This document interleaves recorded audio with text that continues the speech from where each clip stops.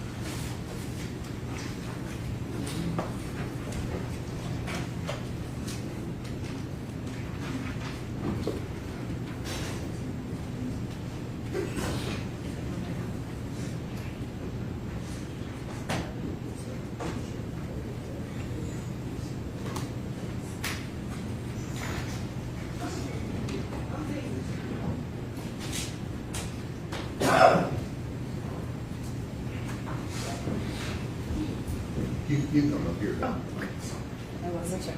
Thank you. They were this long.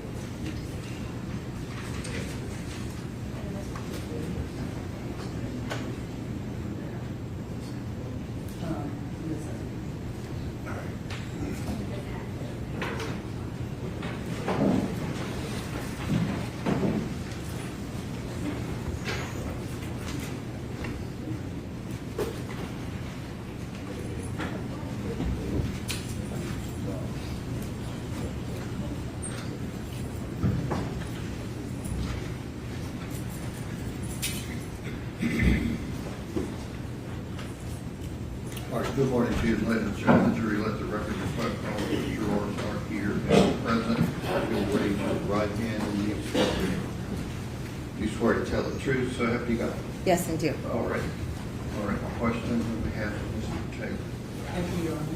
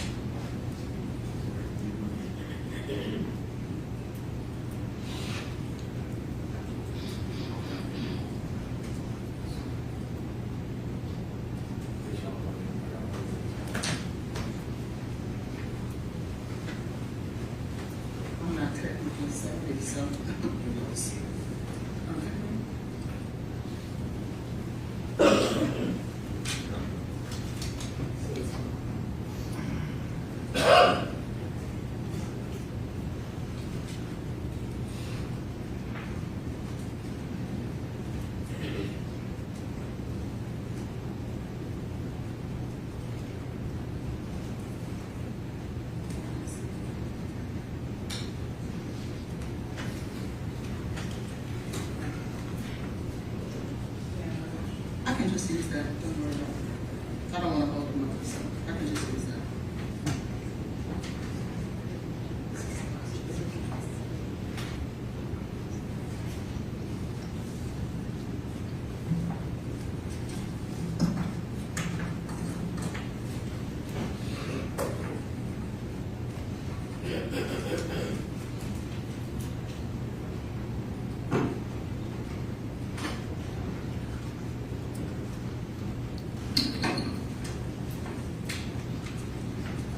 Good morning, Dr. McCombs. Good morning. I'm just going to go back and forth, so I just rather use this one. I was speaking with her to make it show there. How do I make it show? Hit up, Will.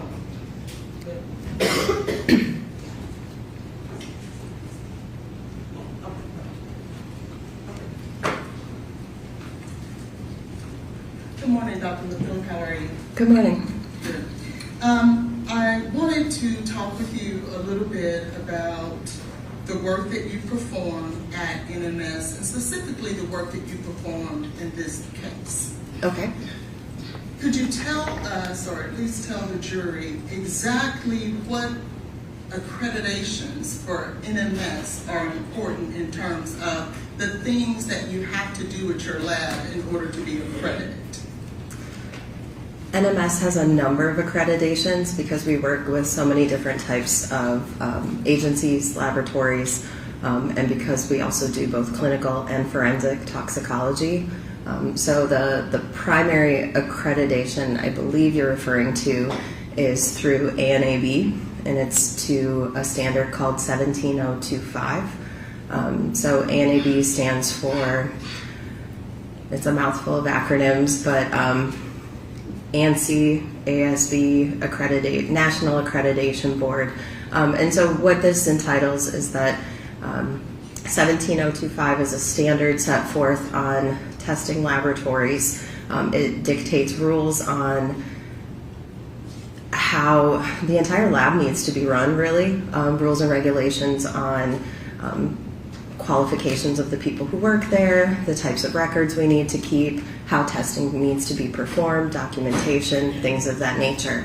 So to be accredited, the laboratory agrees to these rules and agrees that they'll adhere to those rules and agrees to undergo surveillance and on-site assessments periodically, where outside agencies and individuals will come in and assess us to those standards and ensure we are meeting all of those standards. So that's the major and primary one, but in addition to the ANAB 17025, we're also CLIA accredited, which is a accreditation through hospitals and clinical samples. We work with the College of American Pathologists, or CAP, which specifically refers to more post-mortem type samples. And some states have their own individual requirements, and so we also meet those standards and accreditations and certifications for those individual states. Thank you. Now, are there certain factors that the ANAB require from you in order to keep your accreditation? And what I mean by that is, let's say chain of custody. Is that something that is required in order to be accredited? Chain of custody is part, yes, of ANAB standards. And specifically when we're talking about forensic toxicology, correct? Yes. Okay. And that's one of the things that are extremely important. Yes. And what about storage in terms of ensuring that whatever vial or matrix, and we learned yesterday that matrix could be blood, urine, semen, whatever it is. What about the storage in terms of being refrigerated? Is that required, that it's stored properly? It's required that you have a policy and procedure for the storage of your samples. The individual storage needs will vary based on the matrix. Right. Let's say blood. How would you store blood properly to keep your accreditation? So that's going to be based on your policy, and it can vary from whether you're talking short-term storage versus long-term storage. So short-term storage for most agencies is that the sample is still in the process of testing or may be tested very soon and readily. Long-term storage may involve being frozen. Okay.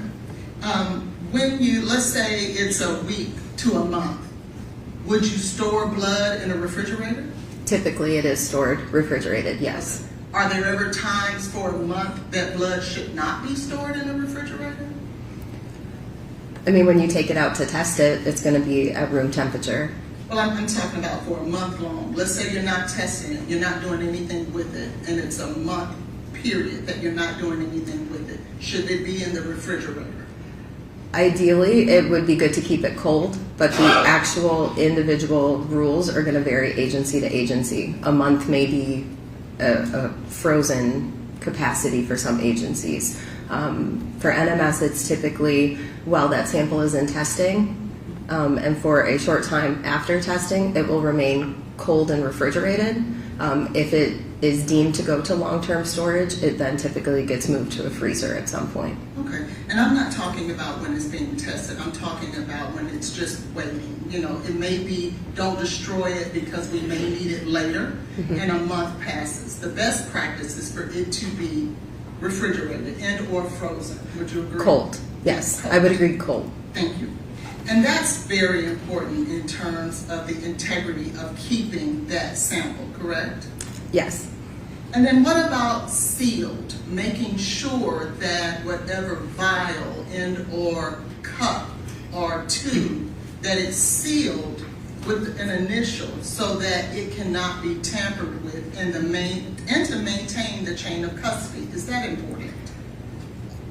Sealing is important, but that definition varies agency to agency.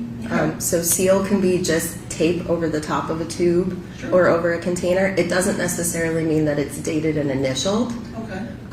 But just making sure that the container is properly closed. The cap is on tight and tightly twisted if it's a screw top cap. Just ensuring that it is tightly enclosed is really the key there. Whether it has tape over the top, it doesn't impact my testing. It could impact the interpretation depending on what happens to it. But I understand that's not you guys' problem, but I want to just make sure that the jury understands whether or not the best practice is for that vial to be sealed. Sealed in terms of the tape on top of it.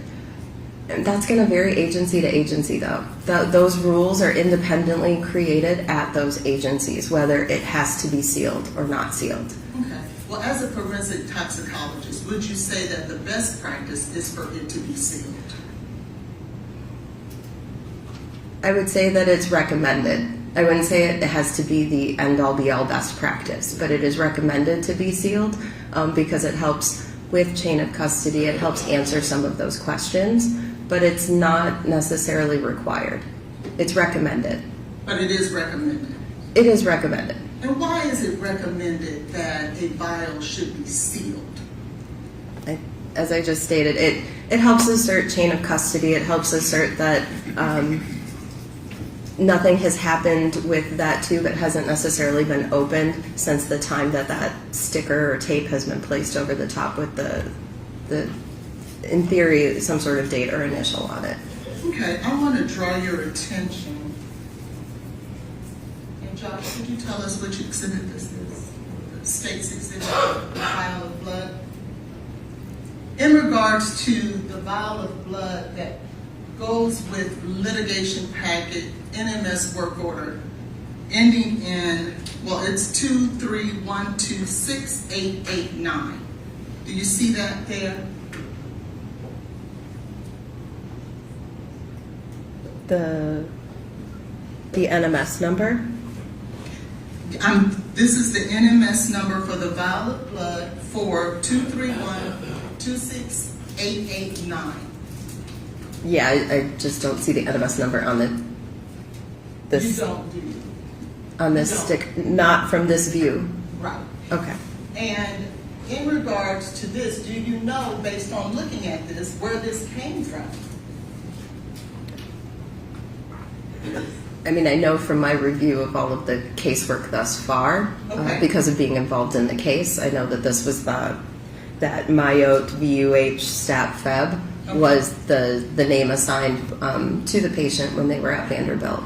And you see that there's a collection date there of, can you see it from? Yes, I can. Yes. Collection date of 2/25/23.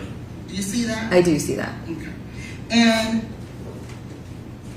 prior to it getting to MMS, you don't know where that vial of blood was, do you? Correct. You don't know who drew the blood. Correct. You just rely on whatever sticker is placed on it. Isn't that true? Initially, we rely on the requisition form, and we match the information from the requisition form to any stickers or information provided on the tube to verify that they go with the same case. But in regards to the individual who drew that blood and put the sticker on there, you don't have any knowledge of that, do you? Correct. And so you have to rely on what's there. Isn't that true? Correct. I want to now draw your attention to litigation packet 23126889, that's in evidence. And it is in evidence as Exhibit 42.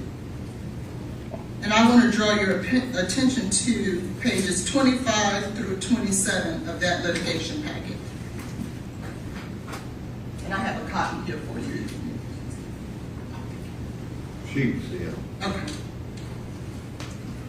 Do you see where it talks about the sample information on here? Yes. And when it comes to whether or not this vial of blood was sealed, what is the answer that NMS states here? Upon arrival, it was not sealed. Okay. And so that would not be the best practice according to your prior testimony, isn't that true? It's going to vary agency to agency. So if that agency's policy is not to seal it, then this would be fully fitting in with that agency's policies and procedures.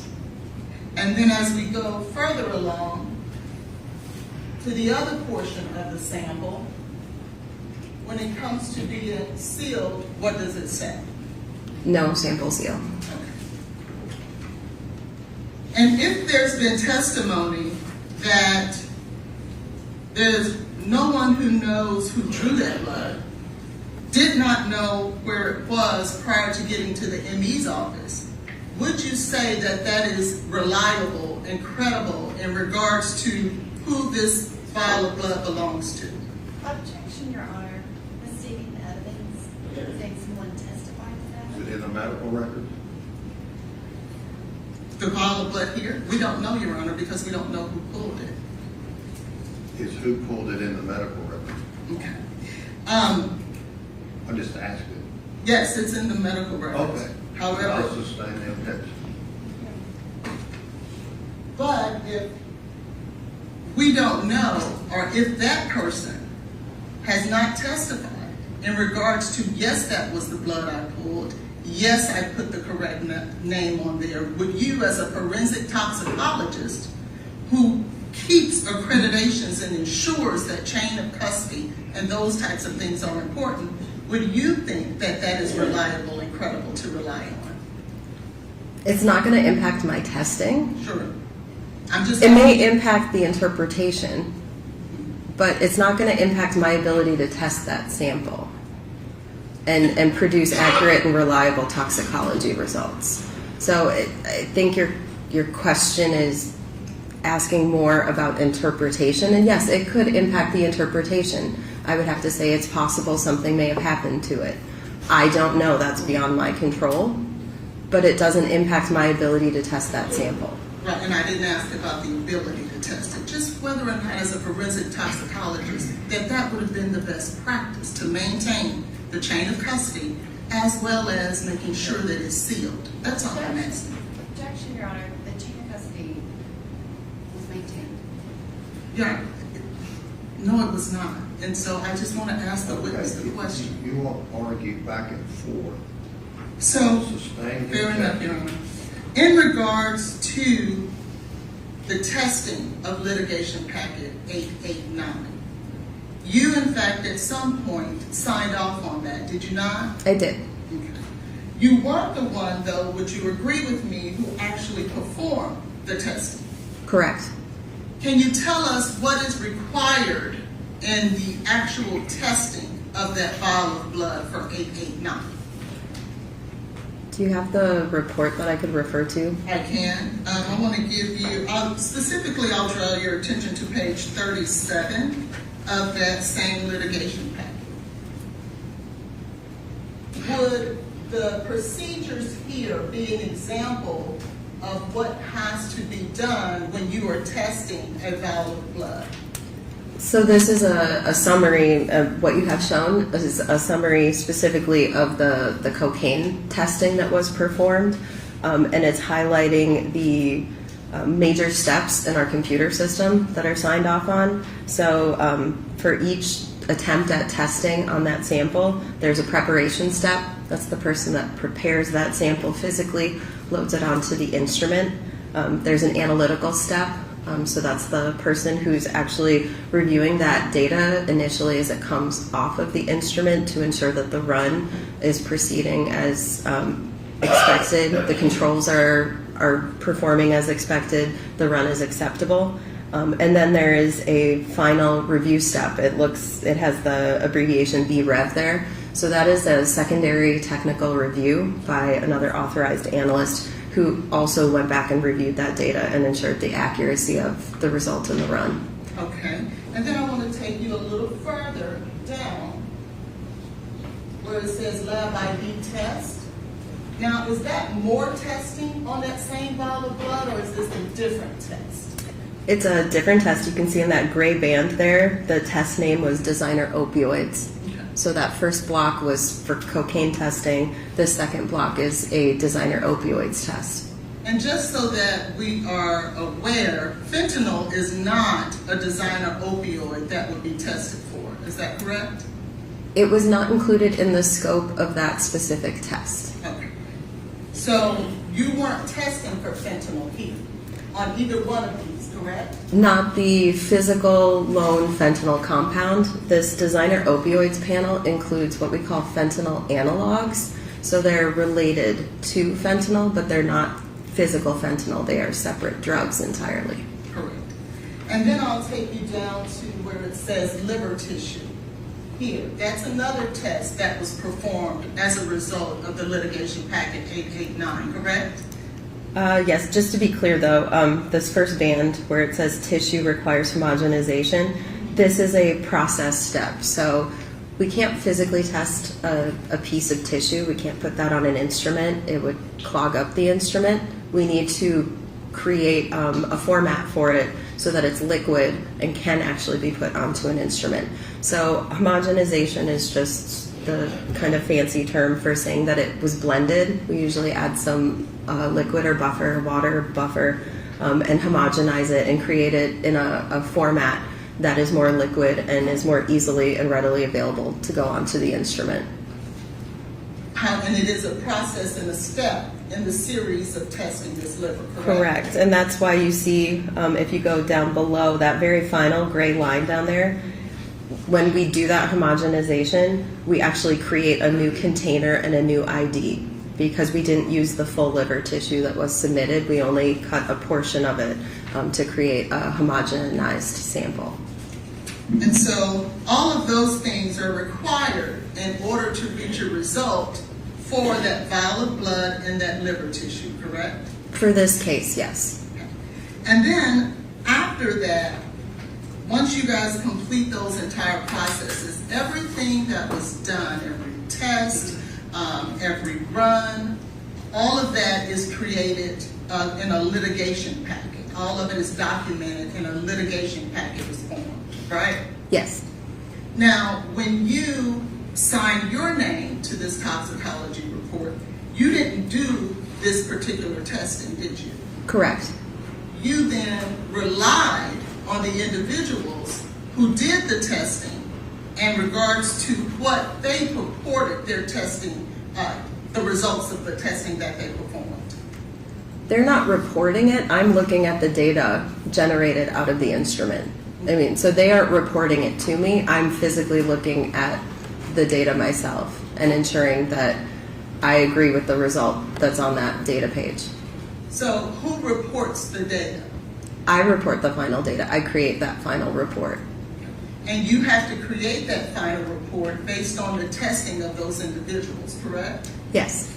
And those individuals would be the individuals whose names are here. Yes. Paulina Lapp, Stacy DeJoseph, Kyle Miller, Amanda Cook, Rebecca Turner, and Tammy Welch in regards to the vial of blood, correct? Yes. And you rely on what they did in order for you to interpret their data. Yes.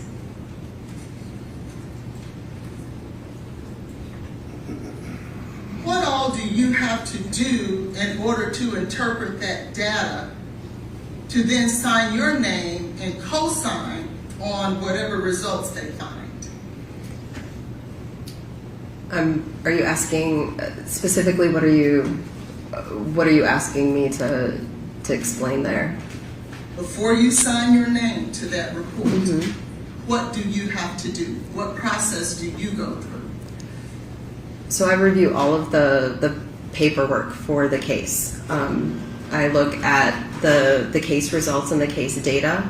I also look at, there's a summary sheet that comes up for each run that's performed. It's a summary that the analysts write up as a result of each batch. So say a control issue happened, they will note that on there. So I can review the control samples if I see an issue and I want to investigate it.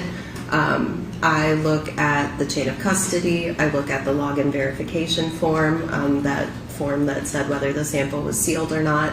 I also look at the posting history form, which is that form she just showed you where it lists the names of the analysts. So if I saw an issue in any of the data I was looking at, I can go back and physically talk to that analyst. I can email them or message them. If I see an issue on any of the runs, I have the autonomy to investigate. I can ask that a test be reperformed.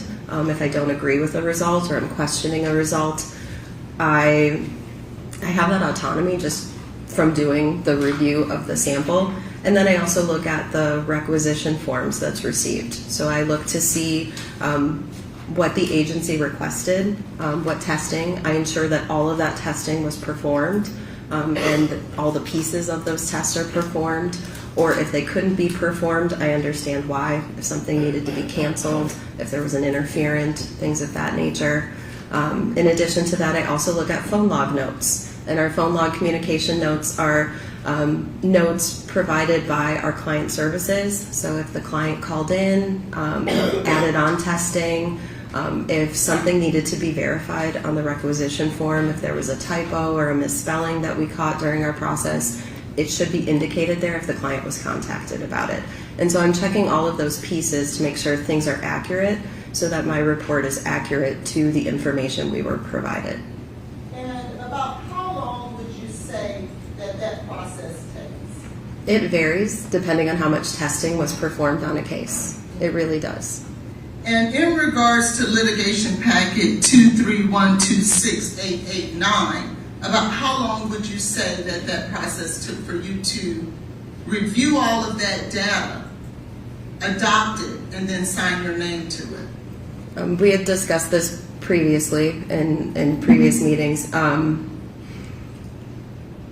Based on timestamps, it looked to be an hour or just under an hour, but I do question whether the timestamp on the note requesting that I review the case is an accurate portrayal of when I was first asked to review the case.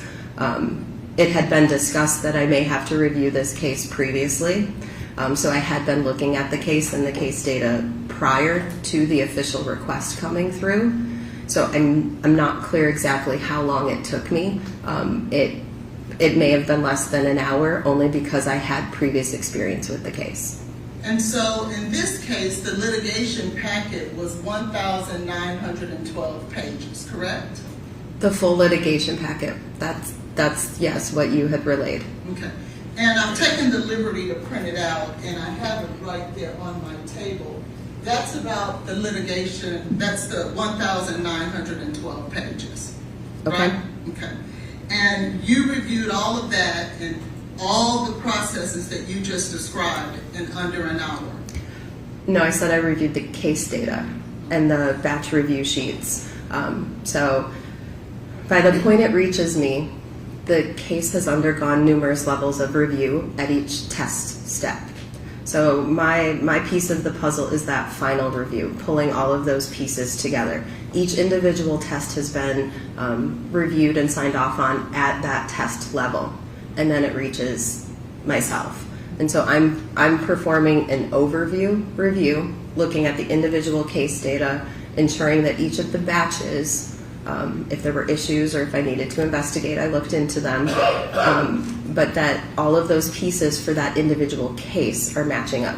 Your litigation packet is going to include a lot of extra information, including all of the data for the quality controls that were run, the full list of cases that were on each batch, along with the case in question. So that is partly why my review takes less time. I'm focusing just on a single case, not the full batches each time. Then it will require you to rely on summaries done by the individuals who actually perform the testing.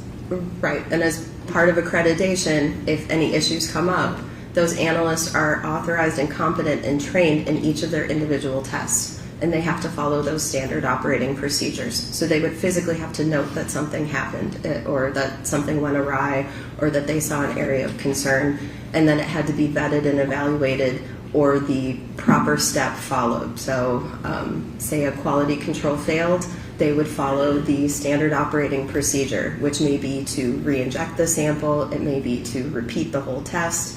It varies depending on what the issue is, but they're following their standard operating procedures, they're following their training. I need to blow this up, and I don't want to hit a button I shouldn't hit, so. Expand it, you mean? Yes. Okay. Yeah, technically, there you go. We see here in this litigation packet, here's your number, 231268889, that in preparation for trial on March 12th of 2026,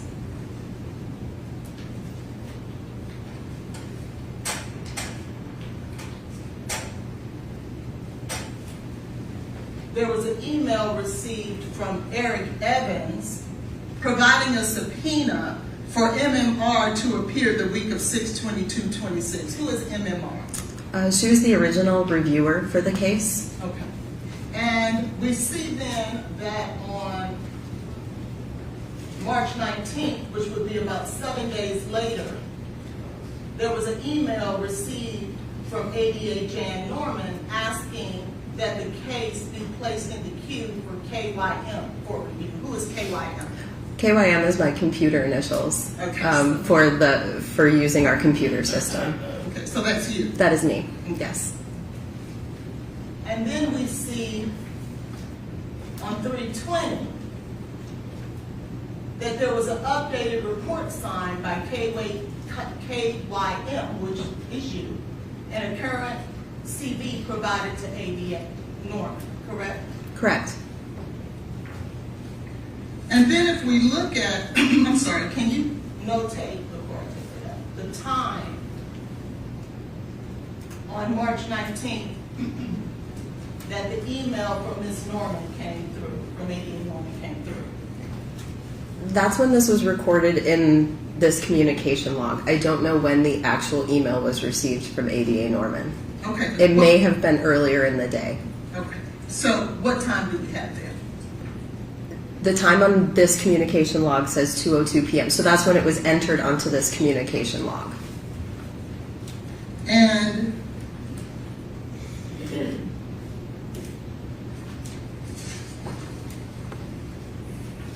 here is your report and work order for 231268889. That is your signature, correct? That is my signature, yes. Adopting the findings in litigation packet 231268889, correct? Correct. And what time is that there?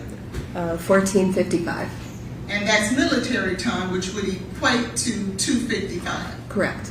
So between the time that it's documented on this email at 2:02, we're talking about 53 minutes.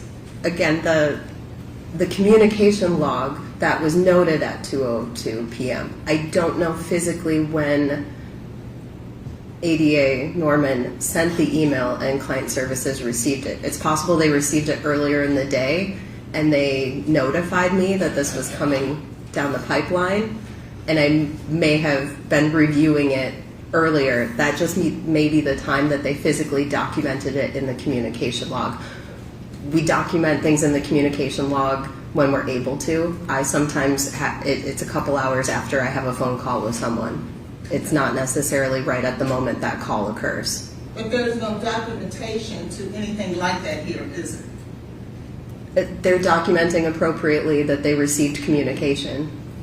And if you look up, it documents 114 to discuss timelines. Received email from Tracy Houston. It doesn't give another date, does it? Another date for what? Different than the date that's on the side here of 120, in this instance, 123:26. It occurred that day. It may not have occurred simultaneously at that time. I now want to draw your attention to litigation packet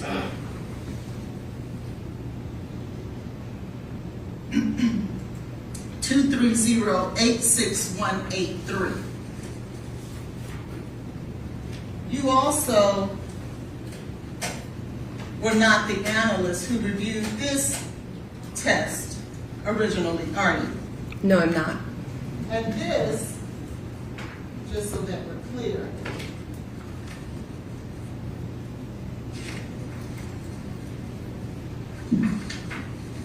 is a test of the antemortem blood of Miss Jade Benning that was taken on 2/27/23 at 2:17. Do you see that? I do. And again, you were not the analyst who originally performed this testing, were you? I didn't perform the testing, and I was not the original reviewer. And if we look at the date and time that you adopted this particular testing procedures, it was the same day at the same time of 2:55, correct? Yep. And are you familiar with how many pages of litigation packet is this particular testing? It was even more. There was more testing involved with this case. Over 2,600 pages, correct? I'm not sure the total value that was in your packet, but there was a lot more testing to review for this one, yes. And would you trust me if I tell you it was 2,616 pages? It would not surprise me. And so from the time that you were asked to be assigned to these cases, within 52 minutes, based on the documentation, and we have to go by the documentation according to the accreditation, you reviewed all of that data, 2,600 pages in one, 1,900 pages in another, in 52 minutes. Again, I reviewed the case-specific data, which is significantly less than the 2,600 pages and the 1,900 pages. I reviewed the specific data generated to the case. And I was aware of these cases. We have been working with both of you individually since, this has been going for more than a year. So I have reviewed these cases in the past. The reason for both of them having the same stamp time for my release is because I put them on a batch together, and I released the batch at 14:55.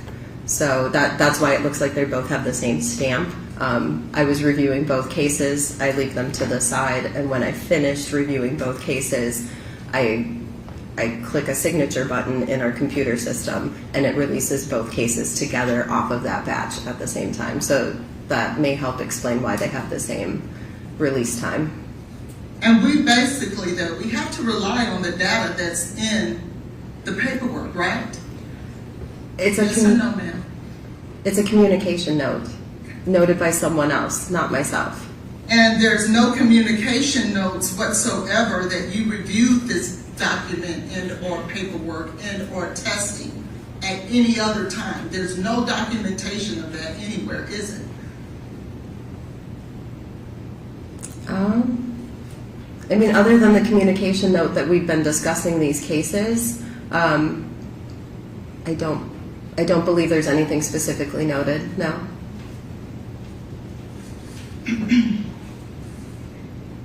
I now want to draw your attention to the testing of the comforter. And that work order is 23129285. And I believe it's in evidence. Do you have that? Exhibit number 9285, last four digits, 9285. Just so that the record is clear what we're referring to.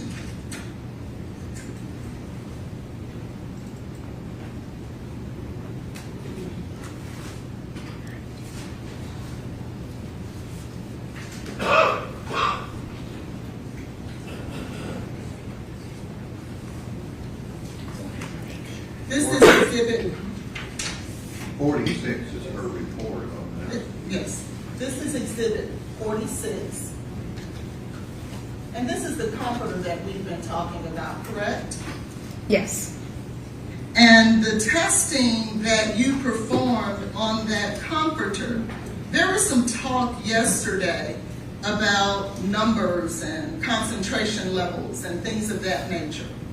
You can't quantify anything in regards to any concentrations or anything like that as it pertains to the results on this comforter. Is that correct? Quantitation should not be done, no. And so anything that was said to the jury about how much was found of BZE and or cocaine, none of that should be considered because that's not what the purpose of the test was. And you guys don't do that in regards to this type of testing. Is that correct? I would say it's fair to say that we needed to repeat the testing under dilution to ensure the accuracy of the result, but to rely on a specific number would be inaccurate. So the testing was repeated on dilution to ensure that all of our acceptability criteria was met for the data. When we ran it undiluted, some of the acceptance criteria was not met, which is why we had to repeat the test. But to rely on a specific number, I would not rely on a specific number from that, the values generated there. It was really to prove that the presence of the drug and that the results were accurate, there were no interferences going on, and that our acceptability criteria was met in order to confirm that it was positive. Okay, I just wanted to clear that up, for the jury. Thank you. Again, we talked about labeling and doing things like that. I want to draw your attention now to the labeling for the washcloth. Do you remember testifying yesterday about the washcloth? Yes. Okay. And do you see the date there that it says, date and time, that this washcloth was received by Metro Nashville Police Department? Objection, Your Honor, there's been testimony specific to this. It's an item in evidence, Your Honor, that she can testify to. Okay, there was testimony about why that's there. If you want to re-ask her, that's fine. What is the date and time that you have that Metro Nashville Police Department received this washcloth? I mean, so the label states February 25th, 2023 at 9:30 p.m. Were you aware that Mr. Taylor did not call 911 until February 25th, 2023, at 9:38 p.m.? The exact time I don't believe I was aware of. I want to now draw your attention to the packaging for the comforter that we talked about. Do you see the time that it was received there. Can you read that for the jury? The label states February 25th, 2023 at 9:30 p.m. How important is it to document accurate times and dates and things of that nature? I mean, it is as accurate as we can be. We try to maintain contemporaneous notes and labels with things. So it's important. It's very important. Yes. To maintain the integrity of the vials and the samples that you're testing, correct? It is important. In regards to the test that you performed on the comforter, there was no standard procedures at NMS for you to follow with the preparation of the matrix to be tested. Because I understand you guys have standard procedures for the testing. But in order to extract the matrix, there was no standard procedures, were there? There is a standard operating procedure called forensic investigations, but due to the very nature of these, we don't know what material we're receiving. It's not specific to an item, like an item of clothing or a metal item or a wood item. Every one of these cases is very unique and different, but there is a general standard operating procedure dictating that we need to provide controls. We need to assess the sample. We need to try and take pictures when possible to document what we're seeing, what we're doing. Typically, we try to perform the extraction with methanol. But depending on the nature of the case, we do have autonomy to try and do the extraction with other chemicals if we believe the methanol may not work appropriately. It is a standard operating procedure, but it allows a lot of flexibility for the toxicologist performing it to use it as needed to the case at hand, because these are so rare and so unique and so individual to the case. In fact, I think that you classified this as a unique case of something you had to create, correct? It is unique. I hand wrote all my notes as I was following that standard operating procedure to dictate specifically what I was doing for this case at this time. So you are showing some of my handwritten notes that I was taking contemporaneously while I was in the laboratory performing this. But you'll agree with me, this is not something that's ordinarily done, is it? It is not commonly performed. Our laboratory only does a handful of these, only maybe a couple a year. So it is very uniquely done. And there are no peer reviews or any type of audits in regards to this particular testing that you created, is there? I mean, so once I extract the biological fluid off of the sample, those samples are run under the normal test methods of the laboratory. Same type of testing as a blood or a urine sample.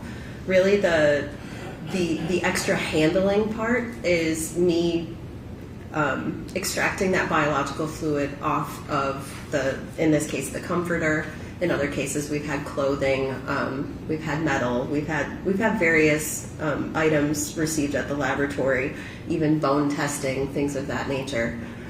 So it is going through a validated test method, and then me running these extra control samples are ensuring the acceptability of the extraction method, proving that I have successfully extracted drugs from that item of clothing at the same time. However, you'll agree with me that extracting the very matrix that you're testing is one of the most important parts, right? It's very important. We need to be able to separate the drugs from the matrix. Exactly, and so that is the part that has not been peer reviewed.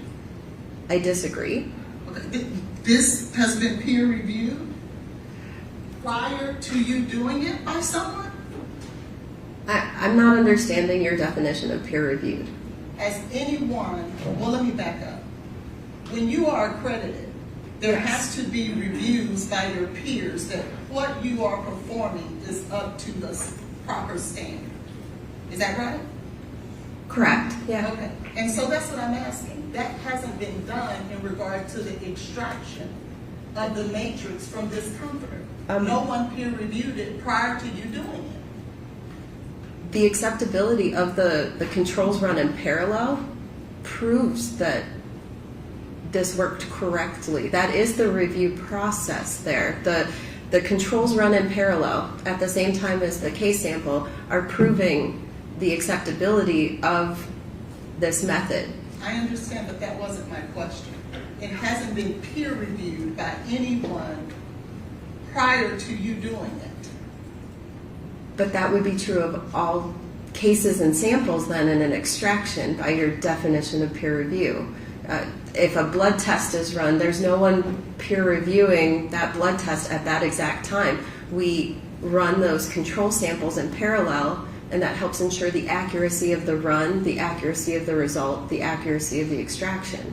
Dr. Methune, you're not saying that every other process at NMS, when you are reviewing that vial of blood, has not been peer reviewed. You're not saying that. No, I'm not. That's why I'm saying your definition of peer reviewed is misleading.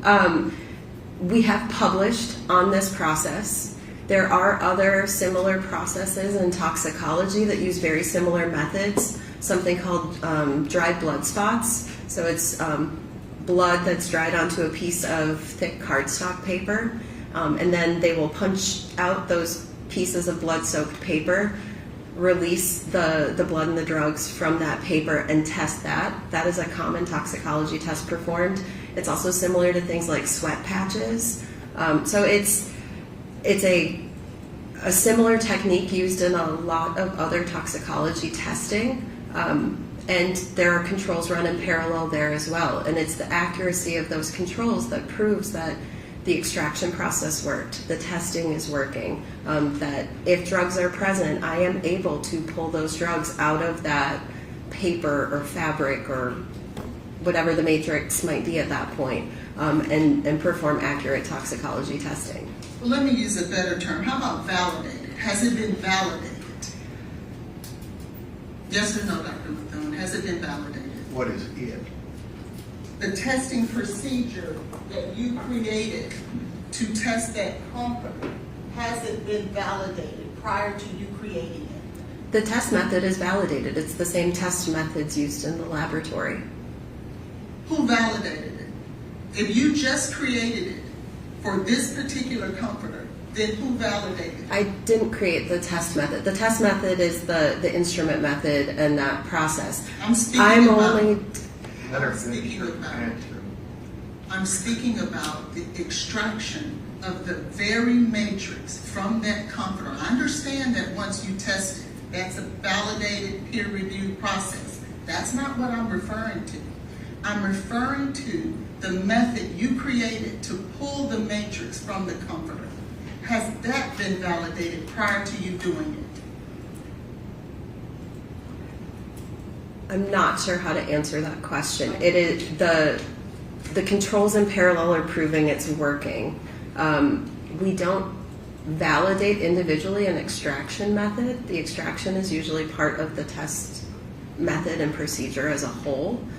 So running those parallel controls and then running it on the validated test method, something that was developed in the laboratory and has run thousands and thousands of samples and worked accurately,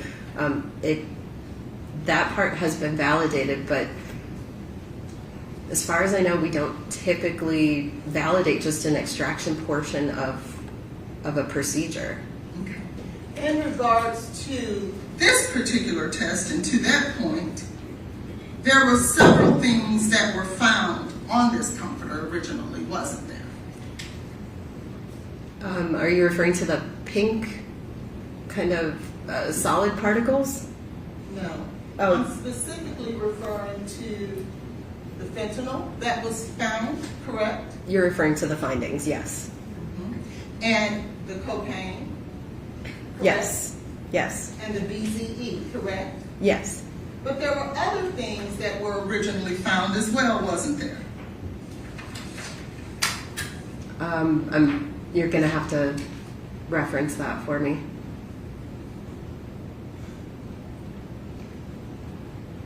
Do you remember receiving information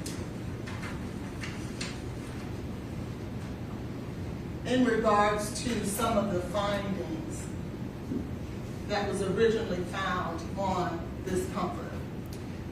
Yes, I was made aware. So there was an immunoassay screen performed originally, and it was a basic panel screen. So it looked for multiple drug classes. We discussed immunoassays yesterday, and they have some limitations involved. But I received information that on top of the cocaine and metabolites and then the fentanyl, we had some indications of positive results on both the methamphetamine plate and the cannabinoids plate. And I was asked if I wanted to pursue those findings. However, I did not spike the samples for the methamphetamine and the cannabinoids, so I can't trust the accuracy of that result. I don't have controls run in parallel at that time that can ensure me I am properly detecting cannabinoids and methamphetamine. It could be an interference from the fabric. It could be an interference from one of the buffers used. I just don't have something that can help me definitively separate out those results accurately. And I didn't have approval from the agency at that time to pursue cannabinoids or methamphetamine. Why don't you have other controls to perform the further testing? I wasn't asked to. We specifically follow what we were asked and requested to do, and in this case, the very specific notes made from the agency were asking us to pursue the cocaine and the fentanyl. Okay, but prior to that, you stated I didn't have, notwithstanding them asking you to further test it, you just stated I didn't have the controls in order to do proper testing because the spikes weren't in. Why didn't you have those controls? I didn't spike a low control sample and a high control sample with cannabinoids or methamphetamine. I only spiked them with the two drugs being asked for. Okay. And so that's why you didn't have the controls? Correct. Okay. And so, but you did, at some point, this testing showed up that it was cannabinoids as well as methamphetamine on this very same comforter. There were indications of it, but immunoassays are prone to false positives and false negatives. So without having proper controls there, you really can't make any determination on what those results mean. And you just stated that you did not have approval from the agency to further test whether or not these findings were in fact true. Is that what you just stated? Correct, because there is costs involved with all of these tests. I didn't spike with those samples, so in order for me to pursue that type of testing, I would have had to go back and create entirely new samples and basically repeat this test all over again, and so there are costs involved that the agency would have to approve. Who was the agency, or what agency was it? This was submitted through Metro Nashville. The police department? The police department. And so, given that this was in fact a case where there was an investigation into a possible drug poisoning or drug overdose, did anyone from Metro Nashville Police Department reach out and say, hey, we need to know if these substances are in fact on this comforter because we want to know the truth? Did anybody reach out and ask you to go ahead and perform that test? No, and also to be fair, I don't recall us having a conversation with them about the uncertainty of those results. When I went back and looked at the data, cannabinoids was positive in every single sample, including my external lab control, which indicates that it's likely due to something in the run, like the buffer that we once I extract, I reconstitute, it's called. I reconstituted the samples in a buffer. Something like that could be at play there, causing an interference with that screen. So I really was uncomfortable trusting anything with those results, knowing that it was likely some sort of an interferent. I did go back after our conversation and look to see if I ever had any sort of a communication with Metro Nashville, or if anyone in client services had one about these results. We could not locate that we had ever notified them or had a conversation with them about them. So they didn't ask me to pursue it, but they also, I don't believe, were notified that that was the case. Were they ever notified that that was the case? I don't believe so. I can't find any record that we had that conversation.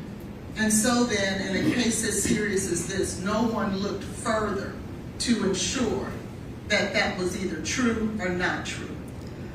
Not that I'm aware of. We were asked to focus on the cocaine and the fentanyl, and that is what we focused on. Methamphetamines, that is a type of controlled substance as well, is it not? There are rare prescriptions for it. They do exist, but typically it is an illicit substance. And it would be in a Schedule II drug? Oh, I'm not sure what it's scheduled as. Scheduling changes quite often. I try not to memorize them.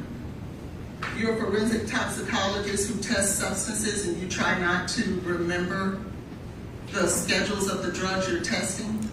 I don't memorize them because they can vary by state sometimes as to how it's being applied. So I do not memorize the exact scheduling of the drugs because they do sometimes change as well. The FDA changes, or the Controlled Substances Act can change them from time to time. So I prefer to look them up when asked than to rely on memory for things like that. Do you remember what schedule cocaine is in? Off the top of my head, no. Now, in regards to the comforter, there were other things that were found as well, wasn't there? You're asking about the findings. Yes, ma'am, the findings. There was a test for cocaethylene, wasn't it? On the comforter? Yes, ma'am. It may have been included in the scope of that test. Okay. I believe so. And just so that we're clear, we're talking about the vomit that was found on the comforter at Jade Benning's apartment. That's what we're testing, right? On litigation packet 231292885. Okay. No, I'm asking. I want to make sure that's what we're testing, the vomit. Yeah, so I'm looking. It looks like the samples are listed here. There's one labeled SD, and then at the end of it, it says G1 1 plus 99, and then there's G1 1 plus 9. So those are the dilutions. Okay. So if we look at, and let me orient you. Well, let me do it a better way.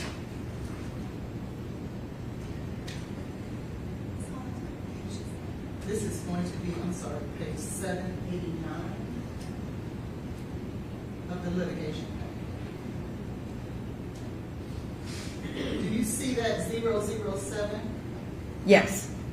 And just so that we are clear,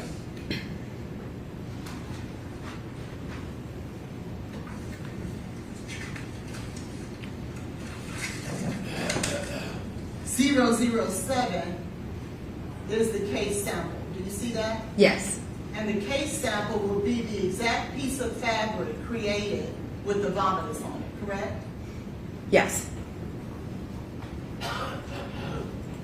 There is a presence of cocaethylene, albeit it's not above the reporting limit, but it is present, correct? Can you scroll to the right so I can see if the ion ratio is in? It was in. It was in. Okay. Okay. So that means the presence of cocaethylene was there, wasn't it? There are indications. Yes. But that wasn't reported in or told, was it? On your findings. It was under the detection limit. Wouldn't it have been, though, important to state that cocaethylene was present, albeit it was under the detection limit, but just so that we have a clear picture of what's going on? Wouldn't that be important? But that would go against reporting standards. There was also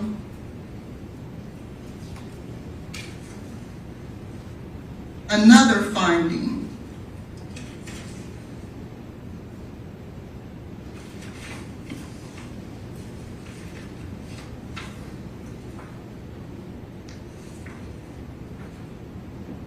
page 450 of the litigation packet.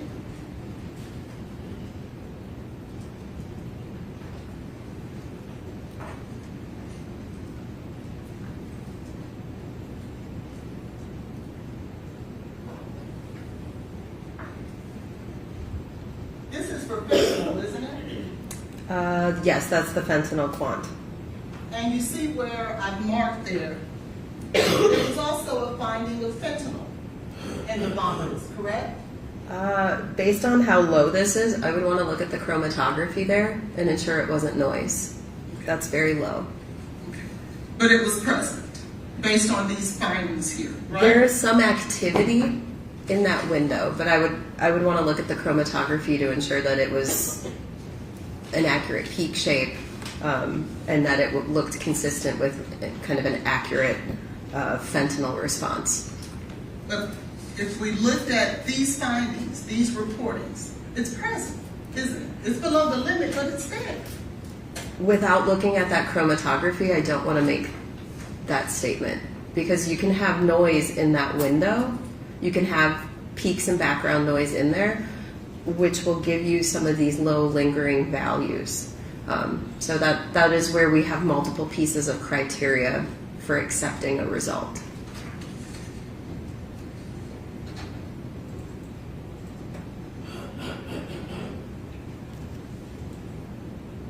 So if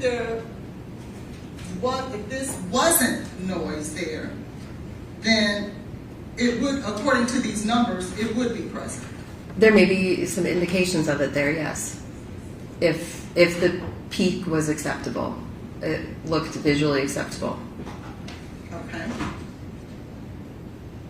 And if it was, then not only if it wasn't, we'll verify that. There would not only be cocaethylene present in the vomitus, it would also be fentanyl. Based on the totality of the case, I would say it potentially means presence of fentanyl across that comforter, just because we know that there was a fentanyl presence in that negative control located other places on the comforter. I can't necessarily state that it was in the vomitus itself. Okay. And in fact, you're right. In another spot on that same comforter, in another place, you found fentanyl. Yes. And this was before Ms. Benning ever went to Vanderbilt, correct? I have no idea when the comforter was collected.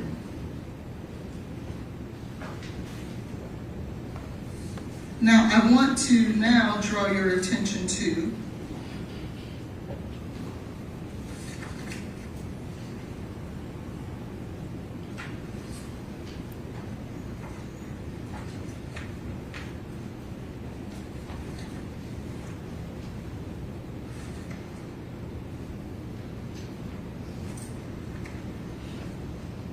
NMS work order 230-78883. If you look at the original report for litigation packet 230-7883, what is that representing in terms of the matrix here? This is a urine matrix. And what's the date on the collection of that urine matrix? It was provided to us as February 25th, 2023 at 22:59. However,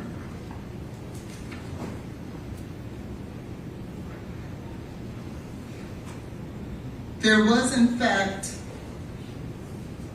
another report generated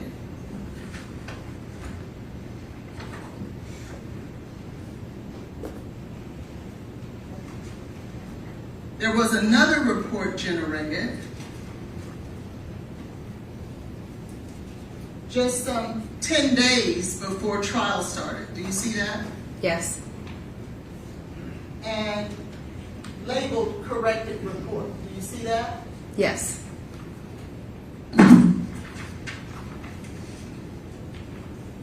And in this report, dated 3/22/23, there was in fact a finding of fentanyl, correct? Yes. And this would have been in the blood of, in the urine of Jade Benning on 2/25/23 at 10:59 p.m., correct? According to this report. The results didn't change. The only change to the report is the collection date and time. Correct. Right. Because 10 days before we started trial, you issued another report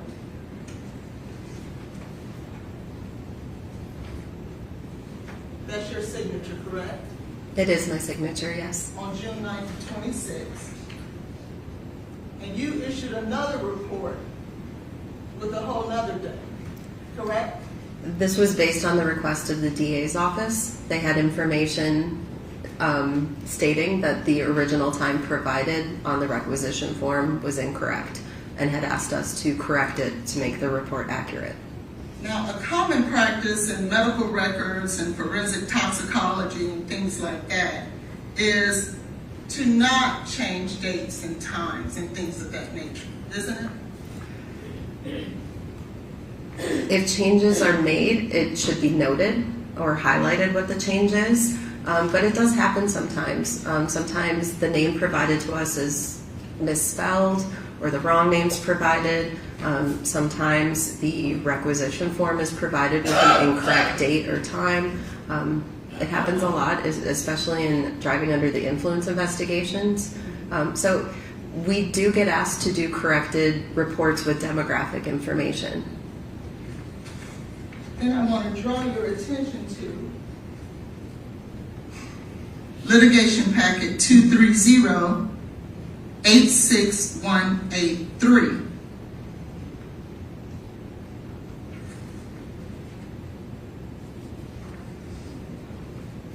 And that is the report that we talked about earlier, where you issued a new report as the new analyst simultaneously with the report ending in 889. You remember us talking about that earlier? I do. Now, the original date on this report is March 17th of 2023. You see that? I do see it. And there was a report issued prior to that on March 13th of 2013. Yes, there was. It was a preliminary report, so testing had not completed. Okay, so the 313 was the preliminary report, and then the final report would have been 317 of 23. Is that right? Correct. And you weren't the original analyst there, as we discussed. I was not. Yes, I was not on the original reports. And then you issued the corrected report on that one. Is that right? Corrected in this case is my signature. Yes. Yes. Oh, and this, okay. So the only thing that was corrected was your signature in that report. That was the only difference noted for that one, yes. Okay. Now I want to draw your attention to, let me find it.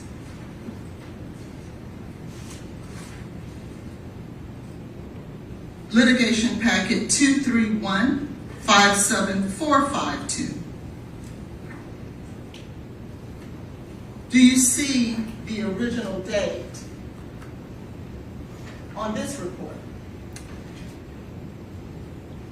So the original date would have been June 8th, 2023, and then the supplemental report was issued June 21st, 2023. Okay. And let's, so that the jury is aware,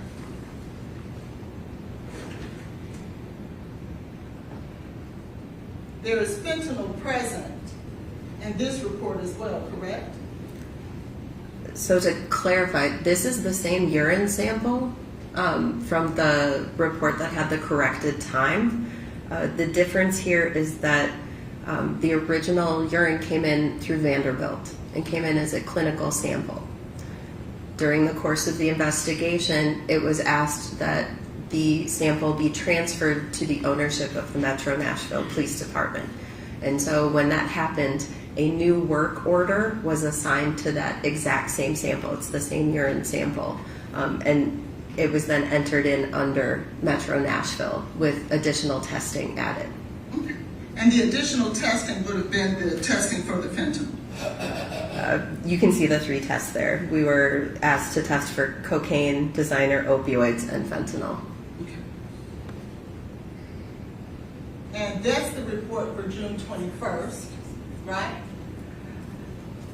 There was a original request, You're speaking of this one, right? yes, on June 8th, and then the supplemental is the one on the 21st. So the supplemental, they asked us to do an additional test, and so supplemental refers to additional testing was performed. Sure. And on June 8th, there was the presence of 4-ANPP, correct? Correct.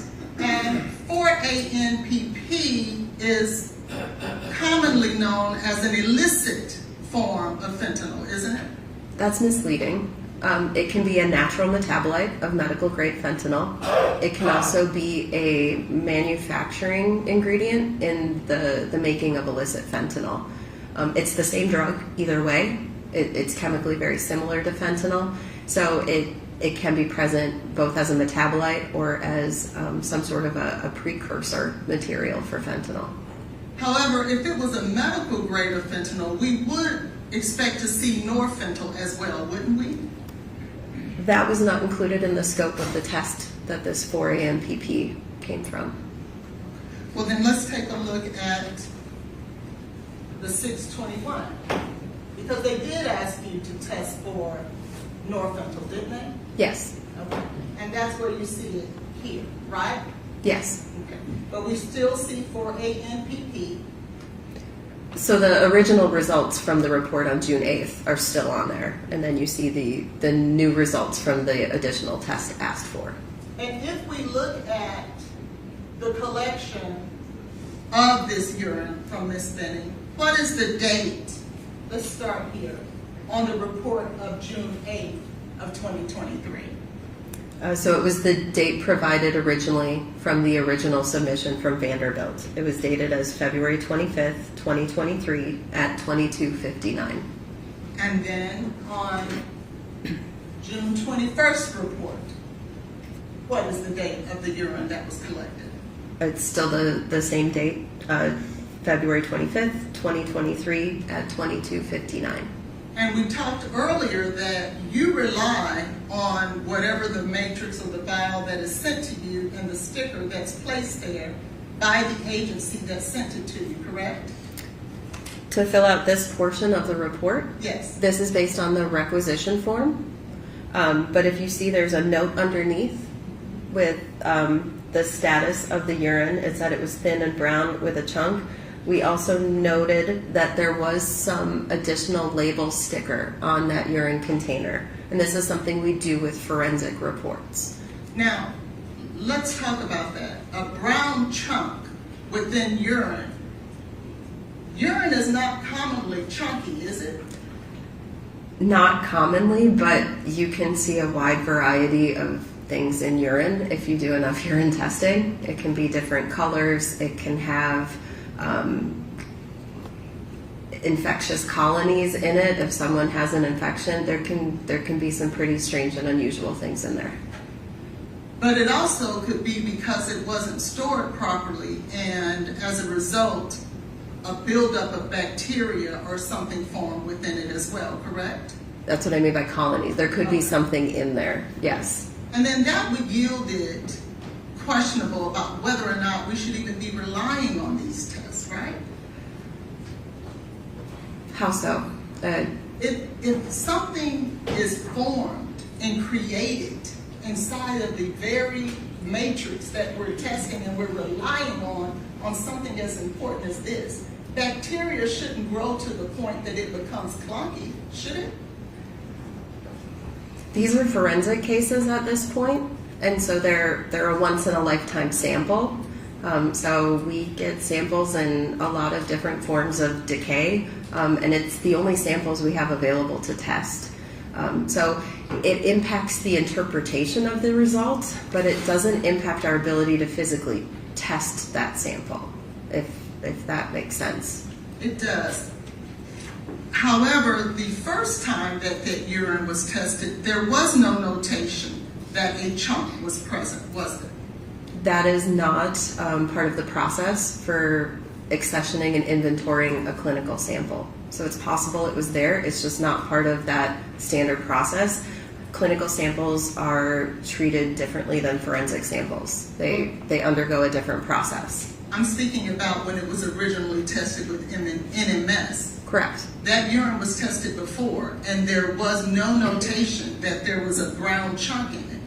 It's not part of that. Notating something like that is not part of the inventorying and accessioning process on the clinical side. Then why was it reported here if it's not part of the process? Because now you've switched to forensic. You moved from Vanderbilt Hospital clinical sample, and then it was switched over, ownership, testing, responsibility there, to Metro Nashville PD, which is a forensic agency.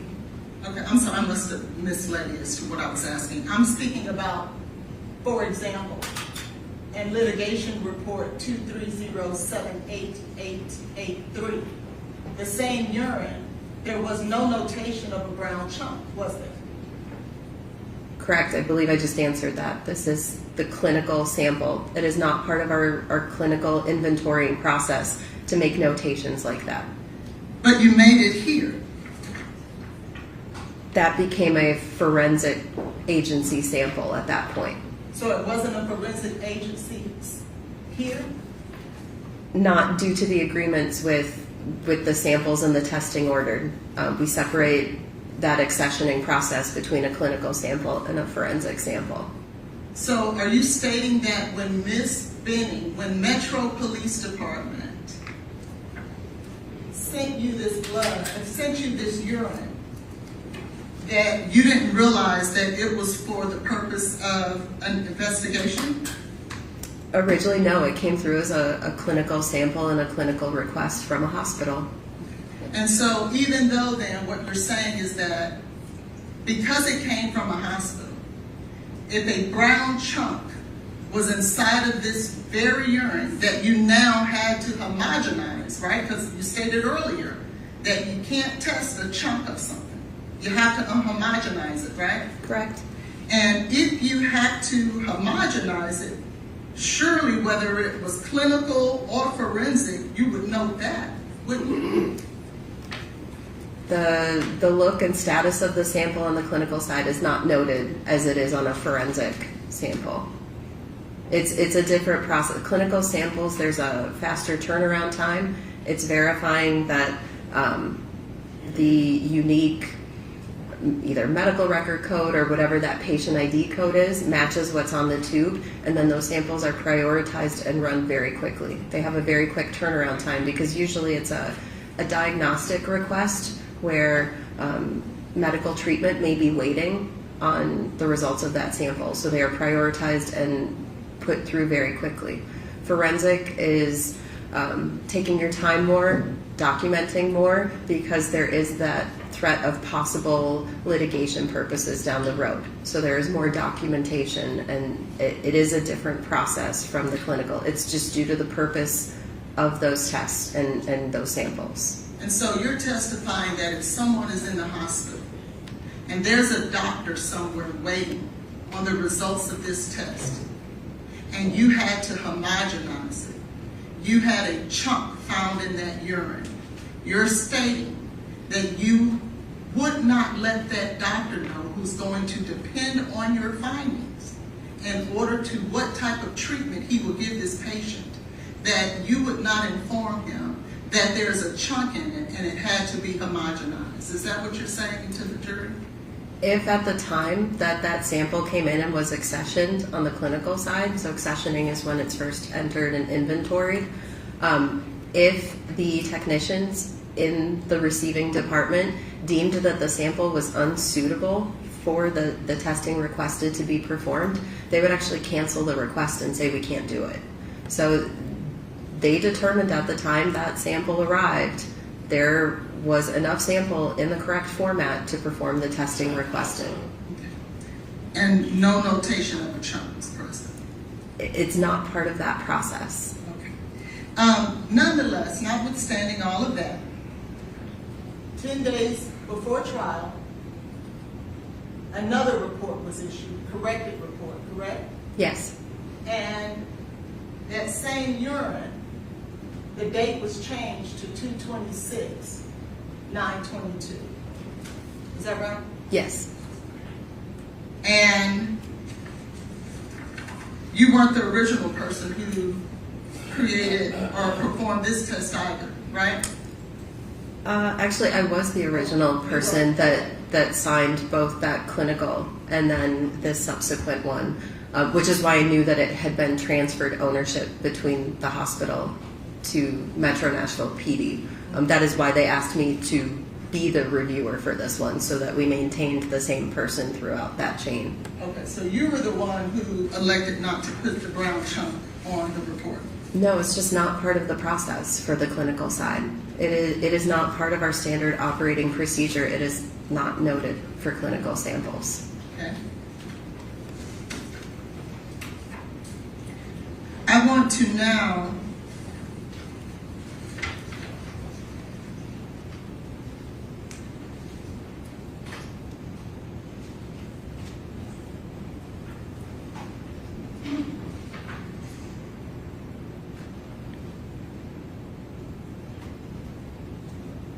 take you to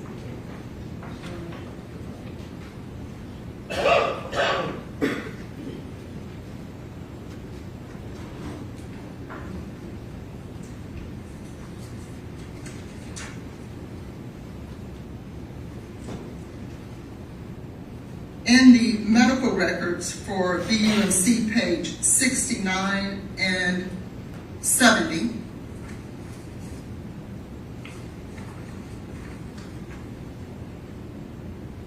do you see at the bottom of this page a collection of urine at 22:59 for a urine drug screen? You see that? I do.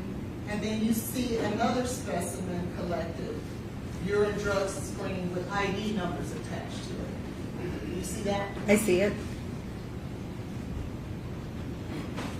And at the top of page 70, you also see 2259 urinalysis microscopic. Do you see that? I do. That would coincide with the original documentation on those reports as it relates to the urine that NMS received for Jade Benning, would it not? That was the original, yes, date and time noted. And much like that, I would take you to page 116 of the medical records. Do you see where it says addendum cocaine screen from ARUP, which is the metabolite BZE resulted from 227 at 8:23 a.m. was positive? Do you see that notation? I do. And that would coincide with what I will mark as Defendant's Exhibit 3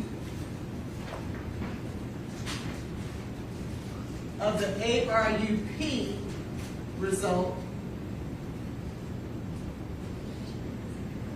and the urine here. 227. Do you see that? I do. Much like we just saw with Okay, we'll mark exhibit. Oh, They won't okay. be the pet exhibit, Oh, okay. they'll just be in number.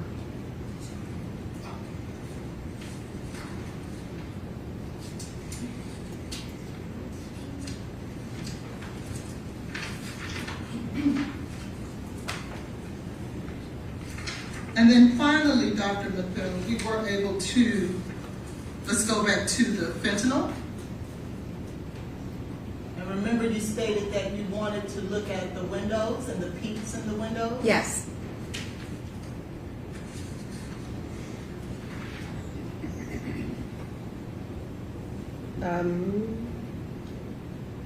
You see that? I do. You can see, so if you look across the top of the page, the D5 is our internal standard. So those are looking appropriate. If you look at the two on the right-hand side, we look at two separate ions when we're looking here. So the first is our target ion. The second one on the right is a qualifier ion. And we do see some slight indications here. This is a nice peak shape. It looks that nice bell curve shape. But you also do see that qualifier on the back side, it has a long tail on the right side. So it's not a great peak, but it does look to be a possible indication of fentanyl there. It is not background noise. It's a possible indication. Correct. So there is a possible indication of fentanyl in the vomitus on the comforter of Jade Benning. There's a possible indication from that sample swatch, yes. Thank you, I pass it.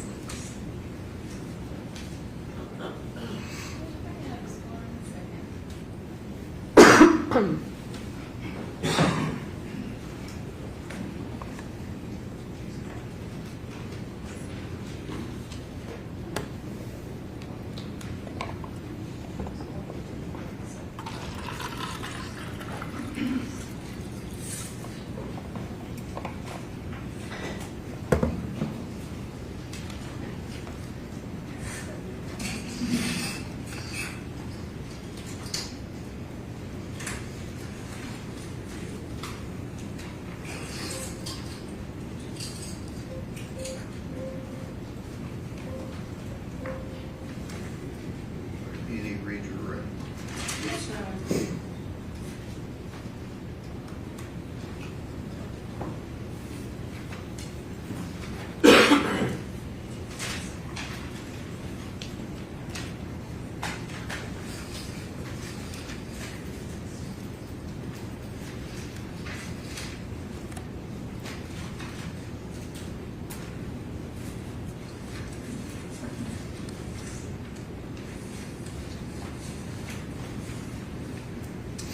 Madam Clerk, I am going to need a couple of exhibits.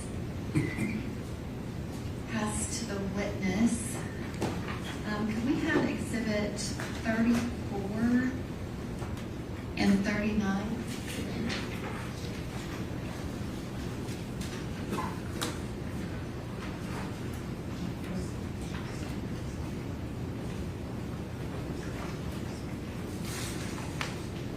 Thank you.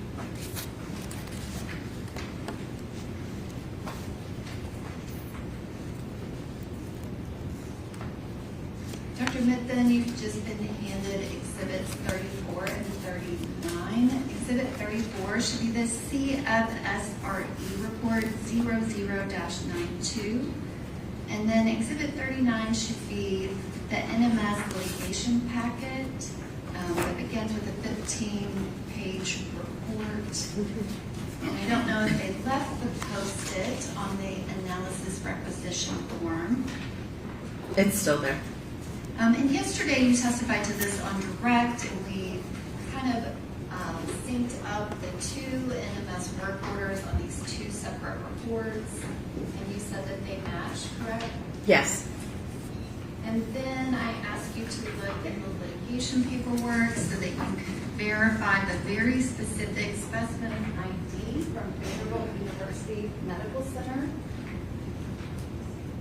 And you were able to do that, and we talked about the specific barcode and that there was a specimen ID, and that was something very specific to this requisition form. Is that right?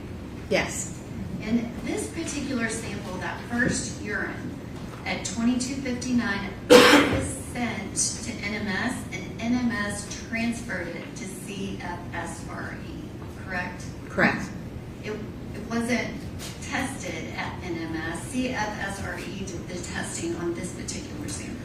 Vanderbilt specifically called and told us not to test this sample, and specifically asked us to transfer it over to CFSRE. So the testing on it was canceled at the request of a doctor at Vanderbilt. And yesterday, we matched this up with the specific VUMC medical record with that specific specimen ID, so we know the exact time. Yes. And then, on direct testimony, I did not ask you any questions about the NMS work order number 230788883 that then transferred to 231574452. I did not ask you any questions. We did not submit those reports. Is that correct? I don't recall. There have been a lot of work orders. I don't believe so. If it's not one of the exhibits, would you agree with me? If it's not one of the exhibits, yes, I agree. And so now I would like to ask that this witness be passed the first 6 pages of the litigation packet associated with 230788883.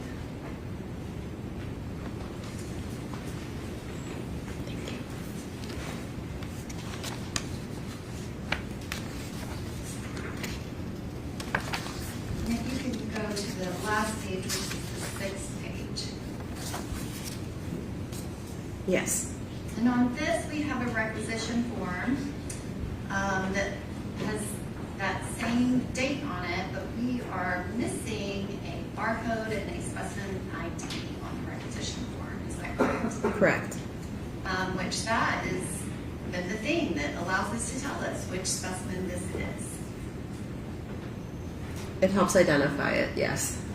And so I'm putting up the requisition ID from on the left of the screen. We have the sample that was sent to CFSRE that was not tested at NMS with the barcode. And then we have on the right, the one defense counsel was just asking you about. The state did not submit this testing. And we don't have a barcode, but we have the exact same date, time, and it almost looks completely identical. Is that correct? Yes, they're very similar, yes. And we know that this one on the left with barcode, that one is the FSRE, that is the one with the barcode and the specimen ID that matches the medical records. And that is what Dr. Krotolewski testified to in the report that you have in your hand. It all matches up, correct? Yes. And this one on the right, it does not match up because it doesn't have the correct information, does it? It doesn't have additional information. And you were asked recently to update the report because the report had a collection time that we knew was incorrect. Correct. And so if anyone were to submit the NMS reports during this trial, the one thing we knew is that date and time was not right, and we did not want it reflected on the report that would go into evidence. Is that correct? The original released reports were deemed to have the incorrect time, so yes. Is it correct, Dr. Bentham, that we actually discussed that well in advance? It was just when we were getting close to trial, we realized the report itself had never been changed. Yes, we've been discussing this since at least October of last year. And part of that is why additional tests for fentanyl were run, just to ensure that that first urine and that first blood that only had cocaine in it, that everything was correct. And all the subsequent testing that has cocaine and fentanyl, that is all after medical treatment. It was not always clear why they were adding extra testing at the time they were doing so. So now in the context and years later, having that information, it makes more sense. From my side, I only knew that they were asking us to add fentanyl at the time to verify if fentanyl was present. So in the context of time passing and understanding more of what happened here, it makes sense why why more of that testing was added and why it was transferred over the way it was.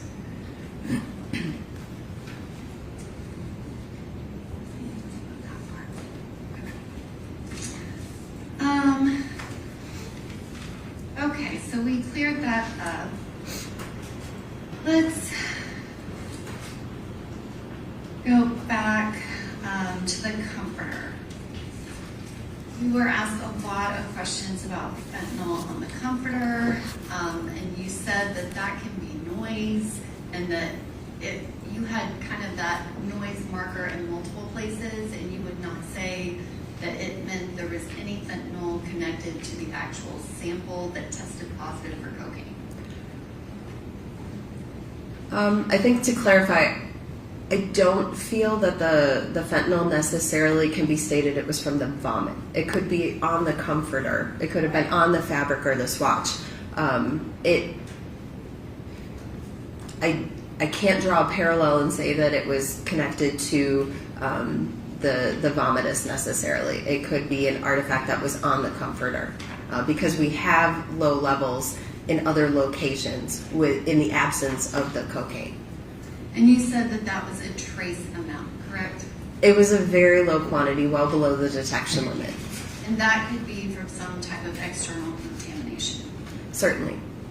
And Ms. Holland spent a lot of time asking you about peer review, and I don't think we were really talking about peer review. Dr. Mithen, you actually have published on this process that you utilize to test the comforter, but actually this particular comforter and the testing that you did in this case. Is that correct? It is one of the cases in a case series. Myself and other toxicologists with NMS who performed this type of unique testing. We did publish a paper last year. It has been, I guess, peer-reviewed or reviewed as part of the journal writing process and deemed acceptable by peers in our field. And I would ask that the witness be passed a document, which you provided a copy of your published journal article during our discussions in preparation for trial. Yes. Which that was also provided to the defense counsel.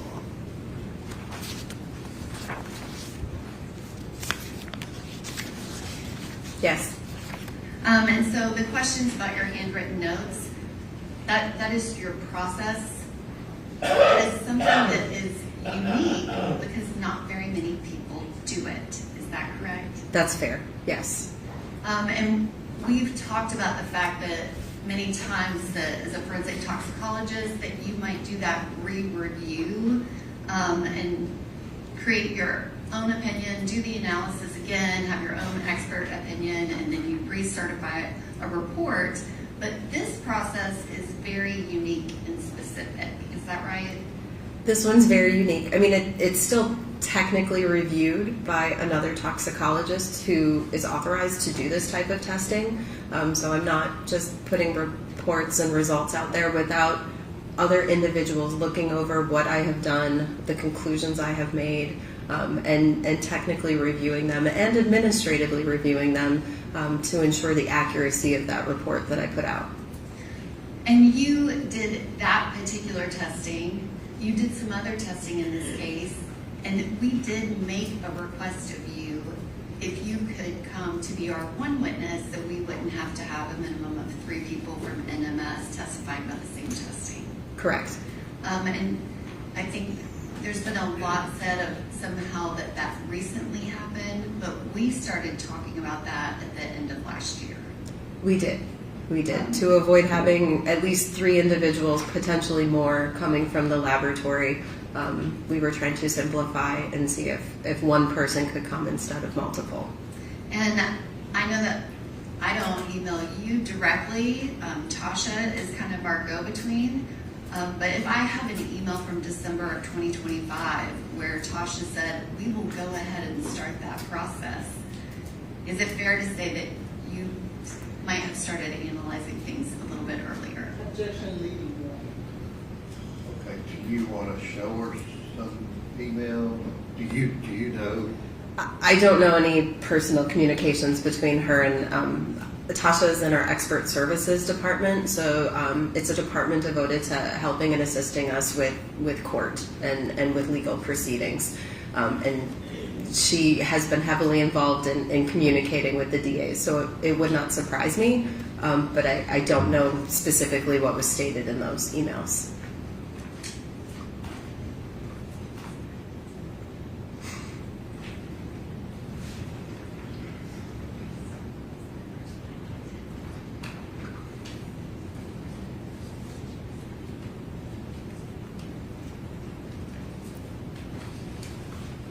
Which, Dr. Method, in all of the testing, it is consistent that there is cocaine or its metabolites only in the first blood, the first urine, as well as the testing that you did on the comforter. And it's after Ms. Benning was in the hospital that fentanyl shows up in any of the samples. And that is all very consistent. Is that correct? That is correct. Thank you, Dr. Method. Any other questions? Yes, ma'am.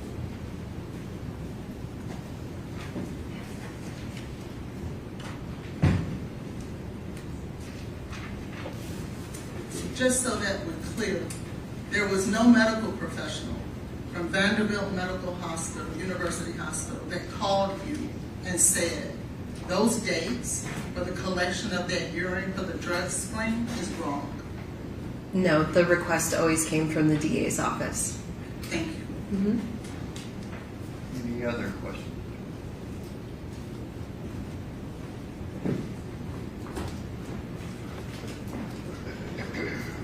No, Your Honor. All right, thank you. You can, what are you wanting her to do with this journal? I'm sorry, Your Honor. I think it can just be marked for identification. I didn't really have her go into a great detail about it. Okay. I'll give that top document to the clerk. Mark it 48 for ID. I'll the rest of this note. Let's give it to you today. And I apologize, Judge. I thought we were just talking about the article. I would like the 6 pages entered as an exhibit. Okay, litigation, first 6 pages, regulation 49. All right, thank you. You can step down and be excused. Am I released or will I be recalled? Any reason this young lady needs to remain? No, Your Honor. Okay, thank you. Thank you. Who with the next witness, please? Ms. Johnson, Ms. Michael Johnson. Okay.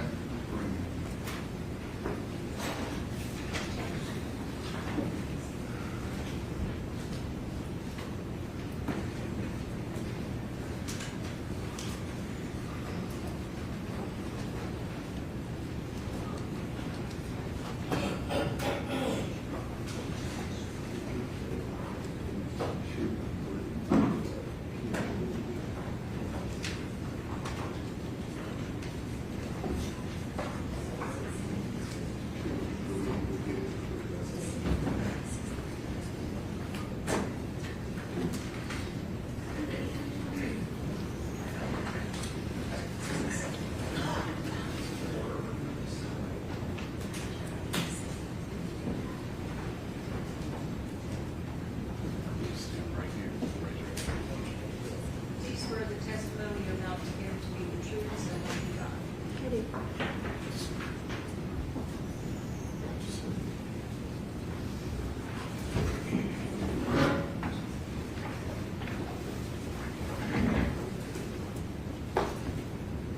Okay. Good morning, Ms. Johnson. Can you please state and spell your name for the record? Michael Johnson, MICALJOHNSON. And Ms. Johnson, where were you employed back in 2023? The Tennessee Titans, How long were you with the Tennessee Titans? from 2020 to 2025. And did you know Blaise Taylor? I did. Okay, how did you know Mr. Taylor? He was a coworker. Was Mr. Taylor employed with the Titans back in 2020 when you started? He was. And what was your position with the Titans? I started as an intern and then I was a scouting assistant. And what was Mr. Taylor's position with the Titans? Pro Scout. And can you explain to the jury what the difference is between a scouting assistant and a pro scout?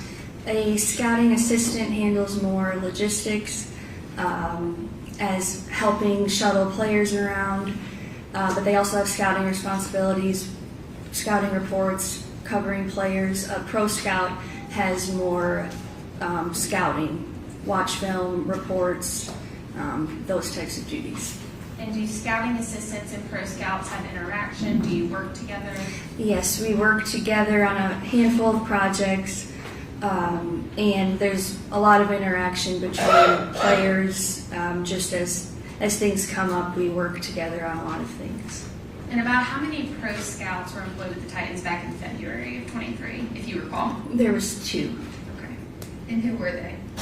Blaise and Brandon. And can you describe for the jury what your day looked like working with the Titans and what your hours were and things like that? It depended on the day, but in general, we would get there around 7. You'd have breakfast, you'd get started on some reports, you might have a meeting, then you'd go out to practice if the team is in season, out to practice, come back, have lunch, get back to your desk, work on something, you could have a meeting again.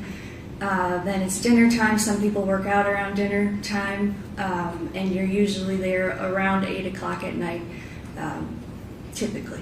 Okay, you said breakfast, lunch, and dinner. Was it typical that you ate there at the Titans facility? You did everything there? Everything there. Okay.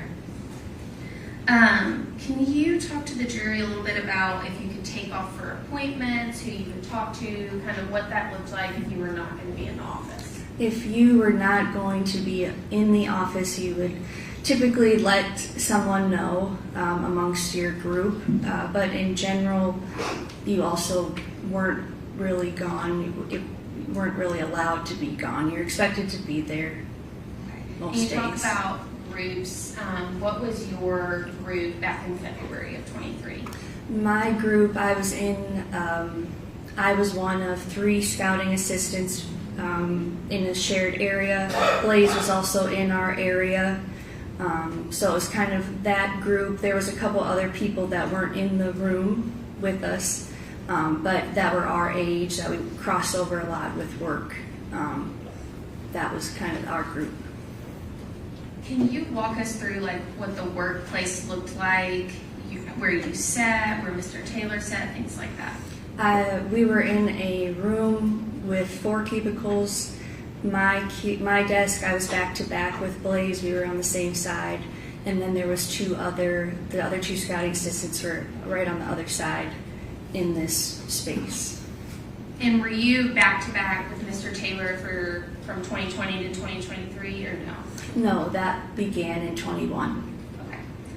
So prior to 2021, where were you? How close in proximity were you to Mr. Taylor? Still in close proximity, in a shared space, but instead of being back to back, he might be across the way from me or kitty corner from me, still in the same room, same space. And did you and Mr. Taylor talk almost daily at work? Yes. Okay. Did you and Mr. Taylor ever hang out in group settings outside of your workplace? Yes, in group settings. Okay. And prior to February of 23, were there any days that you can recall that Mr. Taylor seemed different at work? Prior to February of 23, in the fall of 22, there was a day that he was asleep at his desk, and in general seemed a little bit quieter. Okay, I was just about to ask you about that. What was Mr. Taylor's normal demeanor at work, and how did he normally act? Your Honor, I would object to the demeanor evidence in regards to this particular case and this witness testimony. Okay, I'll overrule objection. Go ahead. You can answer. I would say in general, quiet, but co-worker, easy to get along with.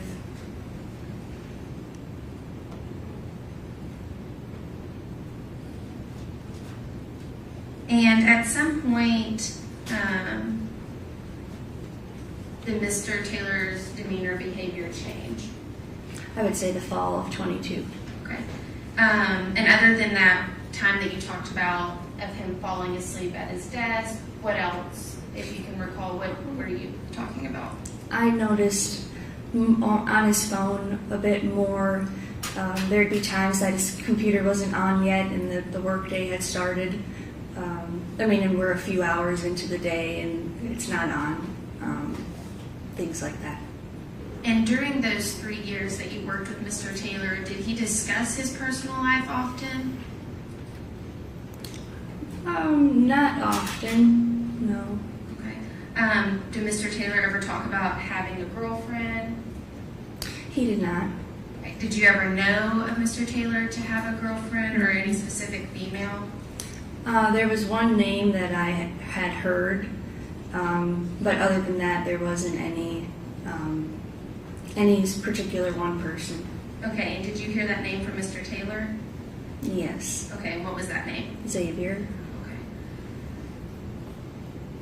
And any other comments about women that Mr. Taylor was dating? Anything that he was saying? In general, it was different women, or there was a comment, you don't bring sand to the beach. Just to me seemed like different women.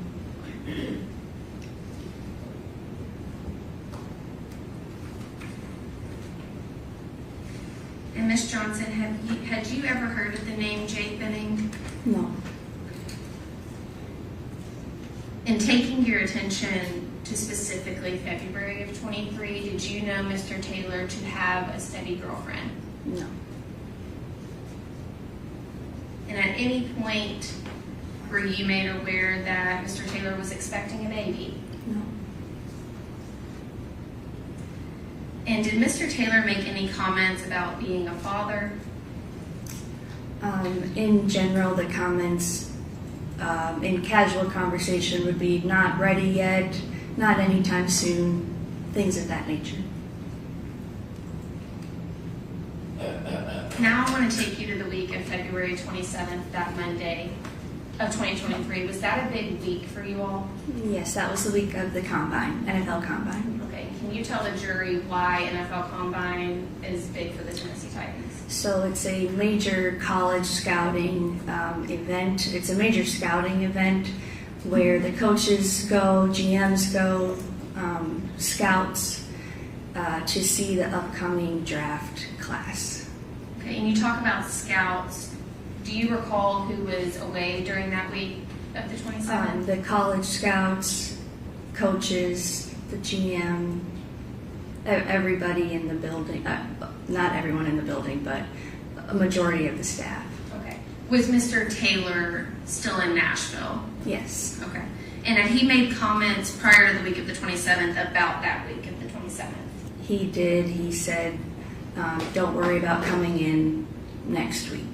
Okay. And how did you feel about that comment? To me, it felt a little odd.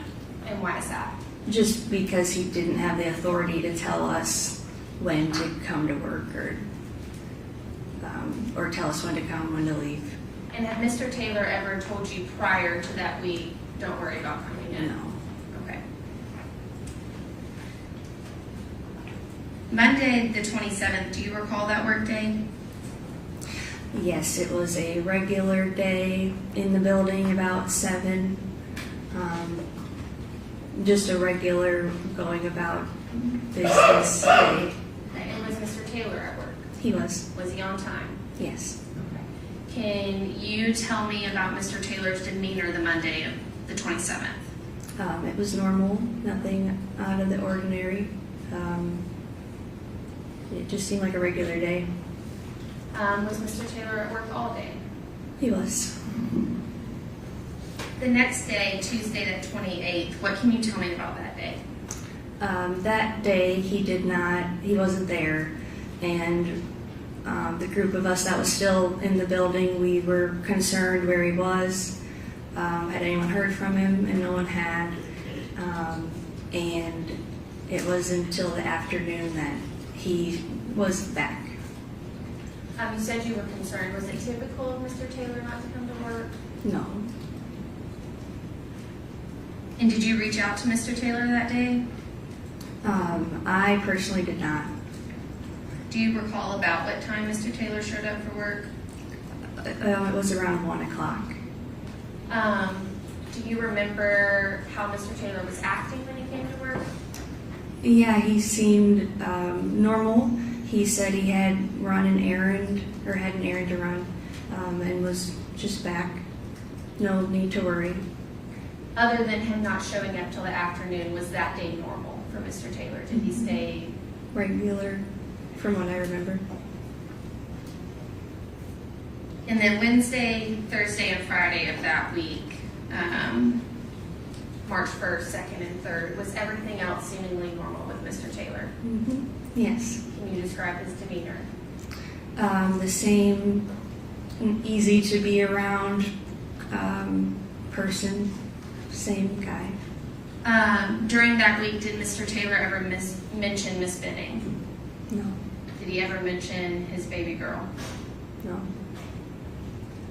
Did Mr. Taylor ever seem upset that week of March 27th or February 27th to March 3rd? He didn't. Okay. Was March 3rd the last day Mr. Taylor was at work? That Friday? Yes. He did not come back March 6th, that Monday? No. Okay. And did you have any contact with Mr. Taylor after March 3rd, that Friday? No. Did you reach out to tell Mr. Taylor happy birthday? I did. And then after March 3rd, did the Tennessee Titans release a good player? Okay, do you Yes. recall about when that was? Yes, it was the 10th. March 10th? Yes. Okay. Were you privy to a conversation involving Mr. Taylor about that specific player? Yes. Okay. Can you tell the jury about what Mr. Taylor said? He called one of the scouting assistants next to me and asked. Objection, you're on policy hearsay unless she personally heard the conversation. I did. I Ms. was John, was the phone call on speaker? Yes. Okay. Can you please tell the jury what Mr. Taylor said? He asked if we had just released this player. It was big news for the team that day. And he answered, we said yes, it was true. And then the scouting assistant asked, "Are you okay? Where are you?" We didn't know. And he said it was fine, everything's fine, just family stuff. And that was the end of the phone call. And that was, do you recall if that was the 10th when you released It was Ben Jones? Yeah, it was Okay. the 10th. And at what point did you find out that Blaise Taylor had connections with Miss Jade Benning? When I met with the detective in August. And was it around that same time that you found out Miss Benning and her baby girl had passed away? Yes. Your Honor, if you'll give me one moment.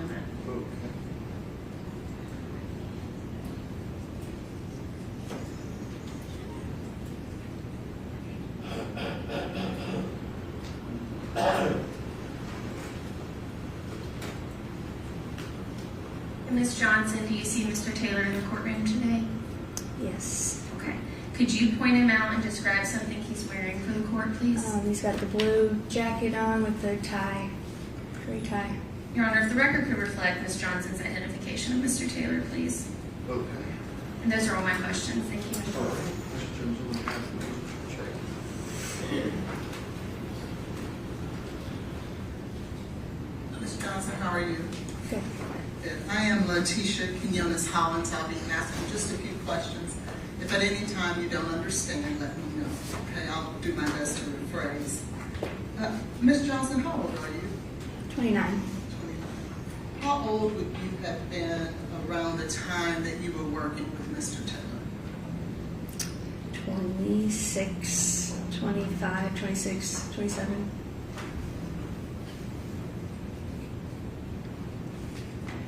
Can you tell me what is Advance Project?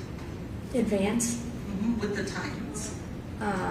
advanced scouting. Yes. So you are traveling to, it's during the season, you travel to an opponent's game to get signals, and you come back, you report to the coaches on your findings. It's all in preparation for the next week's game. And let's talk about whether or not did you participate in advanced scouting? I did. And did Mr. Taylor participate in advanced scouting? He did. Were you guys' job duties pretty similar? Yes. Or would you say that Mr. Taylor had more responsibilities than you did?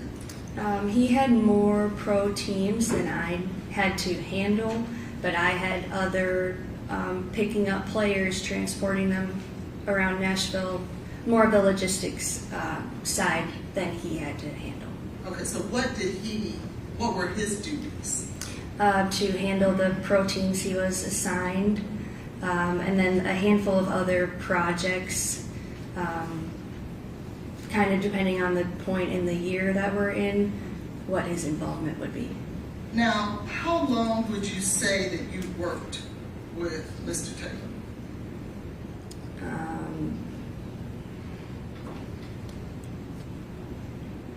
2.5 years. What is Mr. Taylor's birthday? March 22nd. That's when you called and No, I texted. texted. And he was already gone from there, correct? Yes. But you felt that he was worth the text to text him. Yes. Where is he from? Texas, I believe. Do you know? I do not know for sure. And what, if anything, well, let me ask you, what's his favorite food? That I don't know. Who is his favorite player? LeBron. And where does he like to go for vacation? That I don't know. What school did he graduate from in terms of high school? High school, I'm not certain. Who was his first girlfriend? I don't know.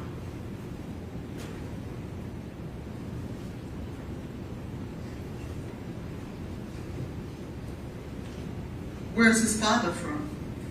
I don't know. Where's his mother from? I don't know. How old exactly is his sister? I don't know. How often did you and Mr. Taylor speak on the phone about personal things? Never. How many times when you had serious issues in your life did you call Mr. Taylor? I did not. So why, Ms. Johnson, would you expect for him to call you? I don't. How does Mr. Taylor deal with trauma? I don't know. You talked about when he came back to the office after February 25th that he just appeared normal. I did not say after February 25th. Well, when were you talking about when he came back and was normal after? The 27th. 27. Okay. You stated that he was just normal. What is the name? Let me ask you. Who is Dr. Sheila Peters? She's a team psychologist. And what is her purpose? To be a source for the team if there are any issues. I think mental health types of psychologists help. And that's her primary purpose for the, or at least was in 2023, correct? Yes. And you could have utilized her, right? Yes. The same way Mr. Taylor could have utilized her. Yes. Were you aware that he met with Dr. Peters on at least 2 occasions as a result of this incident? No, I was not. And if he would have met with the very person that the Titans provide for emotional and mental help. That would be consistent with someone who may have been concerned. That is Ms. Johnson's. Yeah, I'll sustain the objection.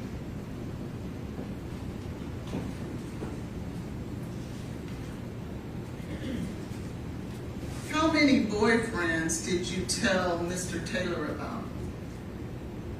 None. And when you were 23, were you prepared to be a mother? I don't know. Because you're young, right? I don't know. Right. And it's nothing that really you even want to think about, was it? If someone asked me, I wanted children, so I said that. Well, would you agree that it's someone's personal choice as to when they want to become a parent? Certainly. And each one of us have our own day and time that we want to become a parent. Wouldn't you agree?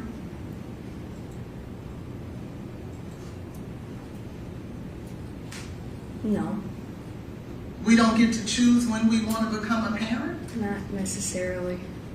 Who gets to choose that for us? God. Okay.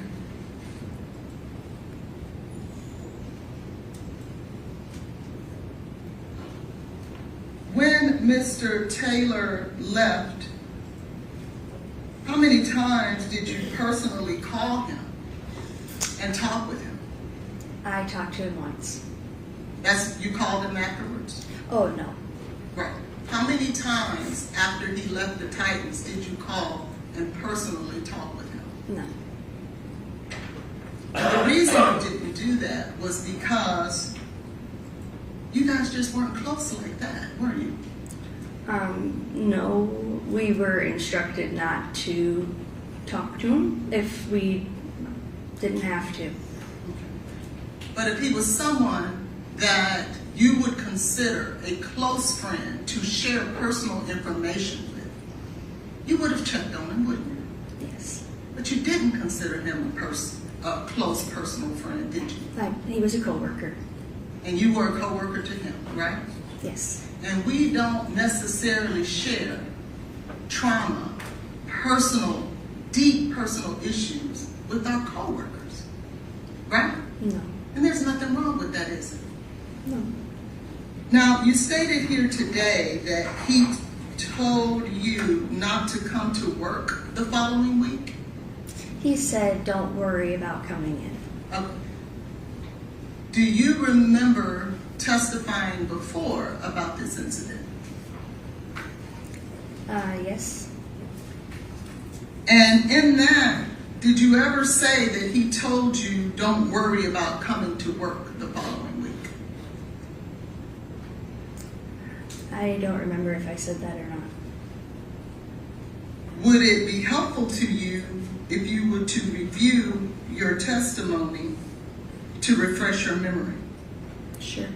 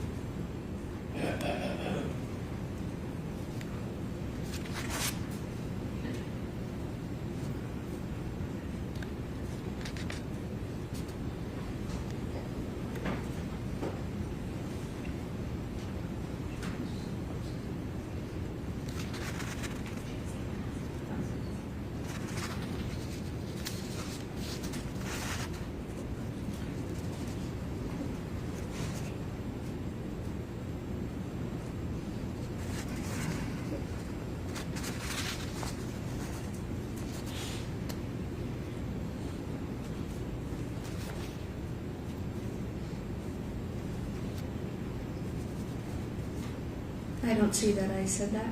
Right. You didn't say that before, did you? She just answered that. And you never said it until today, isn't that true? I've said it before. I wasn't asked Was a it question that made me answer that in this trial for the bond hearing. And you didn't volunteer it either, did you? No. And that would have been something important when they asked you previously when you were going to testify. Wouldn't that have been something important to say if he told you don't come in the following week? The very week that's at issue? I don't know. Thank you, I'll pass the witness. Can you read your letter?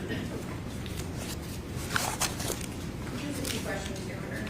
Ms. Johnson, you were asked if Mr. Taylor was worth reaching out to on that 3/22 of 2023 date for his birthday, but you had no idea about Miss Benning and his baby girl at that point, did you? No. And Ms. Hollins asked you about how people responded to trauma. If your boyfriend was dying on a ventilator in the hospital, would you go to work? No. Okay, would you go to work the whole week and act normal? No. Those are all my questions, Your Honor.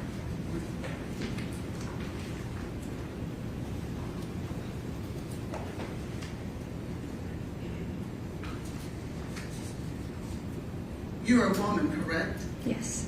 And he's a man, correct? Yes. Would you agree with me that men and women handle emotional things differently? Yes.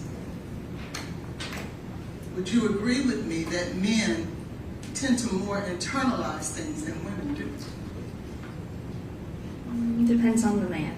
Correct. It really just depends on the individual, doesn't it? Everyone doesn't respond the same, do they? No. And that means nothing, does it? I don't know. Thank you. Any other questions? No, sir. Thank you. You can step there.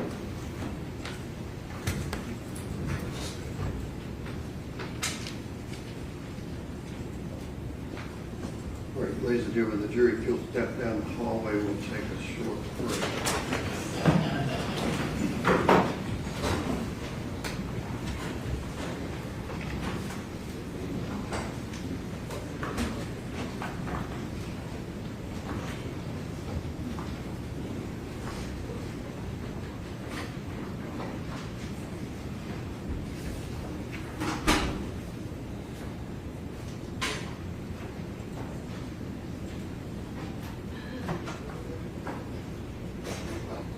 All right, you can have a seat. Mr. Moran, I guess you'd be the one to ask.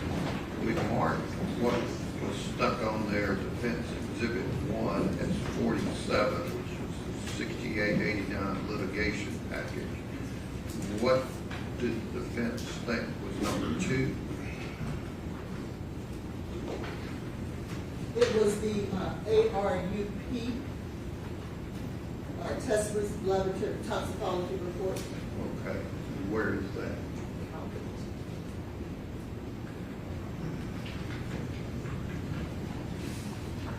So, I was didn't use it, so I stuck it back in.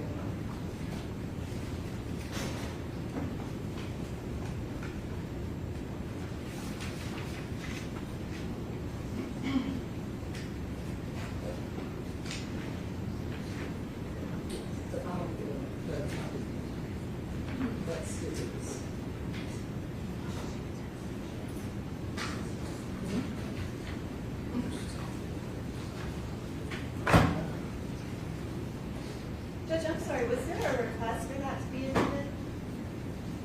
She mentioned a couple other things, but is this, I thought it was in the medical record. What's that? is this out of the medical record? I can go look and see. I don't think so, Your Honor. I don't know who AARP is, or AR. Yeah, no, it's not. It's not. It's not in the medical record? No, because if it was, there would be. He was provided with the medical records, Right. it wasn't part of that. Okay, well, I guess I have an objection because I don't believe it's been authenticated. I don't know where it came from. I don't need to. Oh, okay. All right, and then what was Defense 3? you stuck a sticker on? No, that was two that I stuck the sticker on. Okay, so there's not a three? No, there's not. Oh, okay, then we're straight. And who is the next witness? The next witness is Detective Adam Reese. Okay. All right. Your Honor, before I restart, I don't know if the state is intending to introduce those hinge and Tinder records. We had filed a motion a while back that we never got to, related to the hinge and Tinder records, to put on everybody's radar, so we're not going to. Detective Reese testified about Tinder records. I am not intending to ask him specifically, like I'm not intending to put any of them in specifically on direct. I do have them available if it becomes relevant during his Okay, she's prosecution. not going there. But both the hinge or the Tinder records? Well, I don't require a motion, so I would like to look at it before I say more, but technically no. I mean, he might testify that he reviewed them. Why ask him if you're not getting into it? Oh, I'm just saying he might answer it without me Just tell realizing. him you're not going to ask him about that. Well, I mean, they did meet on Hinge, and he did review the records. I don't, what, can I get a copy of the motion so I can see what you're objecting to? Yeah, it was part of the 90211 notice that we got with the hinge and Tinder records, so we had noted an objection to that, but also, you know, I don't know. I guess you would know whether you're going to want Detective Reese to introduce Hinge or Tinder records. Right, you told me not to ask him about them. No, I'm saying, do you know whether you were planning on trying to introduce Hinge or Tinder records? I am not intending to introduce Okay. them on direct, but if they cross-examine him and it becomes relevant, then I might ask. I get that. All right. Thanks, Judge. And you want to-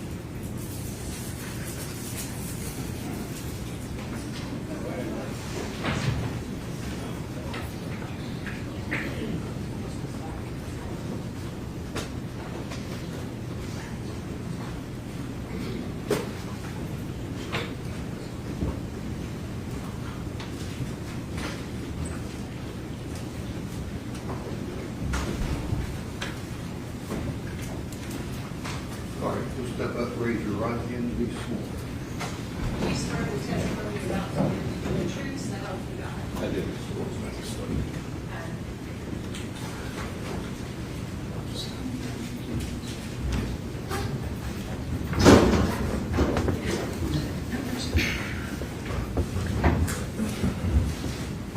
Good morning, Detective Reese. Could you please state your full name for the record? It's Detective Adam Reese, And where are you employed, Detective Reese? Metro Nashville Police Department, How long have you been employed there?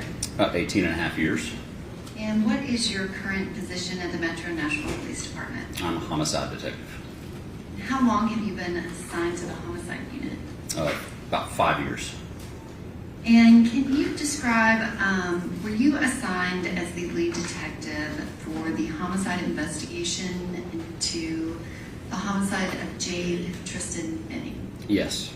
And can you explain, what does that mean to be assigned as a lead detective to a homicide case?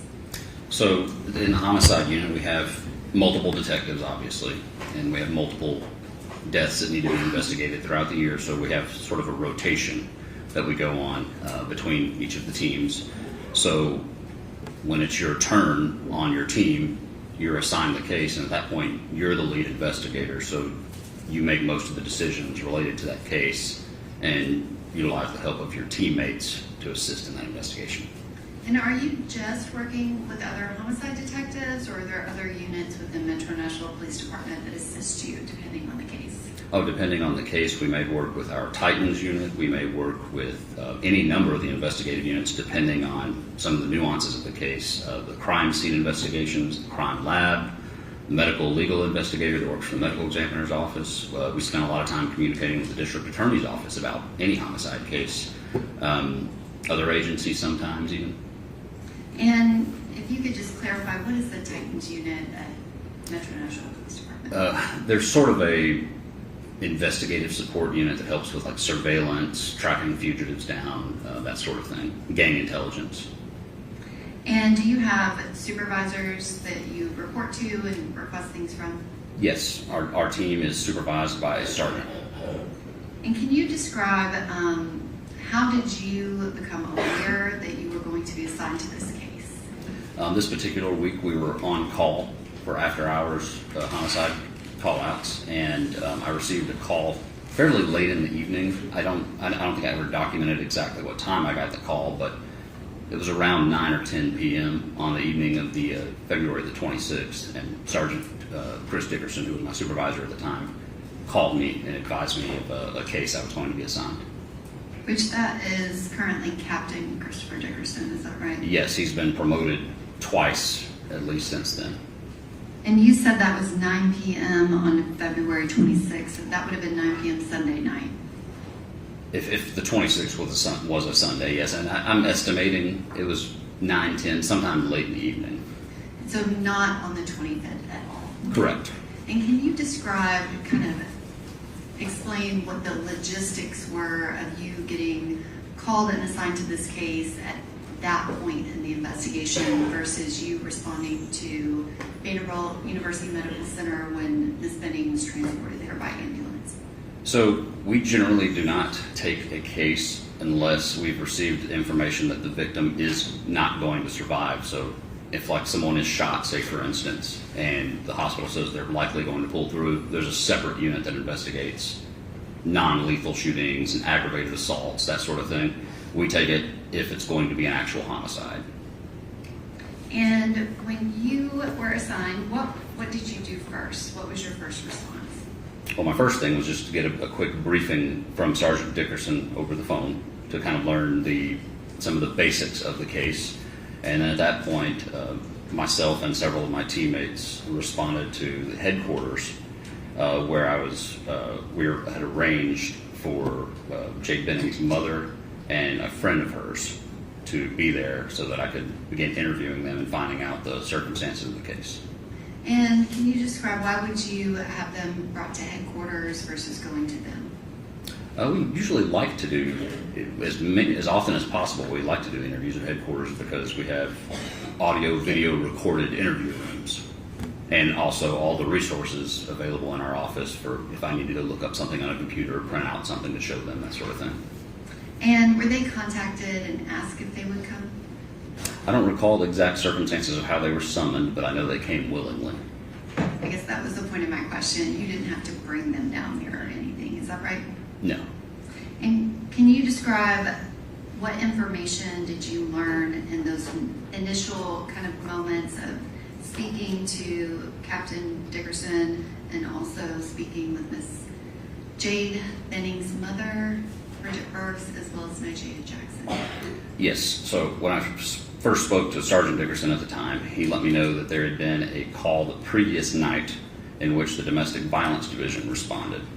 He said that there was a young woman who had gone into cardiac arrest and was revived either at some point in the process, and she was taken to Vanderbilt, and that a friend of hers had made allegations that she'd received a phone call saying that she'd been drugged, something to that effect, and that domestic violence had gone out and done some interviews, and they'd gotten new information that she was not going to survive from the incident and reassigned the case to homicide, and it was my turn, so it was being assigned to me.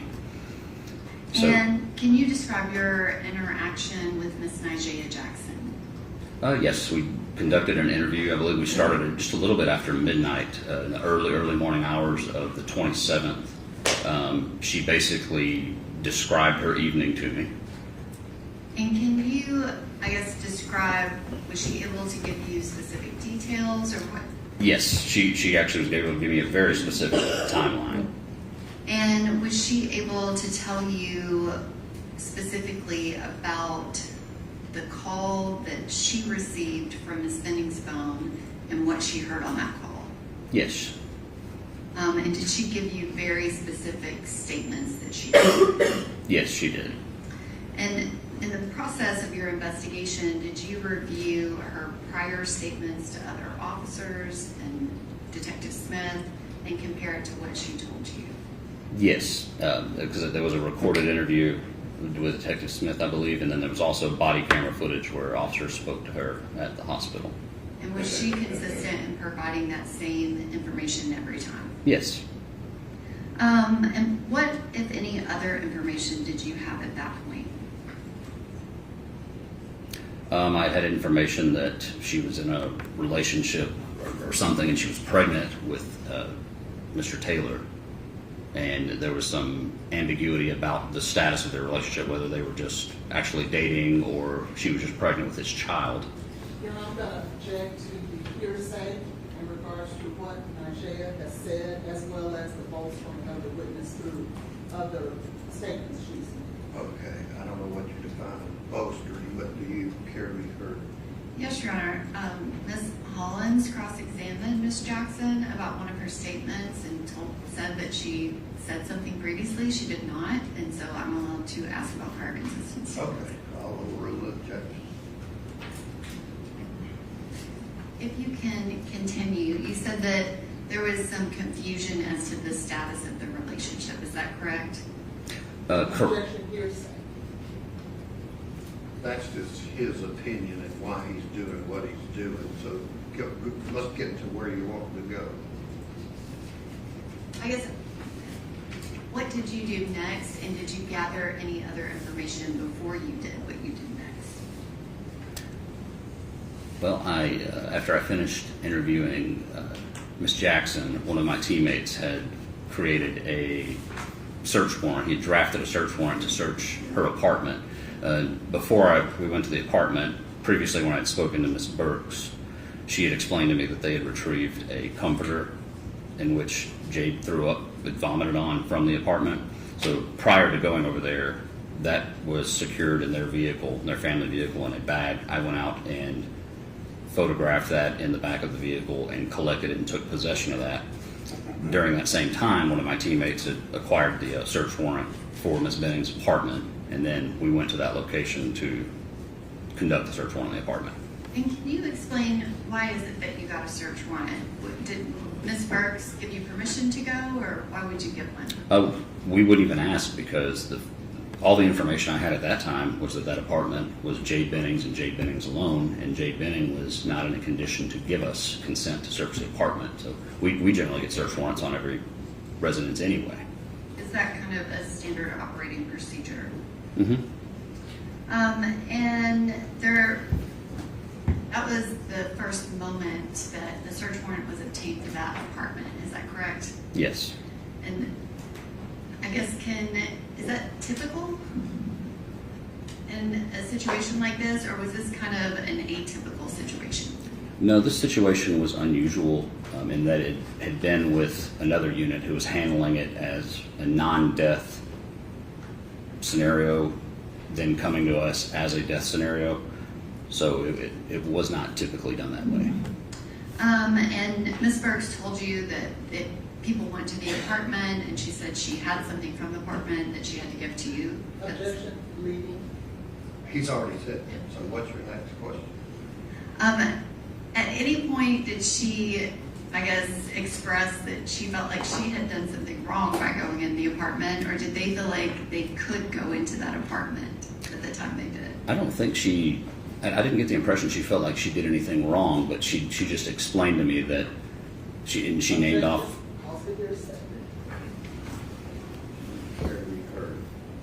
Well, I don't believe that he's giving me her actual words, and I was just asking. Okay, he answered that by his first word. She didn't feel that way, so what's your next question?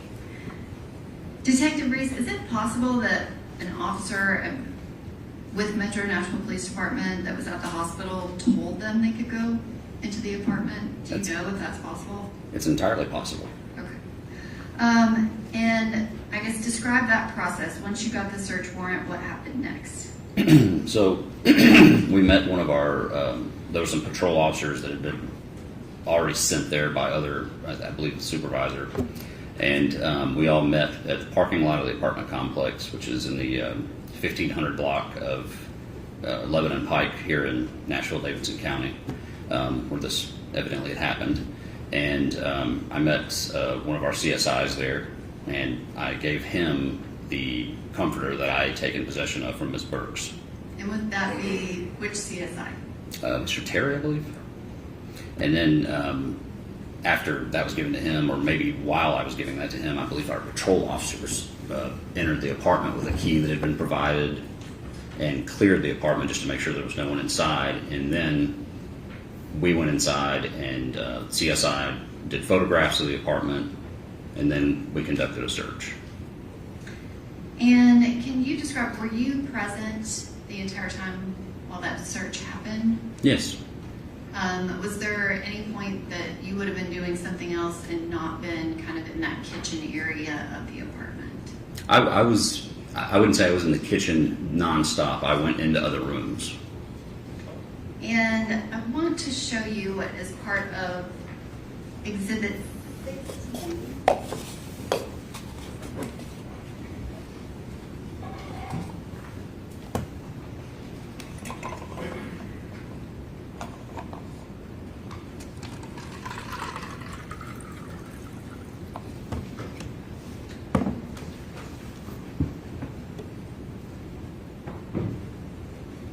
Do you recognize that image, Detective Reese? I do. And can you describe, there are 2 bottles that are on the corner of that counter. Did you put those bottles there? No, I did not. Do you have any idea who did? I believe it was Detective Samuels who was with our team at that time. Is that technically something that would have been done? Should have been done, I guess is my question. No, because those were taken out prior to or during the time where CSI was doing what we call overall photos. They were taken out prematurely. And also from this same exhibit, can you describe, there is a cup that is over to the right side of the sink. Yes. When you were there executing the search warrant, can you describe what, if any, relevance did that plastic cup have to this investigation? At the time of executing the search warrant, there was it wasn't believed to have been relevant. The glasses that you see pictured here on the island were... You can circle them. Sure. These were thought to have been relevant based on the interviews I'd done earlier that night. And why is it that those were the focus?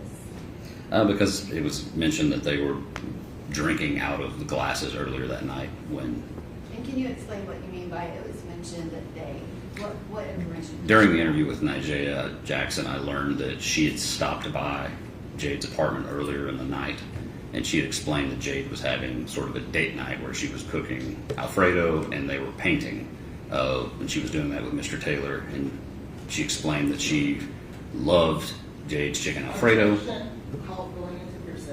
Okay. I was not needing that much detail, but. Sorry about that.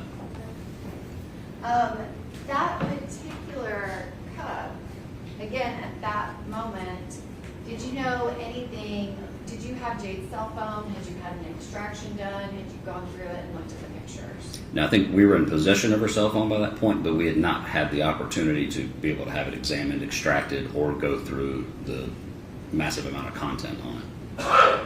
If this witness could be handed, I believe it's Exhibit 21.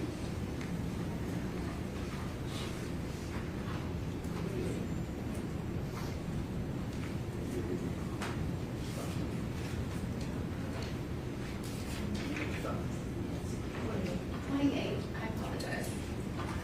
28 is the iPhone. Okay, you'll be in that phone roll.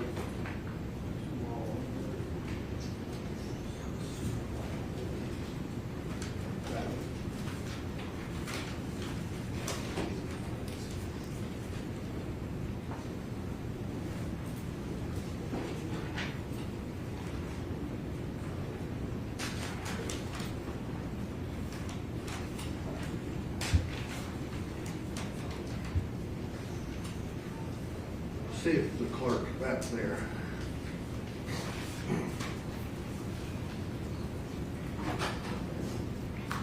We need exhibit 28.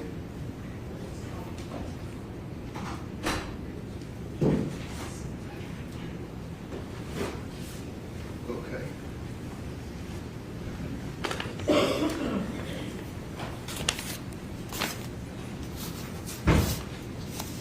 Do you recognize that item, Detective Breeze? The envelope is sealed. May I open it? Sure.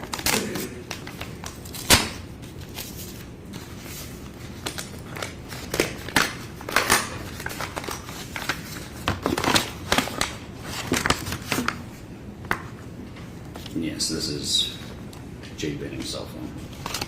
All right, this time I'm going to ask that Exhibit 28 that was previously marked for ID be entered as Exhibit 28. Detective Breeze, who did you receive that cell phone from? I believe it was Miss Benning's mother, Bridget Burks. And can you describe when you obtain cell phones, having the passcode, is that useful? It is very useful. And did Ms. Burks provide you with the passcode to Ms. Benning's phone? Yes. Did she provide you with information related to Ms. Benning and kind of what had transpired from the time this happened until the time she met you? Yes, she had. And did she provide you multiple details about anything and everything that happened with that apartment and or her phone?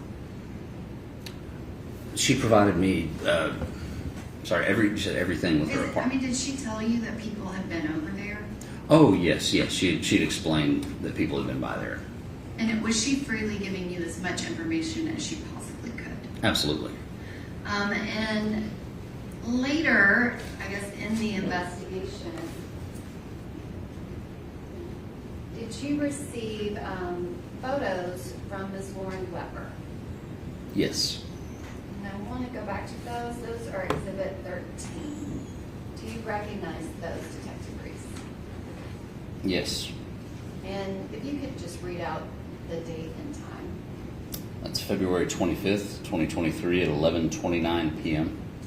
Your Honor, very briefly, I wanted to make sure that I qualified it before we went too far. I have no issue with the phone itself being entered, but not everything on it. So if there is something within the phone, I would like. Well, we'll get there if they were planning on introducing something else. I just wanted to The phone make sure I itself, made that clear. it was already made an exhibit. All right, go ahead. Thank you, Your Honor. Detective Breeze, did you see this photograph kind of early on in the investigation? Yes, fairly early on. And do you recognize anything in that photograph? Yes, I recognize the glass sitting there and the pieces of art on the counter and the painting supplies and accessories. And this is the second photograph in Exhibit 16, in Exhibit 13 that was provided by Ms. Weber. And do you see the same two glasses from the other photos? Yes. And now I want to show you an image from Exhibit 29. This is after Ms. Benning's cell phone has been analyzed. Can you describe when you saw this photograph, did anything stand out to you? That photograph was actually brought to my attention by Ms. Burks. She mentioned to me that this one was taken that night and mentioned something. If you'll answer the questions, you'll Yes. be here till 3 o'clock if you don't. Yes, sir. Yes, this photo was brought to my attention. And maybe I should clarify, did Ms. Burke show you this photograph before you received the extraction? No, I received the extraction. I just hadn't noted that particular photo. Okay. And can you describe that cup? When you saw it in this photograph, did you associate it with anything at the crime scene? Not initially. But we just looked at photographs from CSI Terry. Can you describe kind of after you looked at everything and talked about this, what do you see here now? Yes. After some time, I realized that cup we didn't realize was even there. And then after time viewing this photo, noticed it to be in the background beside the sink there. Can you describe, did you ask anyone to collect that cup? No, we did not the night of. And why? We did not realize it had any relevance to the investigation. It appeared as though it had been just washed and put aside to dry. And can you describe, did you direct them to collect items from that apartment? The CSI, yes. And after that was done, what was your next step? My next step was I wanted to try to find out what we had going on. So there was going to be a series of tests requested related to items seized from the apartment. Can you describe at that point on the 27th, did you have any clear idea of exactly what was going on? Not yet at that time. And so you said that you were going to run some tests. Can you describe at what point did you receive information from Vanderbilt Hospital about any laboratory testing? I was eventually told that there was a secondary urinalysis done that came back positive for cocaine. And was that the information you received, or did you have lab work with values and things of that nature? I didn't have any lab work. I was verbally told that it was an initial screening done, it came back negative, and then so I believe sometime on the 27th I was notified then that, okay, there was another screening that came back positive. I didn't know why that discrepancy was there. And positive for what? Cocaine. And can you describe what are the next steps of your investigation? I submitted a series of requests to test the glassware, the samples of some of the beverages, and eventually I requested that the lab test the comforter that had been seized to test the vomit to determine if there was cocaine in the vomit. And was that done kind of later on in the investigation when you had received some more laboratory results? The comforter was done, I believe, later. I'm sorry, do you have the Form 282s? Honestly, I feel like we've talked about laboratory testing. I'm sure it's documented in an exhibit. I will move on. Who was the next person that you interviewed? Or can you just describe your investigation? At that point, what are you doing? Well, later in the day on the 27th, I went to Mr. Taylor's house to attempt to speak with him. And then after that, I was just trying to have lab requests done to determine what samples were there. Also, early on in the investigation, I was just doing research I was doing Google searches trying to get some idea of what happened. Prior to this investigation, had you ever worked a poisoning investigation before? No. And can you describe the specifics of this case? Had you ever had anything that dealt with oral ingestion of cocaine? No. And can you describe what, if any, investigation did you do related to those kind of facts of this case? Well, in the first couple of days of the investigation, I did some internet research, just checking something that. Okay, he's answered your question. You said you did some internet research. Yes. Was there information available on the internet? Yes, there was. And can you describe, was it one site, or did you find multiple sites with relevant information? There were multiple websites from universities, government websites, and recovery websites. And did you do anything else other than internet searches? I reached out to a detective that I knew that had experience working drug investigations. And the investigation that you did on the internet and speaking with that detective, was it consistent or inconsistent with the facts of this case? It was consistent with the facts of this case. And can you describe kind of what interactions did you have with laboratory testing requests and kind of all of the lab results that you know that we have back from NMS labs as well as MNPD crime lab as well as CFSRE lab? So there was the testing on the beverage samples and the drinkware from the apartment had all come back negative after being tested at our crime lab. I did a lot of coordination with the crime lab director during that time, and it was explained to me that it was not within their capability to test the comforter for what we were trying to do, and that it was going to be outsourced. And I was told that would be outsourced, and I received results for that several months later. And then also in the shortly after the autopsy, I was advised of another sample collected at Vanderbilt that was being sent off for toxicology through the medical examiner's office. Did you meet with Dr. Carney during this process? Yes. And can you describe, were you making every decision about lab work, or who all was involved in this case that was kind of requesting the different laboratory testing?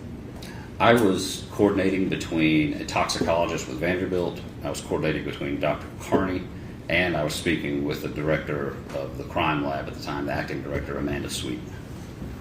And at some point, did a group of those people, along with myself and Deputy Moore, and you all get together to meet to kind of discuss what the evidence was in this case? Yes, we did. Is it fair to say that none of us didn't know anything about it, and we needed them to kind of educate us about it? That's very accurate. And can you describe, once you received the extraction from the cell phone, is that something that you would look through by yourself, or how does that work? I usually would look through it in conjunction with one of our SISU detectives, which is the Surveillance and Investigative Support Unit. They do digital forensics. And Detective Tom Miller is in that unit, correct? That's correct. Did you work with him and meet with him during the investigation process? Yes, we work in the same building, so I would talk to him on a regular basis about this. And again, Detective Breeze, kind of at that early outset, you had the information from Nigel Jackson. Did you ever speak with Mr. Keontae Jones? I did. And was that an in-person interview at headquarters, or what type of interview? I just spoke to him by phone.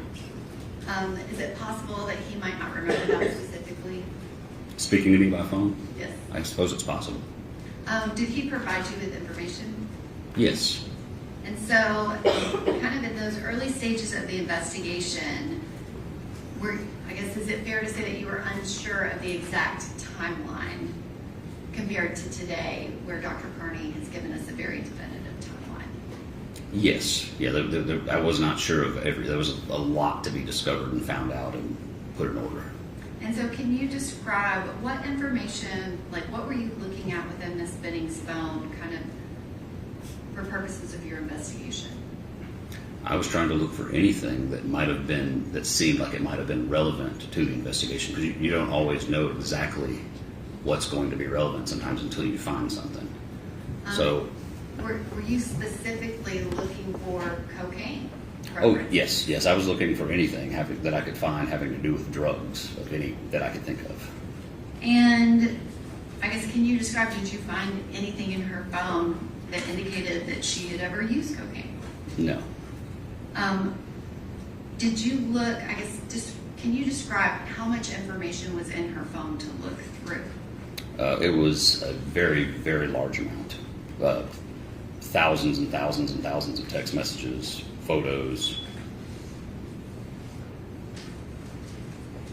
And can you describe, were there any references to narcotics at all in Ms. Benning's phone? Yes. And those references, can you describe what type of narcotics were referenced? Marijuana, and on one or two, or a couple of occasions, a mushroom bar. But absolutely nothing related to cocaine, correct? Correct. And can you describe, did you look at kind of the timeline of when Ms. Benning became pregnant? Yes. And can you describe, after she became pregnant, what, if any, references in her phone were to marijuana? There continued to be references with the person, with the contact that I ascertained to be her dealer, but they were always... Would that be Danny Weed? Yes. And they always appeared to be her facilitating for other friends, co-workers, and things like that to get them marijuana. And specifically, did Ms. Benning have a communication with Danny Weed on February 25th of 2023? Yes, she did. And did you look back at that and locate a message that preceded her contact with him? Yes. Another person, I believe it was one of her co-workers, specifically asked her to reach out to him to get a half, which I ascertained to be a half ounce based on my knowledge of the lingo. Did you speak to multiple friends and family of Ms. Benning? I did. Did you find any evidence that she was using drugs or alcohol after the time she became pregnant? No, I did not. And can you describe what, if any, investigation did you do related to Ms. Jade Jackson? I reviewed her messages with Jade. Were you, I guess, had you already decided what happened, or were you investigating to see what evidence was there? I was trying to see what evidence was there to add that into my, to factor into my findings. And can you describe, I guess, the volume of communication between Ms. Benning and Ms. Jackson that you found? They communicated on a very regular basis. And were you looking at the content of their communications to determine what their relationship was? Between Isaiah and Jade, yes. I mean, I was factoring that in. It was clear to me that they were close friends. And can you describe what, if anything, was in Ms. Benning's phone related to Ms. Keontae Jones? To Keontae? I believe he was only referenced with Nigeria, when she was coming over. That's the only time I remember seeing his name pop up. So it's fair to say that they did not have communications between each other? Not that I found them. And can you describe what, if any, investigation did you do into Ms. Benning's contact with Mr. Blaise Taylor? Yes, I reviewed messages between them. And can you describe, did you review all of them? I believe I reviewed close to all of them. There were a lot. And were you looking at the content of those messages to kind of develop a timeline of events of when things happened? Yes. And were there specific things that stood out to you within that timeline? Oh, yes. And you have Ms. Benning's phone. We saw that cell phone sitting on the island in that picture that we just looked at from Ms. Benning's phone. Did you ever obtain a cell phone from Mr. Blaise Taylor? No, I did not. Well, not during that time frame. Did you obtain any devices during that time frame of the early investigation? Not from Mr. Taylor, no. And can you explain what you mean by that? Well, I just didn't get a phone or anything from him during that time frame. There were some obtained later after his arrest in Utah. Was there a tablet that the Titans team provided? Oh, yes. Yeah, they provided that, I believe, sometime maybe in the summer of 23. And we've already heard testimony on that. Can you describe, I guess we're kind of fast forwarding a little bit, but describe when did you obtain a cell phone related to Mr. Taylor? How did that happen? There was one seized incident to his arrest in Utah that was held for me, and I flew out there to attempt to interview him and also get some items that were obtained during a search warrant by authorities in Utah, and I took possession of those and brought them back here. And Dr. Carney's autopsy report was completed in August of 2023. Can you describe what's the time frame of when charges were sought in this case? The case was presented to the grand jury on March 6th of 24, and I believe the capias was in the system as such that the U.S. Marshals could adopt it and go look for Mr. Taylor in Utah, I think by the 13th. And usually it's not uncommon for that to take about a week to get in there, and I believe he was arrested on the 14th of March of 24. March 6th, which that date is significant in this case, but this is March 6th, 2024. Correct. And that there were not charges up until that moment. Is that correct? That's correct. And Dr. Carney's autopsy report was completed in August. I would have to refer to the actual report. I believe that's correct. That's what the report says. Yes, that's what I would defer to, is what the report says. Can you describe the cell phone? Were there other items that were seized that belonged to Mr. Taylor? I believe there was just some laptops and iPads, a GPS tracker.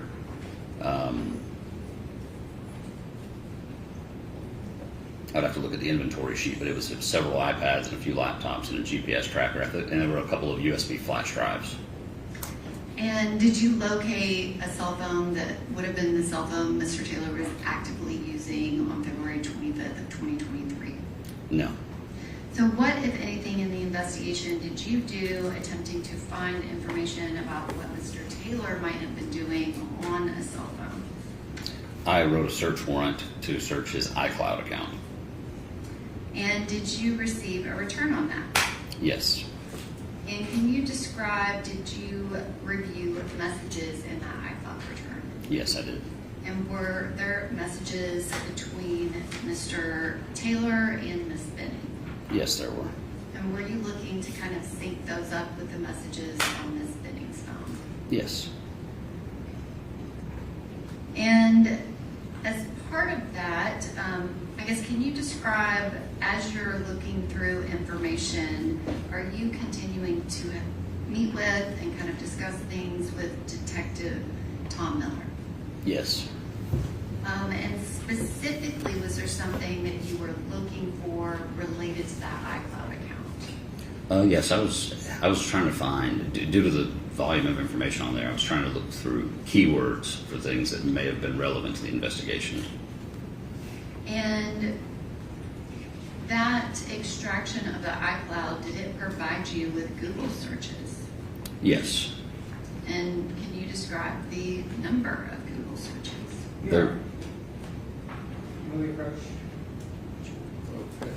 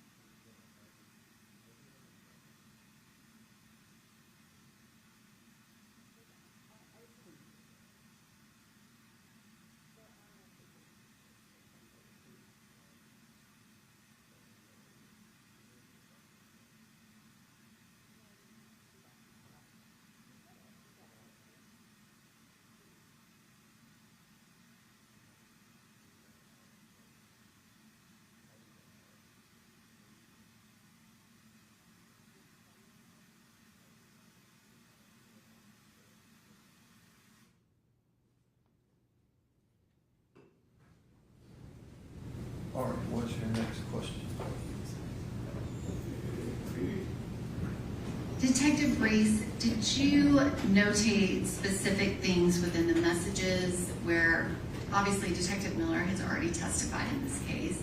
Did you have additional messages that you reviewed that kind of related to that timeline between Ms. Benning and Mr. Taylor? Additional messages? In addition to what Detective Miller already testified to? There were several, I don't know exactly what he testified to, but I reviewed several messages related to their conversations. I have a 4-page text message thread. It begins on January 8th, 2023 at 1:06:09 p.m. It goes to January 8th, 2023 at 2:10:25 p.m. I would ask that this be handed to the witness. Defense counsel's been provided a copy.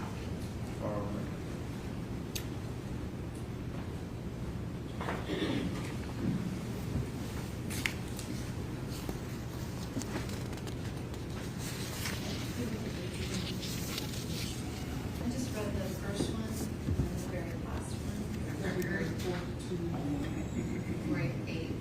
Oh, that one.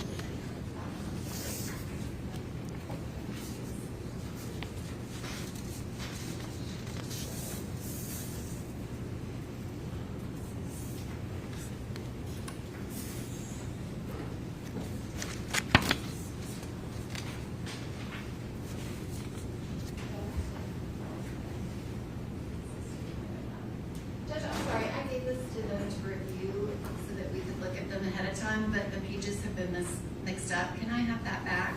So that I can fix it.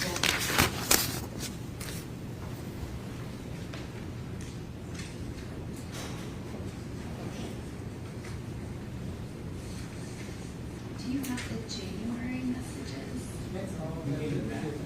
You gave them back to me. Okay, that makes more sense.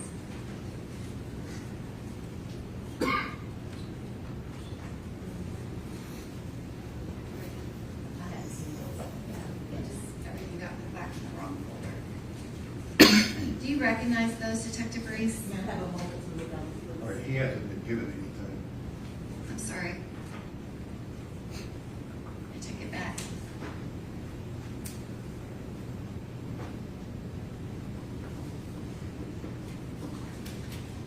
Judge, may I take a quick break just to make sure we're all looking at something? I did show these to them ahead of time. I showed them to Mr. Brand, but I feel like when everything was given back, they are mixed up, and I would prefer that they be in order. Okay. How long do you need? I feel like just 5 minutes, but I might need those back from them because, like I said, they're all mixed up. All right, ladies and gentlemen, the jury, your lunch is waiting for you, so just step down the hallway, we'll break for an hour.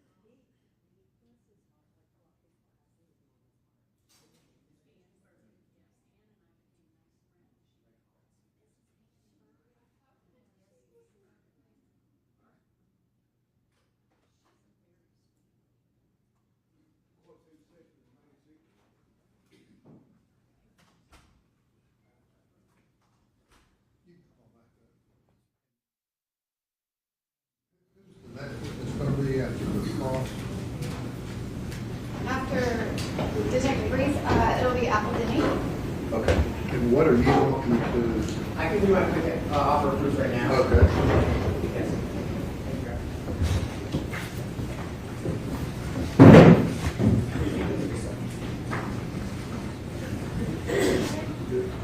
I said cross because I thought you were real close to finishing on direct, but go ahead. Thank you, Your Honor. I'd just like to make an offer of proof related to text messages that we received from the state yesterday.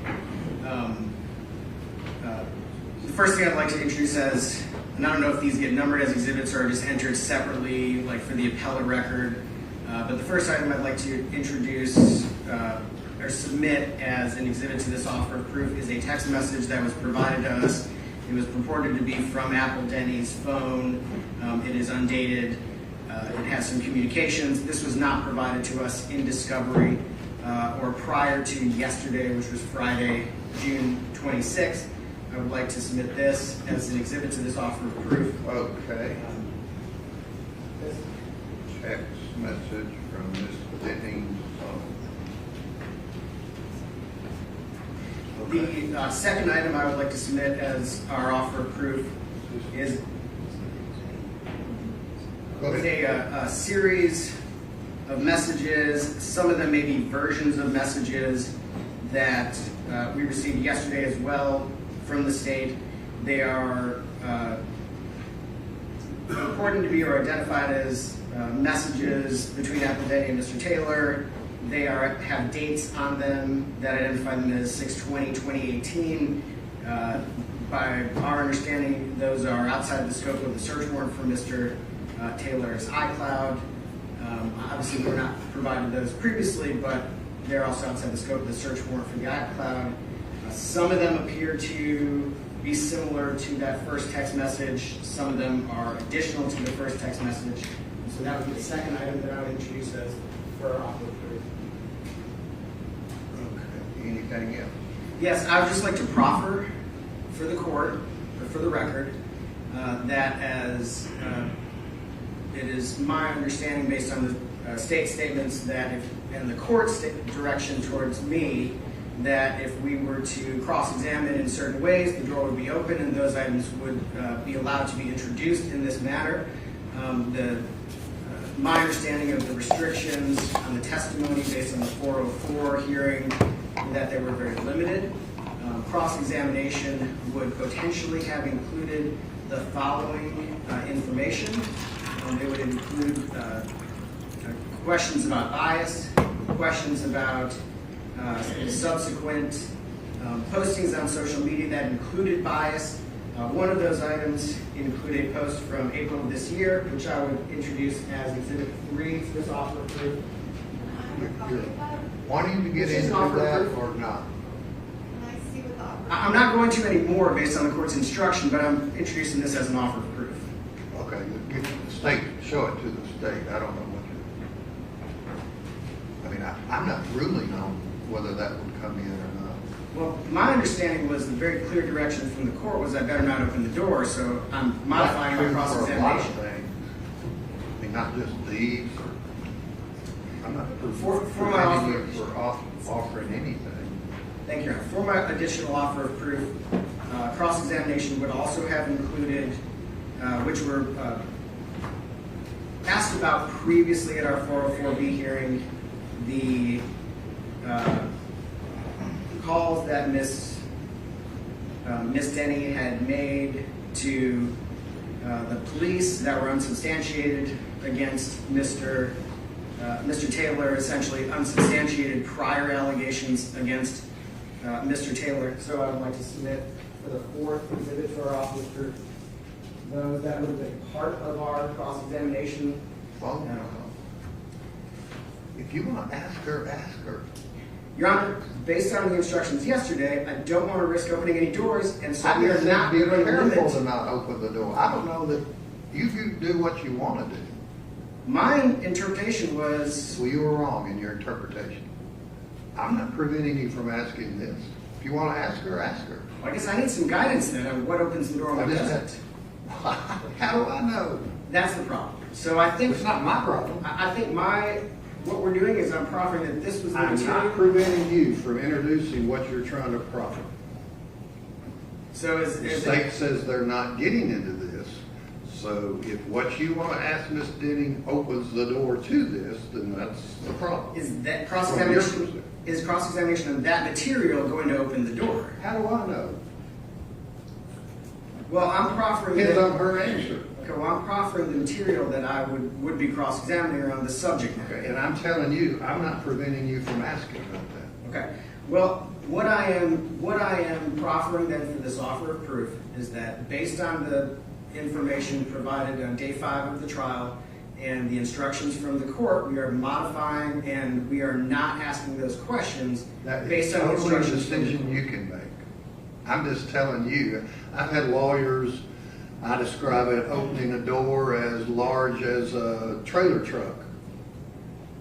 And that was just their fault. Just so I What you want to ask may not. just so I understand that the door is being opened to material. I'm not saying the door's open to anything. I just said yesterday afternoon, late, be careful in what you ask Ms. Denning in terms of whether it opens the door. It may not. I have no clue. Sure, and I'm making an offer of proof as to the subject and the very careful subject matter that I intended to cross-examine on. Like I said, I can't sit here and prejudge. You may ask a question and she spout off something she's thinking she's answering, and that opens the door. And you'll say, well, I didn't mean for her to say that. I'm like, that's not my problem.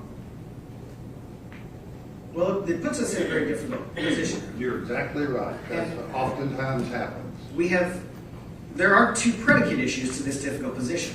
One of which is the material the state has provided us that they want to introduce as an opening the door issue was not provided in discovery, one piece. The second piece is based on a search warrant information outside the scope of the search warrant, which Your Honor did not rule on. Well, the state's saying they're not getting outside of the search warrant. Well, they now provided us with material outside the scope of the search warrant. This text, No, the other set. Your Honor, I just provided that to show that the text I received from Ms. Benning yesterday, that it was validated because it was Okay. located in his iCloud. would this text from Miss, when did you get this? Yesterday, and that's when I gave it to him. So, Well, hang on. I'm sorry.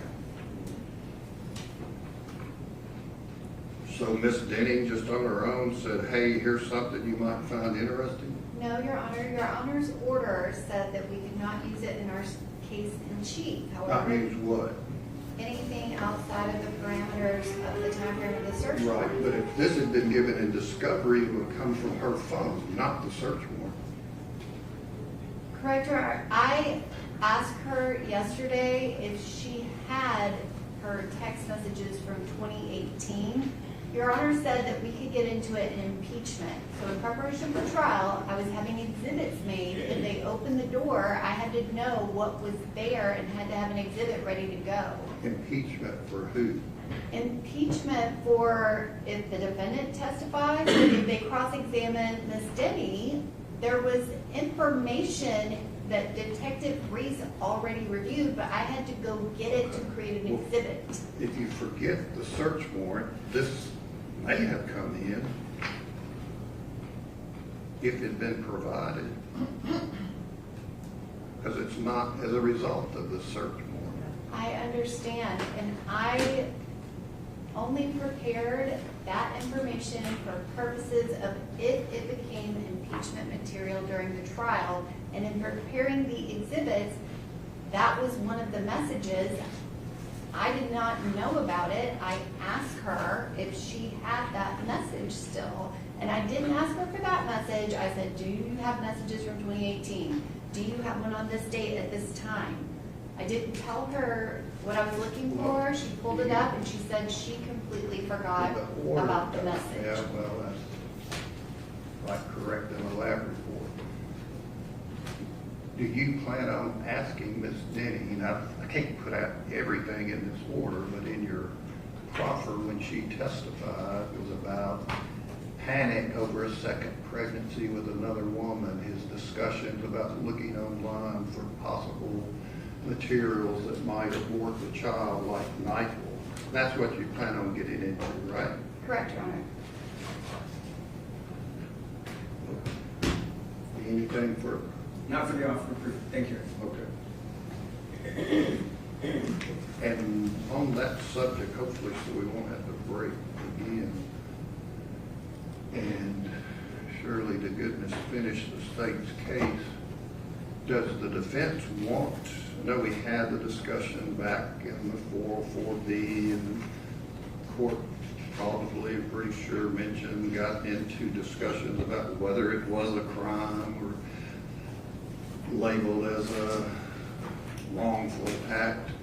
Does the defense want the court to give the instruction to the jury that's in 42.108 Tennessee Pattern Jury Instructions about how to consider? Again, I don't know that it's a crime, but talking about giving people drinks to end pregnancies, do you want that instruction? Your Honor, I'd have to look at that instruction, but I will look at it promptly and get back to you. Okay. 42.1, section 08. 42.10A. 10A, I'm sorry. All right, let the jury step in.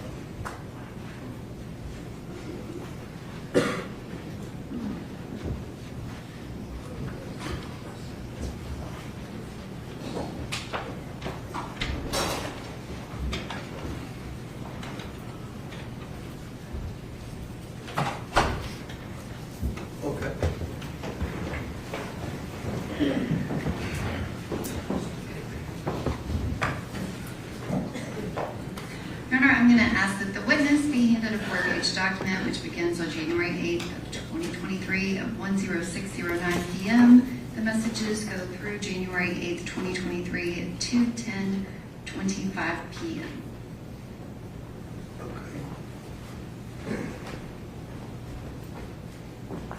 Detective Breeze, can you take a look at those messages and let me know if you recognize them?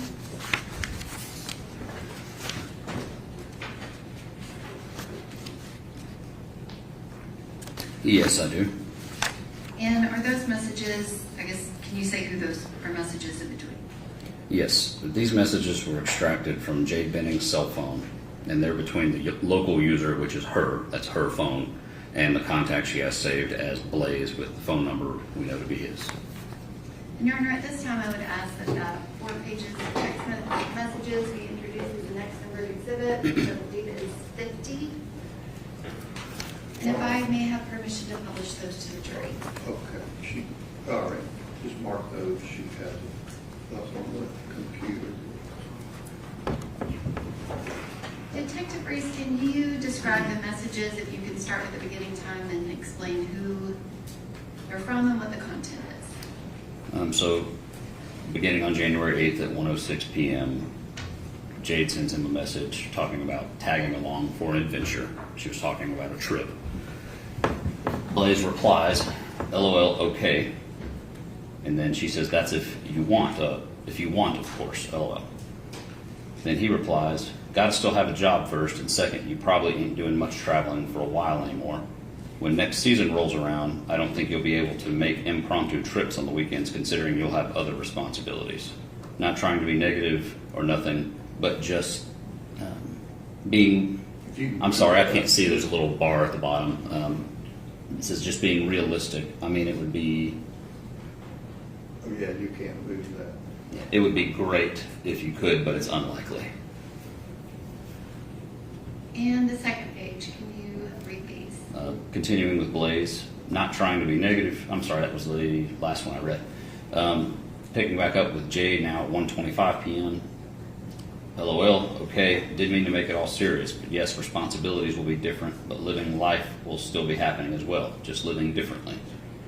And I understand the realistic thinking of it as well. It's a part of the big change. He replies, yeah, especially for you. She replies, of course, wasn't trying to go into a serious talk for us, sorry. He replies, but we don't gotta be super serious, I just didn't want to sell false dreams, because yeah, it would be great if you could come with on my work trips, but I just feel like it's not realistic from a financial or just a just feasible ability to randomly catch a flight and get away for the weekend. And the third page. He continues with, it's no big deal. I know you wasn't meaning it that way, but I just didn't want to be like, oh yeah, I'll bring you on the next one next year, knowing that it's probably a lie. She replies, totally understandable, babes. It's not like it can never happen because I'm having a baby, but being realistic, it wouldn't be able to be on the fly. Planning out things will always be an option. Life doesn't just stop because, though. LOL, we're still going to have one just living different. He replies, I hear you, but you can't minimize how much things are going to change for you. You got to be realistic that things are about to be hella different for you and will change drastically. Your day-to-day life is not going to be the same. Yeah, life goes on, but it's forever altered and changed in a drastic way.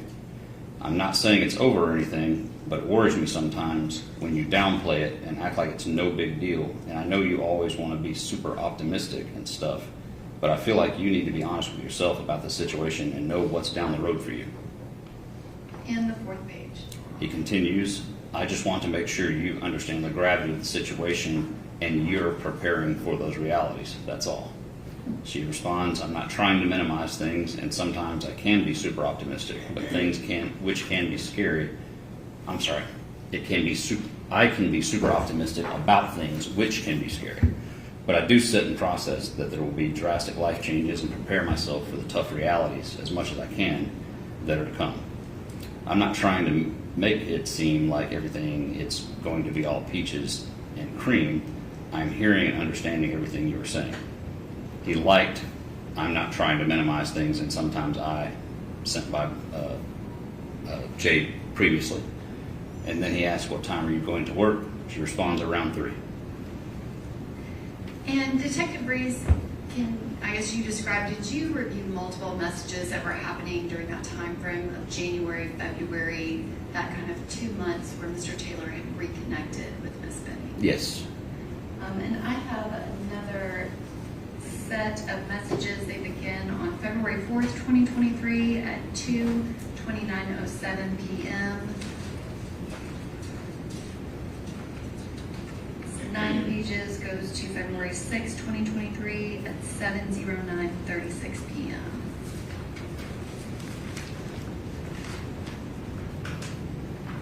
Okay. Do you need those or you have them?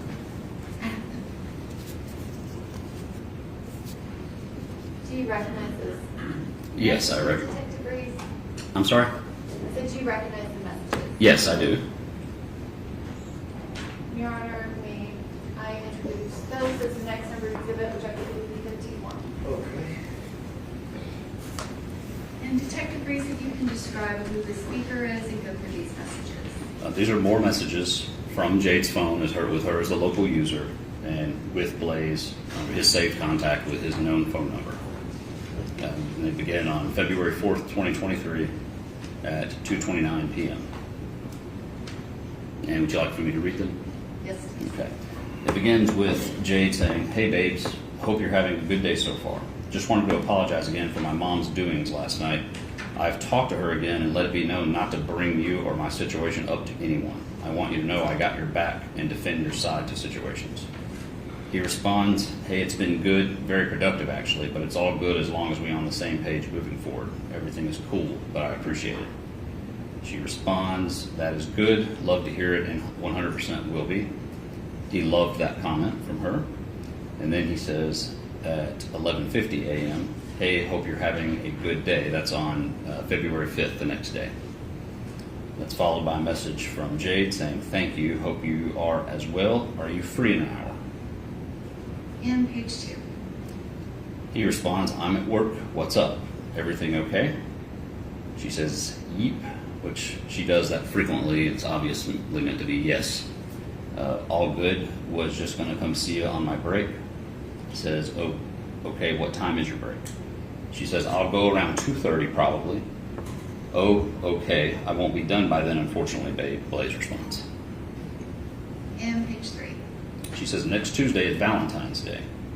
He says, LOL, I honestly don't really celebrate it. I just don't get it. FR, which is an abbreviation for real, LOL. She responds, yeah, I get that. I mean, it's honestly just another day to me, just showing extra love, LOL. He responds, LOL, yeah, exactly. I never understood why people make it a big deal. And she responds, well, you're still going to be my Valentine, with the heart emoji. And it's a crying emoji. And the next page, which I believe is 3. Yes. At 2:27 on February 6th, Jade says, that's good, making the day go by. And then she sends him a picture. He responds, yeah, I guess, LOL. Great spot. And then said, loved it. And then it says he loved an image, which means he loved the picture that she'd sent at 2:36. And she comments, our second little date night spot, LOL.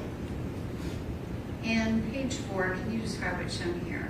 That is the photo that she sent to him in the reference in the previous slide.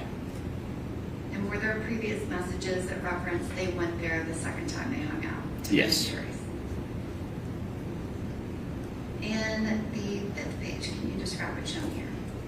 He responds with several laughing emojis to her referring to the date spot. And then she replies, LOL, when you really liked me.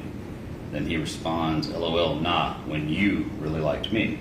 You always forget you was the one that chose to end it. She says, nah, I still really like you, LOL. Blaise responds, the power was in your hands and you made the choice. LMAO, which means laugh my ass off. And the next page, which I believe is 6. She says, LMAO, no, it wasn't my choice to leave. You just didn't like what I said. I'd be showing you I still do, LOL. Says, Blaise says, I gave you 2 options, and you made your choice. Don't try to rewrite the past, LOL. More laughing emojis. You ain't slick, LOL. And the 7th page. She says, oh, I'm not rewriting, LOL. We not going to even start this, though, because we both go back and forth. He responds, because you don't want to admit what you did. It's cool, though. She responded, you gave me a crazy ultimatum, LOL, and weren't really wanting to go my route either. We're here, though, and trying to build our relationship, LOL. And he says, LOL, I wanted to try a relationship because I thought you wanted that and liked me like I liked you. And the next page. LOL, true from Blaise. That's at 6:30 p.m. on February 6th. She replies, LOL, patiently waiting on our next date. He responds, you were supposed to make us breakfast, but was too tired. She responded, LMAO, I thought you didn't want it since you had to be at work early. He responded, She responds, well, this next Saturday morning, I'll make us breakfast. And we still need to plan an actual date night out with each other, LOL. Detective Breeze, I want to kind of talk about the time frame of your investigation. You said that you had researched the facts of this case. Did something come up where you contacted someone in July of 2023 specifically related to this case and the facts of this case? Yes, I contacted Apple Denny. And can you describe how did you come to know of Apple Denny? I believe it was maybe the day of or a couple of days after Jade's memorial service. Her mother told me that somebody at I got information that someone at the funeral service had a friend who had a previous relationship with Mr. Taylor that had did not go very well. Jade Benning's mom suggests you might want to reach out to this person? Yes, that suggestion was made, and then I chose to wait until after all of the test results were back from the various lab tests before I moved forward with anything like that, because I wanted to know exactly, I wanted all the information. And so you had the laboratory testing from that first blood at the hospital that Dr. Carney incorporated ultimately into the autopsy report by that point. Is that Yes. correct? And so when you contacted Ms. Denning, was she somebody that was local here? No, she was not. She was in Arkansas. And when you spoke to her initially, I guess, how did you contact her? Was it in person? I called her, talked to her on the phone, and interviewed her over the phone. And did she provide to you with specific information that you thought might be relevant to this case? Yes, she did. And that was July 25th of 2023, is that right? I believe that's the correct date, yes. And then, I guess, was there a follow-up meeting with Ms. Denning? Yes, we actually traveled to Arkansas and met with her and interviewed her in person. And when you say we, who are you referring to? Myself, yourself, ADA Moore, and Deputy District Attorney Moore, and Ms. Houston, the victim witness coordinator, traveled with us. And the four of us went and we met with Ms. Denning in person. Correct. And that was January of 2024. Yes, it was. Which again, you referenced Dr. Carney's autopsy report was completed August of 2023. When you spoke with Ms. Denny the first time, did she provide a name of another person that was kind of part of the information that she had? Yes, she did. And did you recognize that name? Yes, I did recognize that name, as it had come up in statements from some previous interviews I'd done on the first night of this investigation. And what was that name? Xavier Winford. And during your review of the messages that are happening during January and February of 2023, can you describe how much contact did Mr. Taylor have with Ms. Xavier Winford? An extraordinary amount. And did you review those messages kind of in tandem with his messages with Ms. Benning? Yes, I did. And I have another set of messages to hand you. It is 6 pages.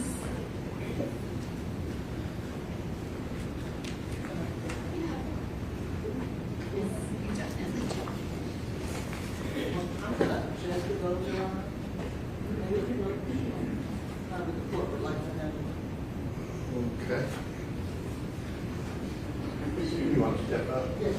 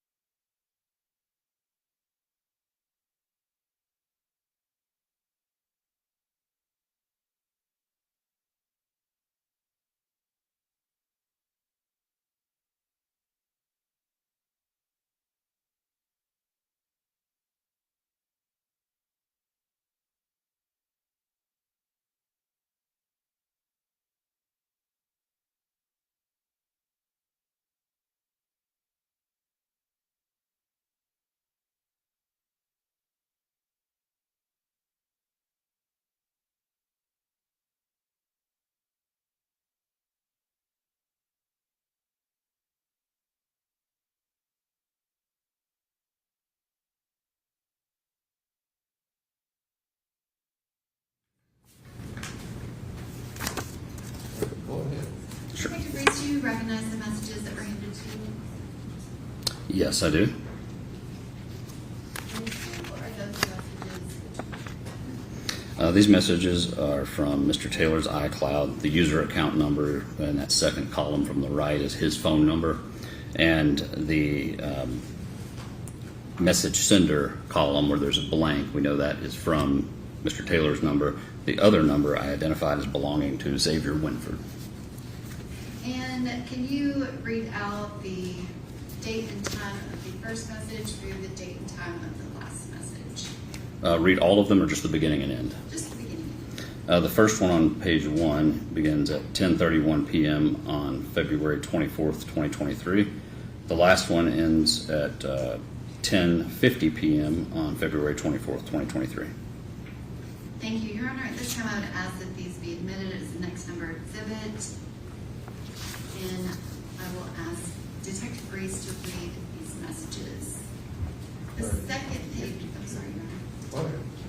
The second page has the content of these that correspond to the times on the first page. If you can begin and explain who the speaker is and what the content is. Okay. The text bubbles to the right that are aligned to the right are all from Mr. Taylor's number, and the ones aligned to the left are all from Miss Winford's number.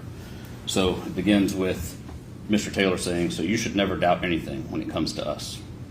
She responds, "I'm doing my best." And he replies, "I know, I'm trying to reassure you." She says, "Thank you for doing that." He replies, "Of course." In the third page. And he continues, "I'll do anything to help you. That's what I'm here for." She says, "I trust that's true." Then he responds, "Good, do you trust us? Trust in us?" And the fourth page. She replies, "Yes." And then he replies, "Good, then you have nothing to worry about. Everything is going to work out." She replies, "I'm glad." He replies, "Good, me too." And the fifth page. He continues, "I love you and I need you to love me back and be in love with me." She replies, "I love you too and I will." And then he replies, "Good, I just want us to be us and be happy together." She replies, "Me too."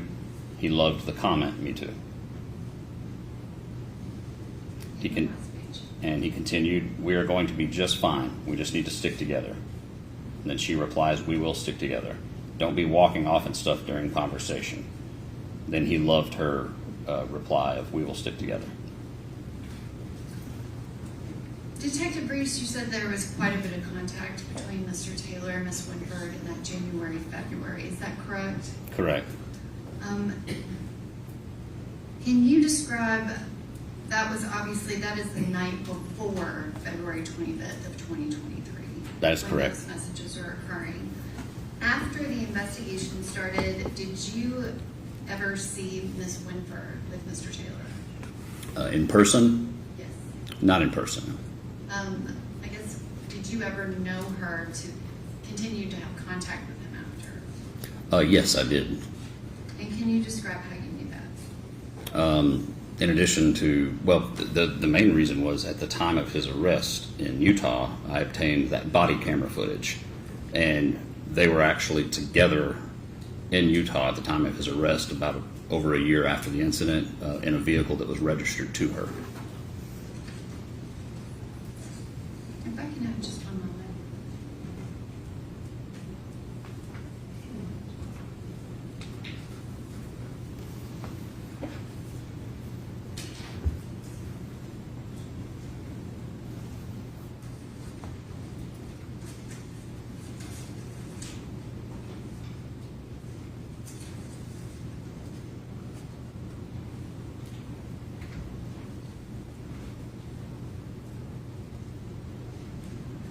Actually, I want to go back to one thing. That second set of messages where we had that conversation between Ms. Benning and Mr. Taylor, kind of about you made your choice and who decided to end the relationship. Yes. Did that connect to you to anything else that you viewed in those text messages?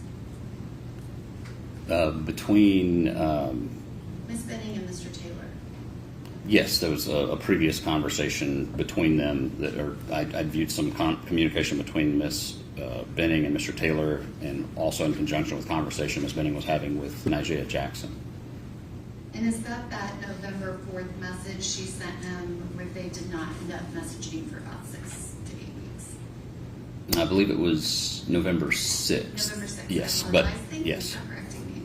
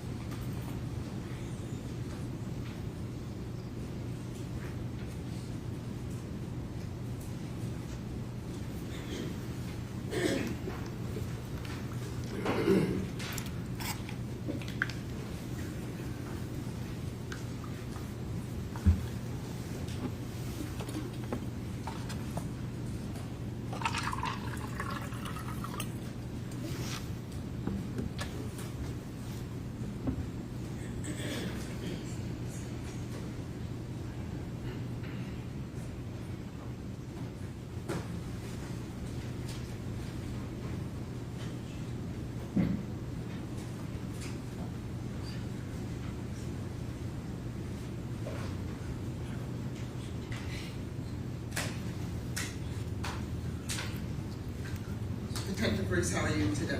I'm fine. Good. Want to speak with you a little bit this afternoon about a few things in regards to your investigation as the lead detective of this case. Tell us again when exactly you were initially contacted that there was a homicide investigation going on. It was on the late evening of February 26th. Like I said, I don't know the exact time. I don't think I documented that, but I would estimate it was around 9 or 10 p.m.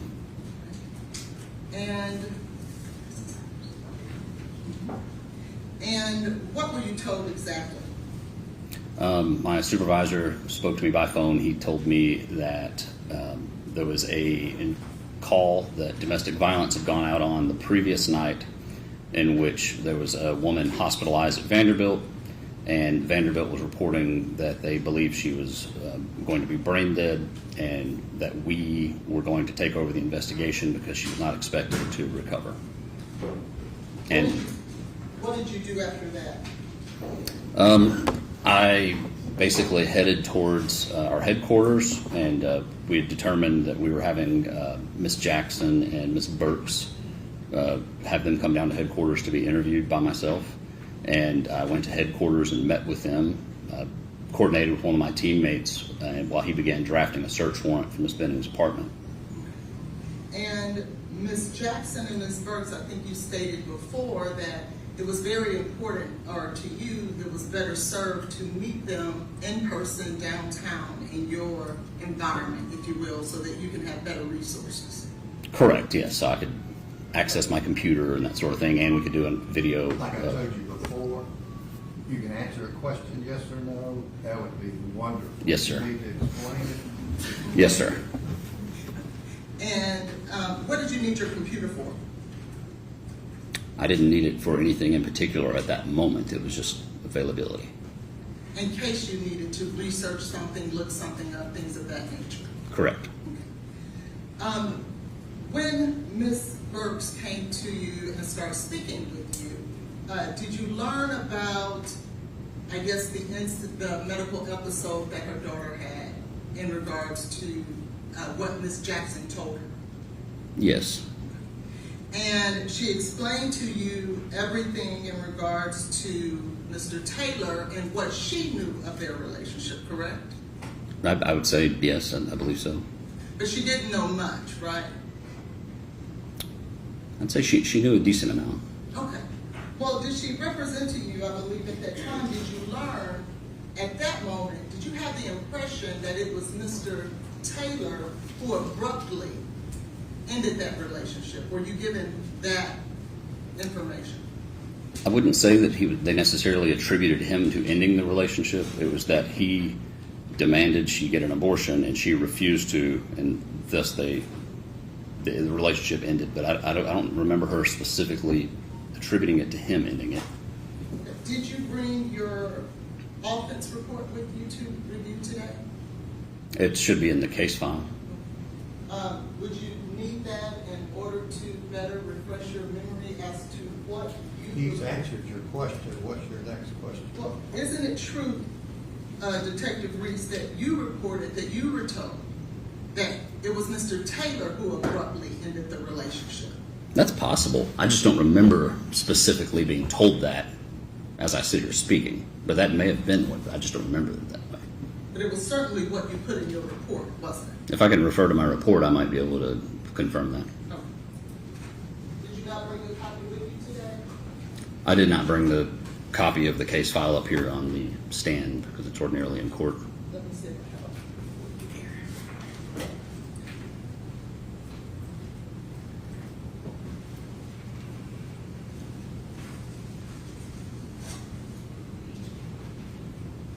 it. And I would draw your attention to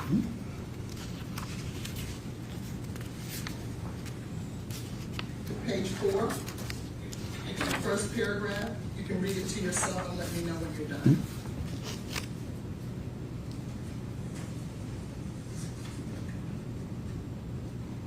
Okay, yes, yep, you are correct. That is what I put there. Like I said, just didn't remember it. That's okay. But that's not exactly how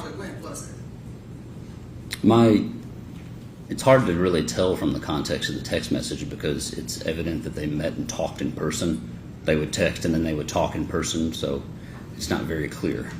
Well, isn't it true that the text message that Ms. Benning sent Mr. Taylor on the 6th, it was Ms. Benning who said, I think it's best that we end this because we're basically at an impasse.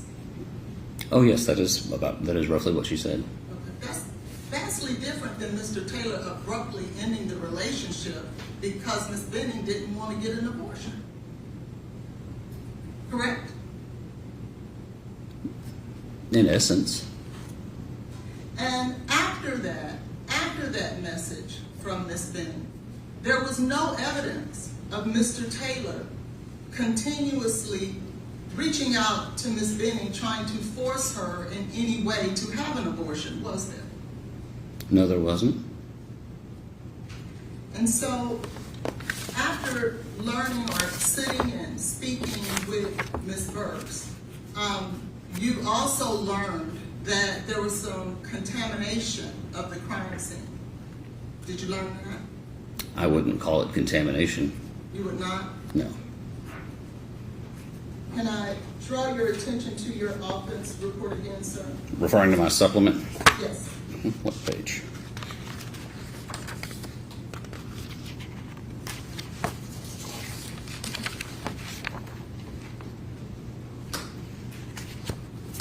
If you could,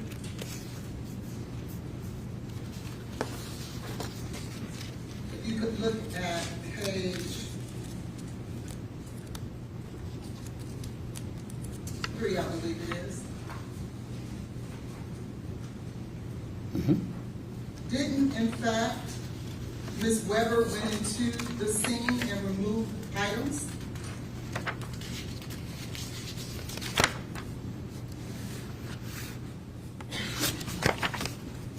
I'm sorry, go to page 5, I apologize.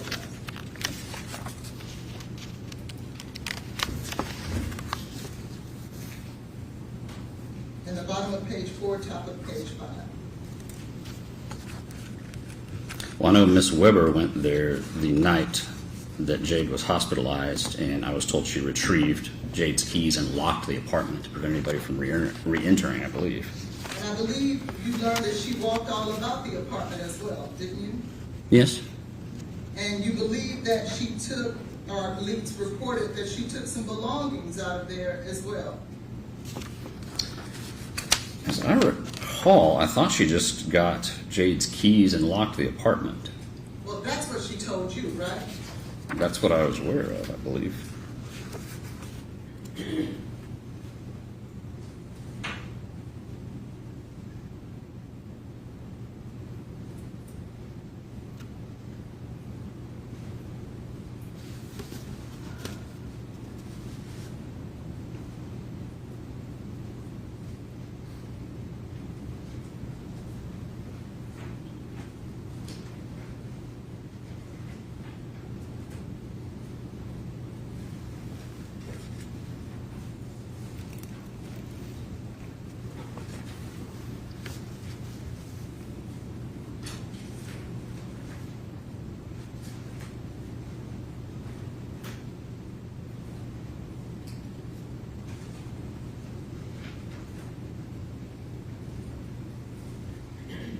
You have not said it. Yeah, I'm sorry, I thought he was looking. No, That's he what she said that's what he believed. Okay. And so then you also learned that even after that there was another set of individuals who went into that apartment, correct? Correct. That was the following day on the 26th. Correct. In the, and by that time, everyone knew the allegations Ms. Jackson were claiming against Mr. Taylor, right? I didn't know them at that time, but I would say her friend and family group did. Exactly. And were you aware that Officer Fish had given Ms. Burks and Ms. Browning strict instructions that no one should go in and out of that apartment? Where is that in the proof? It's in Officer Fish's body-worn camera. I'm asking if he knows that. I'm not aware of that specifically. Why, again, do you put in your questions information that's not in the proof? I asked him if he was aware that Officer Fish. Objection, Your Honor, to counsel testifying questions. I'll sustain the objection. Thank you. And Disregard that part of the question. when Miss Franklin and the three individuals, including Miss Jackson, went into Miss Benning's apartment, they removed significant evidence out of the scene, did they not? That's correct. And they shared with you that they also moved a camera, a blink camera. Did they share that with you? Yes, I believe Najee mentioned that. And she informed you that she only moved that because Miss Burks asked her to. Do you remember that? That sounds familiar. Yes. And that's pretty crucial stuff to remove evidence out of a scene, isn't it? If the scene was still contained by police, I would say yes, that would be a big deal, but the scene had been released by police at that time. Well, isn't it true that the police didn't go in until after they went into the apartment? That's correct. So it wasn't released yet, was it? The Domestic Violence Division, when they'd finished their investigation the previous night, at that point, there was no one holding the apartment. Well, if they were told by officers not to go in there, would that be considered a release? I'm not aware if they were or not. And would you consider the fact that civilians, someone who makes the statement that we were angry and we wanted answers, and they go in and remove evidence and manipulate things inside of a crime scene, you wouldn't consider that to be contamination? Well, that's not the word I would use necessarily in this situation, because they took the time to video the apartment, there were photographs made during some of the entries, and they used rubber gloves to collect something that we would have collected eventually once we got involved. Can I draw your attention to page 3 of your report in the second paragraph? Last sentence. Second to the last sentence. She said page 3. I'm on page 3, which, I'm sorry, you said, which paragraph again? Second paragraph, second to the last sentence. They are performing additional tests. Page 3, second paragraph, second to the last sentence. Ms. Weber and her friend contaminated the scene. Do you see that?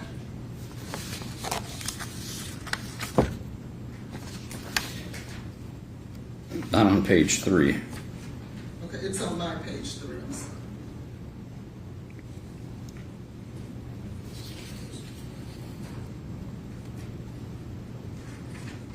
Okay. I see now the way the paragraphs are arranged. It didn't look like it was a separate paragraph. Yes, I see that. I didn't write that. That's by somebody else. It was a police officer you thought worthy to include in your report, though, correct?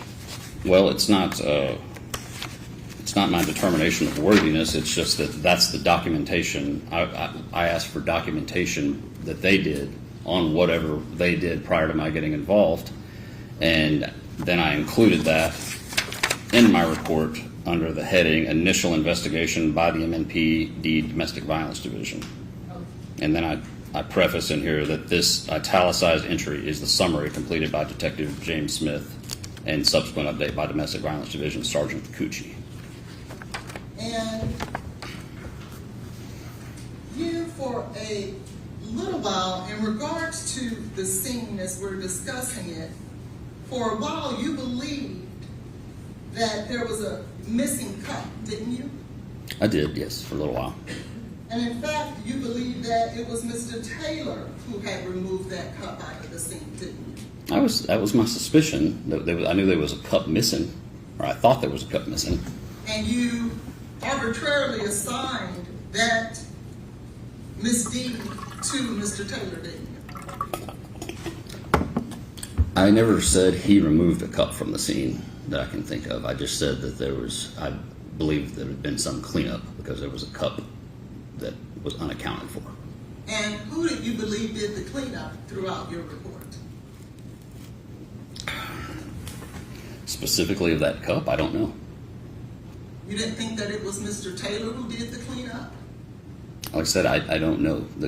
I can say that the cup is in a picture that was on Jade's phone prior to her falling ill. And then later, when we get there, it is over by the sink, sitting next to the wall, the backsplash. Certainly sitting by the sink inaccessible for you to remove tape tests, correct? Yes, at that time, if we had known. And so there was nothing stopping you from knowing, because when you went in to execute the search warrant, the cup was right there the entire time, wasn't it? There was something to stop me from knowing it was relevant because we didn't get in her phone that night. So I was looking at the glasses that were on the island because glasses were mentioned in the interviews, and looked at those as those were relevant. I wasn't inclined to seize all her drinkware. Well, wasn't there allegations that Ms. Benning was poisoned as a result of something she was drinking? Yes.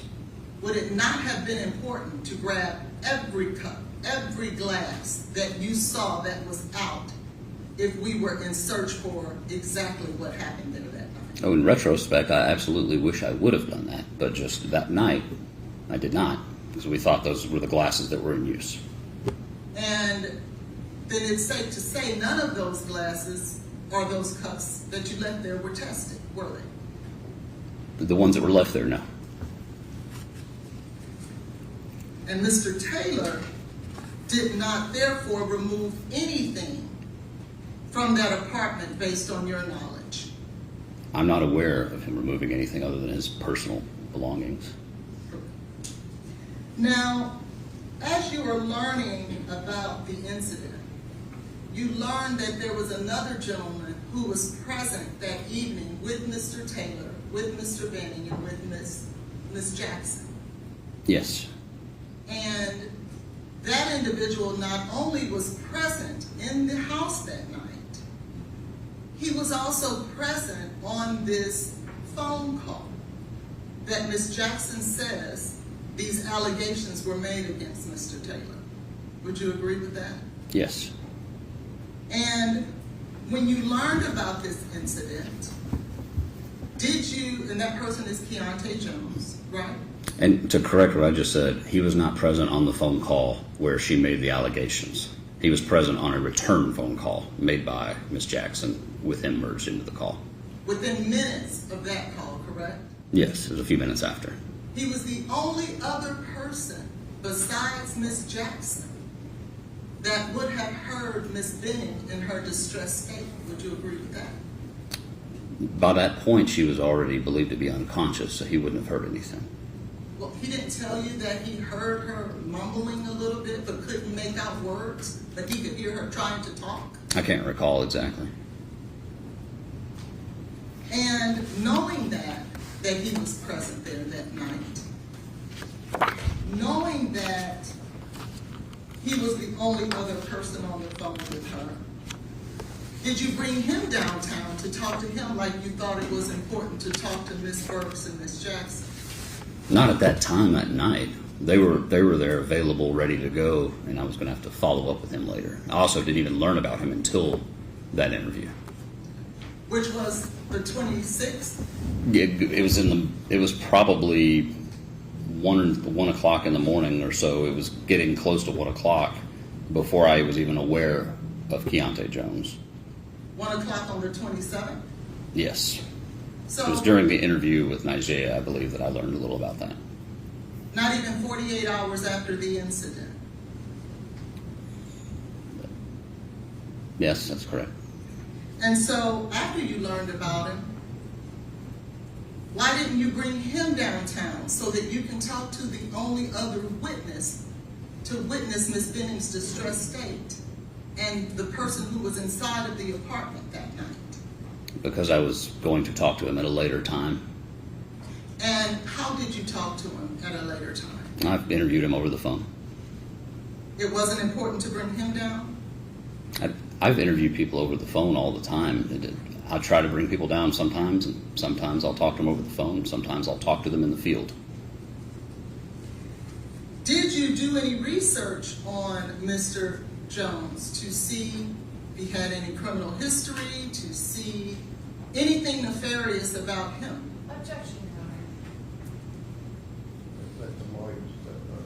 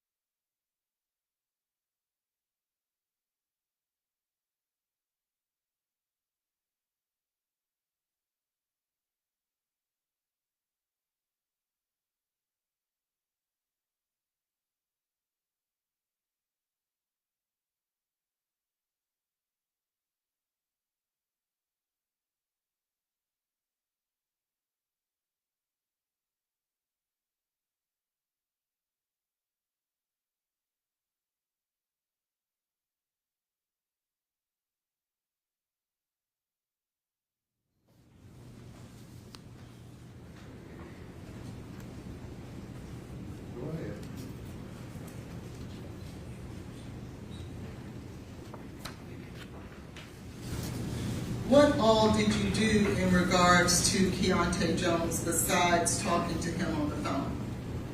I just interviewed him over the phone. Now, after you met with Ms. Burks, you met with Ms. Jackson. Is that right? Yes.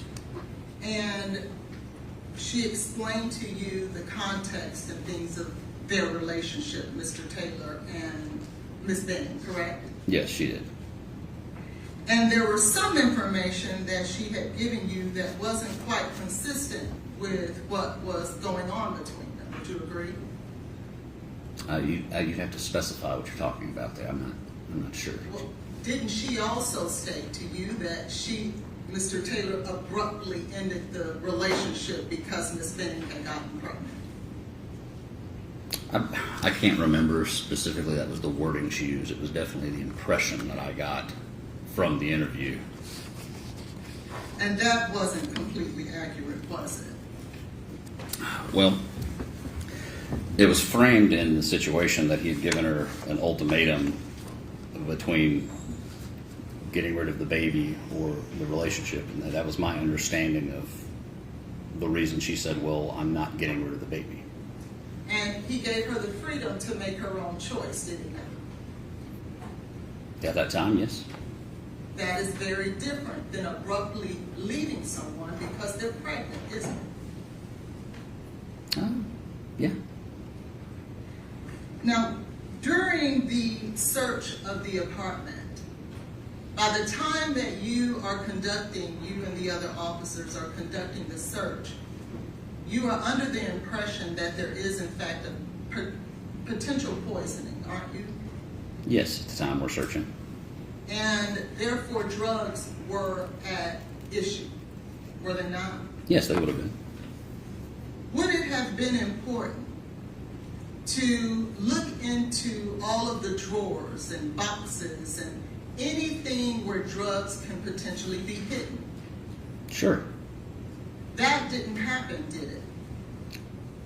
I don't know. I didn't search the entire apartment myself. My entire team was involved in searching, so I feel like we did a fairly thorough search. But I don't know specifically what every single item, every container was opened, because there were several of us conducting the search. You'll agree with me that every box was not looked into. I can't say yes or no to that because I didn't personally search everything in the apartment. Well, you didn't do that, did you? I didn't search everything in the apartment? Yes. No, I personally did not. My team, we conducted the search. You were the lead detective, though, right? Correct. You were running the show. Correct. You didn't instruct those officers who were there to find drugs to look in any place where drugs could be stored. Well, everybody knew that's what we were looking for, any evidence of poisoning. So that's everybody operating under that assumption and understanding. So if you didn't look into every drawer, every box, every container, would that have been an oversight that could have potentially led to more evidence? Potentially, but also potentially not. There was also, if I may, Your Honor,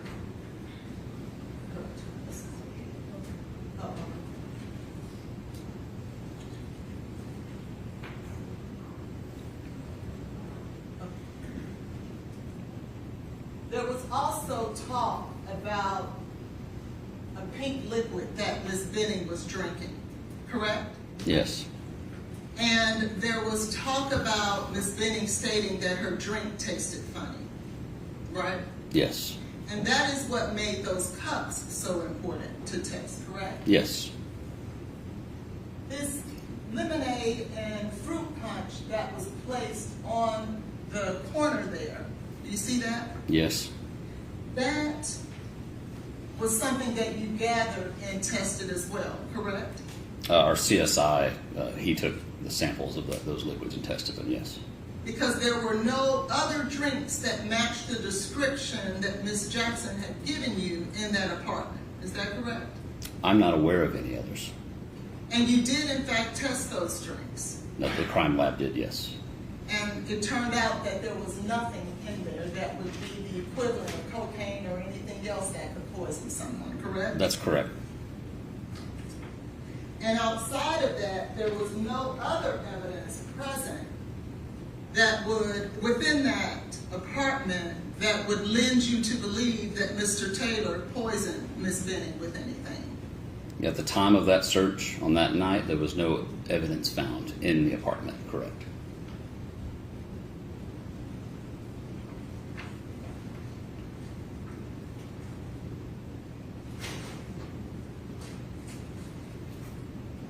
Now, you stated earlier that this investigation was pretty much driven by the search of any type of drug or poison that could have caused Ms. Benning's death, correct?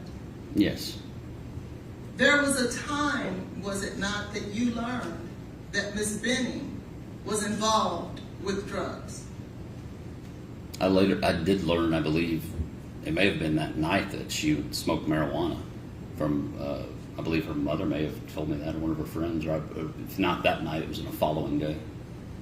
And in fact, you learned that she had met with or was in contact with her drug dealer that day, correct? That day? I would have to refer back to the messages that we looked at earlier. I'm not sure that it was that day or the day before. Did you not find evidence that around 9:37 a.m. that she reached out to her drug dealer and asked, my coworker needs half? Well, operating on the assumption that it was that day on the 25th, yes. Yes. And there was no notation as to what the half was for, was it? Well, it was to the weed man. Well, you also learned through other text messages that she stated, I was able to get mushrooms from the guy who sold me weed. A mushroom bar, yes. So he didn't just sell weed, did he? He sold, from what I could tell from the text messages, he would sell mushroom bars and marijuana. Now, because this is a drug investigation, surely you reached out to that individual, didn't you? To Danny? Yes. No. Why not? I was pursuing the death aspect of the investigation, not the drug investigation against that guy. Would you agree with me that these days, the drug dealers now are masking the drugs they're selling with fentanyl and other things? That is something that happens, yes. And so, if Ms. Benning had come in contact with her drug dealer the very day that she suffered an overdose and or poisoning from drugs, you didn't feel that it was important to contact that individual and talk to him? Well, the context of those text messages, it appeared that he was out of town and declined to service her coworker. I thought. I'd have to refer to them, but I thought I'd have to refer back to the messages, but I got the impression that he said I'm out of town or something to that effect. Or I'll have to hit him back up later or something like that. If you have the messages, I can review them. Would you go ready? He never refused to talk to her. He just said, I'll pick you up or get back with you when I'm free. If that's what the messages said, it was something to that effect. I don't think they ever met looking at the messages, though. Well, you learned that she went to Walmart that day, correct? Yes. And there was nothing that you saw by receipts or bags or anything that she actually went inside of Walmart and purchased anything that day. You didn't see anything like that, did you? I just saw a text message she sent shortly after that saying I picked up stuff to make chicken Alfredo. And that was the only place she stopped after leaving work. But did you search through that to see whether or not that was in fact true? Did I go to Walmart to verify she went to Walmart? No. Well, did you just look to see maybe in her records whether or not there was something purchased at Walmart? No, I went with her text message saying she went to get stuff to make chicken Alfredo. Did you talk to Danny just to see, hey, did you meet up with this young lady this day to eliminate that possibility? No, I didn't follow up with Danny.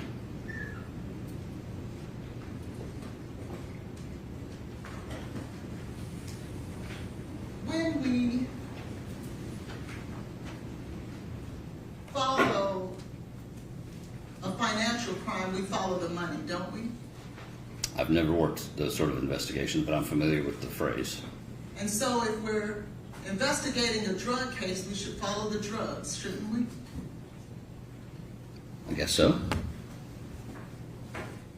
When, additionally that night, did you ascertain or look inside Ms. Benning's phone? That night, no. At some point, did you do that? Yes. Did you uncover certain evidence that would be relevant to the investigation in and of itself? Yes. And one of the things that you were looking for was Ms. Benning's interaction with drugs, correct? Yes.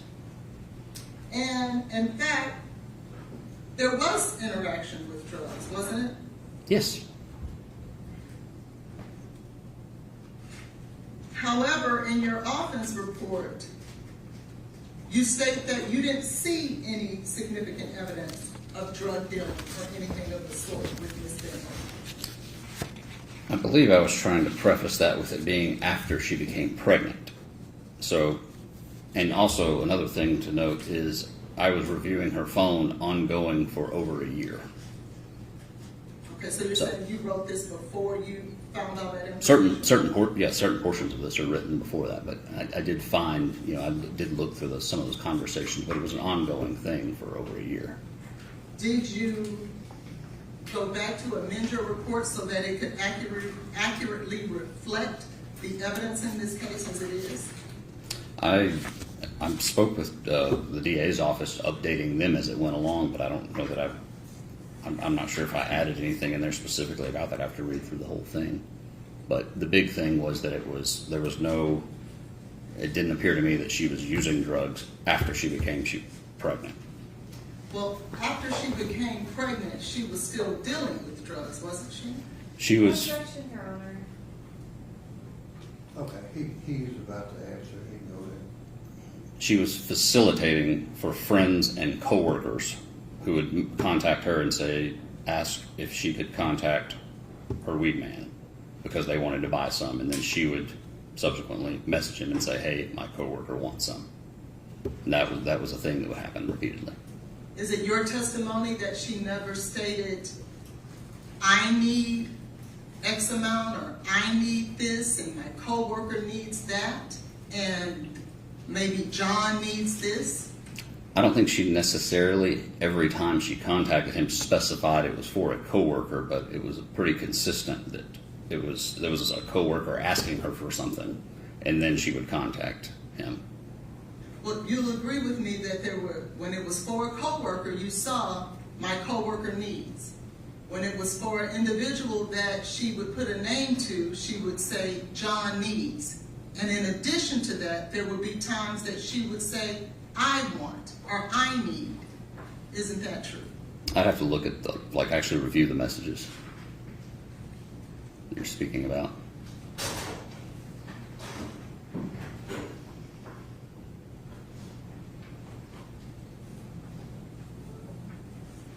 Now, at some point, you also talked to Mr. Taylor, didn't you?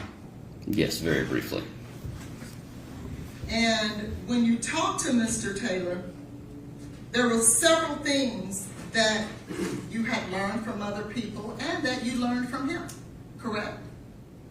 I didn't. When I spoke to him, I don't think I really learned anything from him. It was a very brief conversation. Did you learn through your investigation that this was a date night planned by Ms. Benning? Yes, I knew that. And that turned out to be true, correct? Yes, that was correct. Did you learn through your investigation that there was food that was eaten between them that day, chicken Alfredo and I think it was rolls and cookies? Did you learn that? Yes. Did you learn through your investigation that Ms. Benning had once infused her food with drugs or THC? Yes. Then did you have that food tested to ensure that there was nothing there? I asked about getting the food tested, and I was told that the lab wouldn't do that when we were doing the search warrant. Through your investigation, did you learn that Mr. Taylor had called 911? Yes. And did you learn that although Ms. Jackson and Mr. Jones had heard the distress, heard the dire straits that Ms. Benning was in, yet it was only Mr. Taylor that called 911? Did you learn that? Yes. Did you learn through your investigation that Mr. Taylor had given a rendition that Ms. Benning had vomited? Yes. And did you learn that that was in fact true, that she did in fact vomit? Yes. Did you learn through your investigation that Mr. Taylor, immediately upon going back to work, informed the Titans that he had come in contact with law enforcement? Yeah, it was. I understood that he notified him that on the day of the 26th. And he did that, you learned, because that was what was required of him. Yes. And when you talked with the Titans employees, because you talked to several of them, didn't you? Yes, several months later. And you learned that none of them, or at least I should say all of them, stated that Mr. Taylor did not drink and or did drugs, or they had no evidence of that, because you asked that question, didn't you? Yes. And all of them gave you the answer of he was not involved with drugs and or drinking. Correct, yeah. And in fact, throughout your entire investigation, did you ever learn that Mr. Taylor himself, while he was dating Ms. Benning, well, I'll rephrase that. Let's go to the night in question. Did you learn that within 60 seconds of the distress phone call to Ms. Jackson, that Ms. Benning was taking selfies of her and Mr. Taylor? Yes, they were. I don't know about the exact time frame. I know it was very close, within minutes, just before it happened. Within 60 seconds, correct? I'd have to look at the timestamps, but like I said, I concede that it was very close in time. And do you remember, these were some of the photographs that were there? Yes, I believe there was about a dozen taken. Correct, that's one. That's another, correct? Mm-hmm.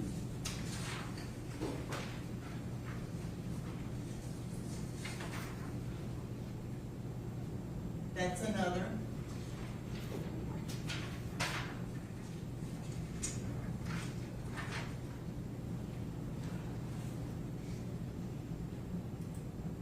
That was another.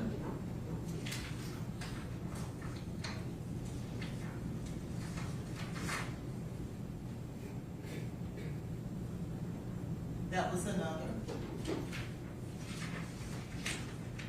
And so you learn that all of these selfies were taken by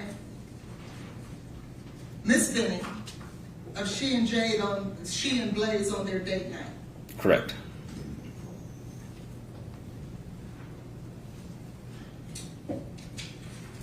At some point in your investigation, you had spoken with a Dr. Brucalari. Do you remember that?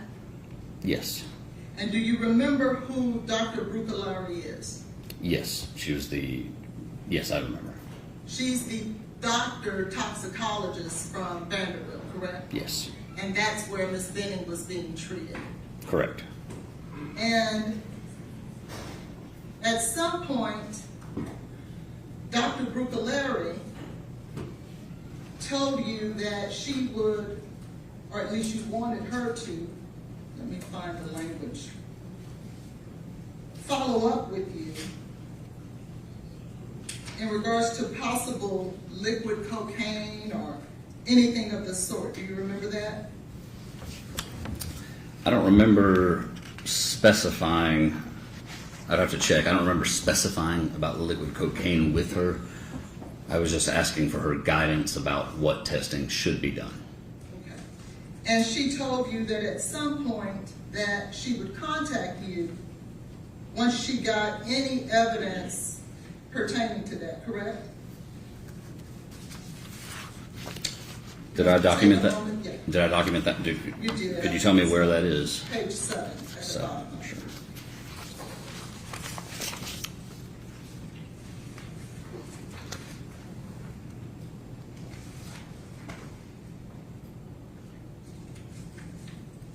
And I may be off the page, but let me find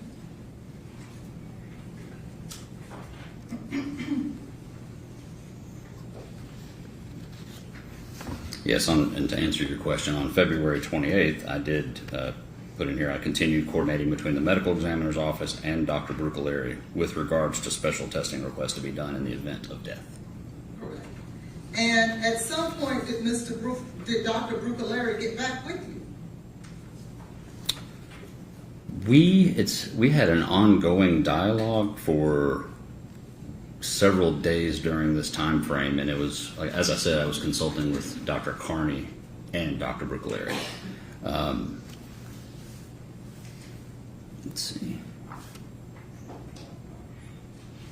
So there was continued communication with us. And at some point, did she get back with you as she promised? Because she was the toxicologist on this case that you were consulting, was she not? Yes, we definitely spoke again after that. And did she share with you that she had no explanation in regards to the cocaethylene that was present in Ms. Benning's blood? Objection, Your Honor. What's your objection? There's no cocoa-ethylene in her blood. Okay, you're asking what someone told him, I'm asking, as a result of his investigation, did he learn or that? is he relying on what someone told him? Yes, in his, I'll sustain the objection. who did you consult with in regards to the drugs in Ms. Benning's body? After the point that she physically passed away, I primarily consulted with Dr. Carney. And so you did not consult with the toxicologist that actually was involved in the case from the ongoing at Vanderbilt any further? As I said before, I talked with her again after that, but at the point that Miss Benning did physically pass away, it was essentially Dr. Carney was my primary point of contact, because she too, from us talking, was going to be in contact with the toxicology in the various labs, because I don't know how to interpret the lab results the way a physician does, a forensic pathologist. Well, and that same forensic pathologist that you're speaking about did not rule this case a homicide, did she? No, she ruled it undetermined.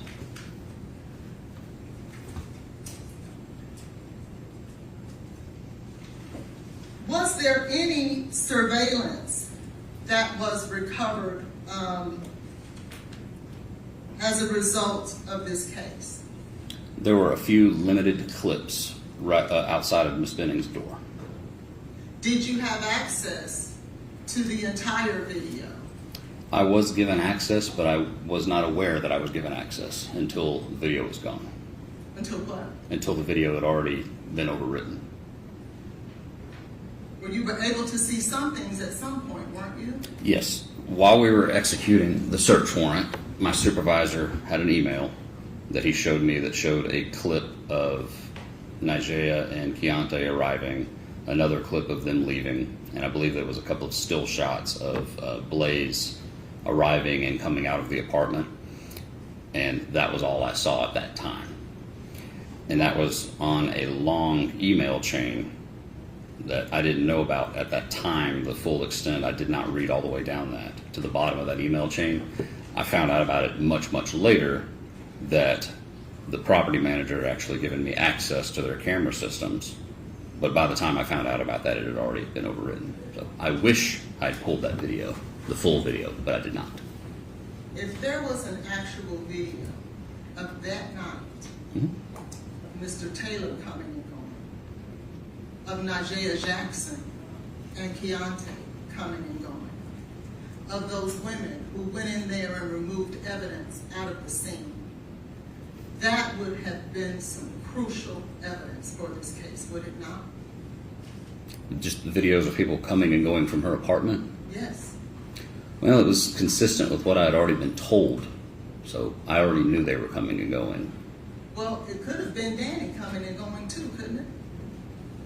I have no reason to think that. But in a homicide investigation, you didn't secure to ensure that any surveillance was in fact captured. No, I did not. You were also told that the women who went in there and removed crucial evidence was told to do so by Ms. Franklin's son, who's a police officer. I wasn't clear on who the relative was, but I was told a law enforcement officer out of state had advised to do that. Did you check to see if there was in fact a law enforcement officer who instructed 4 women to go into a crime scene and remove evidence without the assistance of the police? I did not follow up with that police officer, no. Would you have thought that that would have been important to find out who instructed them to do that? Because it somewhat contaminated your scene, didn't it? It was my position at the time that that comforter should have been recovered earlier in the night by police with our department, and I didn't feel that their actions were inappropriate given that some other investigators with our department didn't go seize that comforter earlier in the night. Let me ask you this. If Mr. Taylor would have gone in there and removed evidence out of the scene, would you feel the same way? Oh, no, not at all.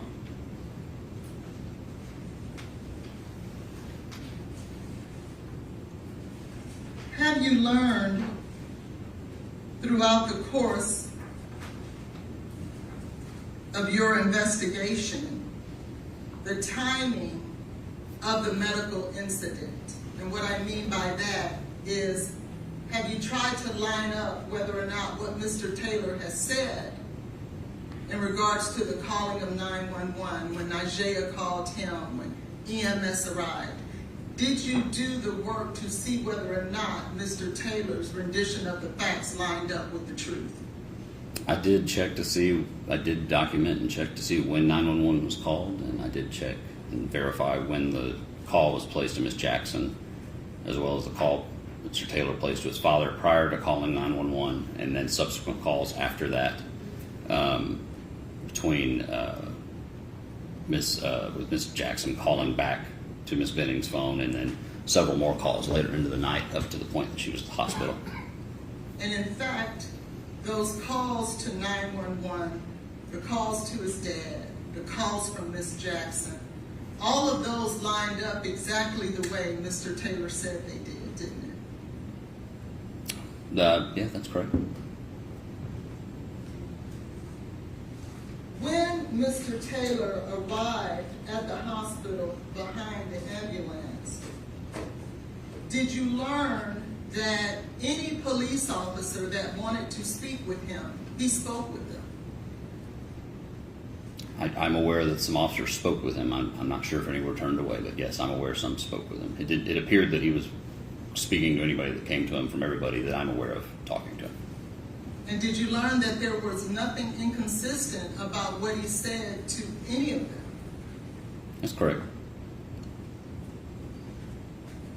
Did you learn that he stayed there the entire time until he was told to leave? Yes.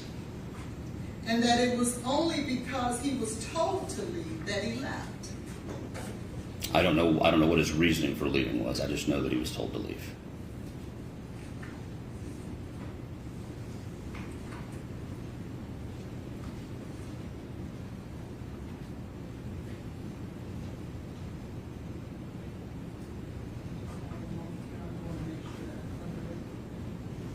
In your investigation, you have just testified about Mr. Taylor talking to another woman. Yes. Mr. Taylor was not the only person in this relationship that was talking to someone else romantically, was he? There was definitely several references to prior incidents with her seeing other men. In fact, it was instances where Ms. Benning was dating Mr. Taylor and someone else at the same time. I'm sorry? When you looked through Ms. Benning's phone, did you see that she too was dating someone else at the same time that she was dating Mr. Taylor? I didn't get the impression that she was necessarily dating anyone else. I know she had guy friends that she would talk to and an ex-boyfriend that she was still close to who lived out of state. And I'm aware she went and visited California with a friend and met up with a guy out there, but I don't know that they were in a dating relationship. Certainly you saw and read text messages that would suggest that she was romantically interested in other men. Objection, Your Honor. The state submits there's not a basis for this question. Your Honor, the state may Without be heard. adding all of your adjectives, rephrase your question. Ms. Benning, well, let me say this. Mr. Taylor was not the only one in this relationship who were seeing other people. I don't know that Miss Benning was dating anybody else romantically, for certain, no. Did you see any romantic text messages or pictures being sent? Objection, Your Honor. This has been asked and answered. He doesn't. I don't see that. Do you know of any? I didn't remember seeing any that I specifically think that made me think, okay, she's dating this person also. I definitely saw some like friendly text messages with an ex and things like that, but I didn't get the impression there was a current relationship going.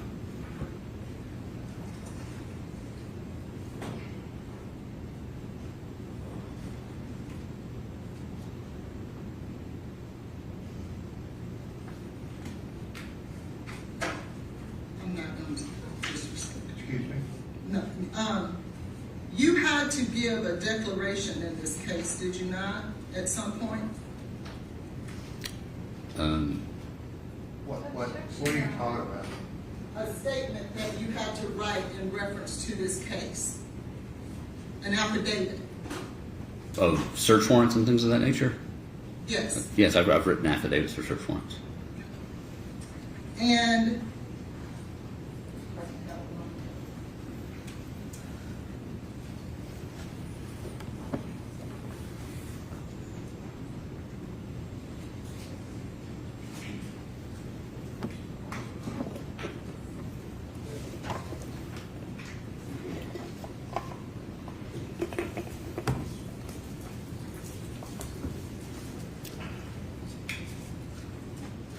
I'm objecting to the relevance if she's following up with question about that.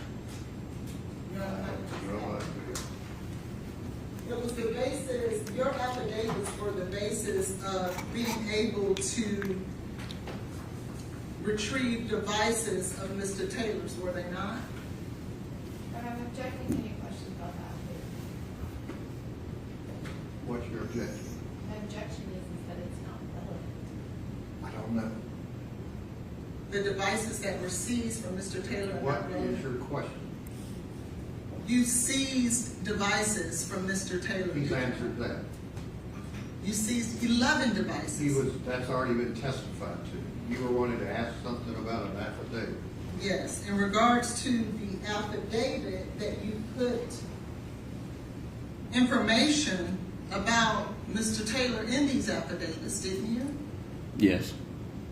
And some of the things that you put in your affidavits weren't in fact true, were they? I would say everything should be true to the best of my knowledge at the time that I wrote it. Now, if there's something that I found out that differs later, but at the time that I drafted those, everything should have been true to the best of my knowledge. Well, Objection, Your Honor, to the relevance. I don't know. It'd be relevant if he's lied. Are you saying he's lied in an affidavit? yes, Your Honor. All right, well, ask him about it.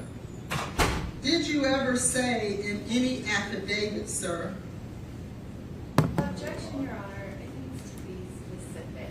Any Well, affidavit. I think she's gonna show us here in a minute and show the witness. thank you.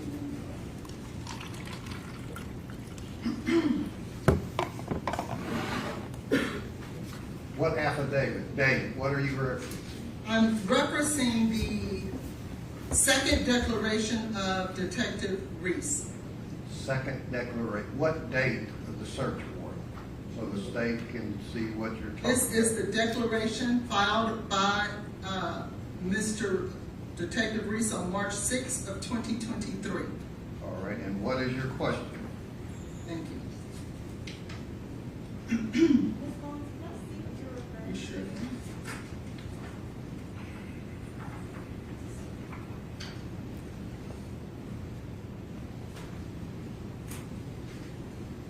In your declaration,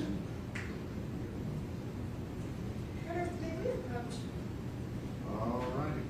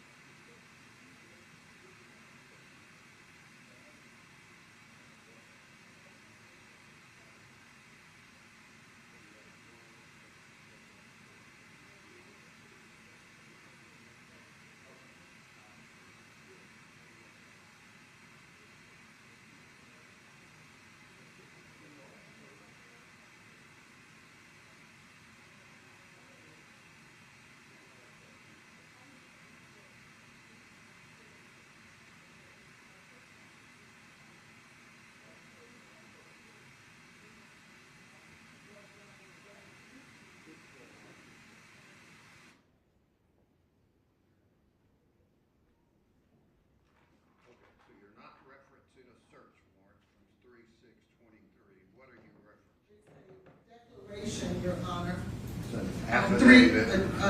An affidavit of Detective Reese. Okay, so what is your question about?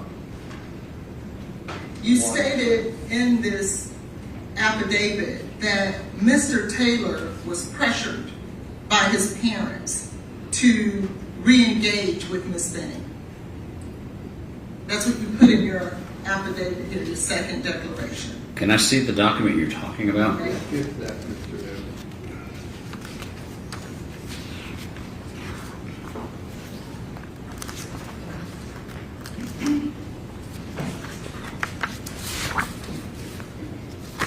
At the top of the page, you've got the right page. And 14, let me see. Let me see.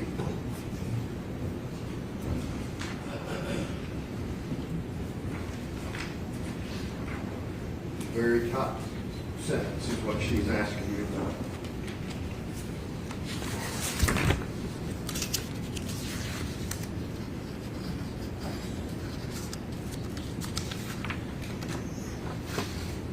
The very top sentence. I know, sir. I was reading the previous. Yes. So, yes, this says Jackson, which is Isaiah Jackson, believed the following end of their relationship. Following the end of the relationship, Taylor was pressured by his parents to resume his relationship with Benning. So you got that information from Ms. Jackson? Yes, as you can tell by the sentence. Was that a lie? No, I mean, I think now I don't believe that was the case, but the information given at that time, that was what was believed to be accurate. He said Yes. it's not. Thank you.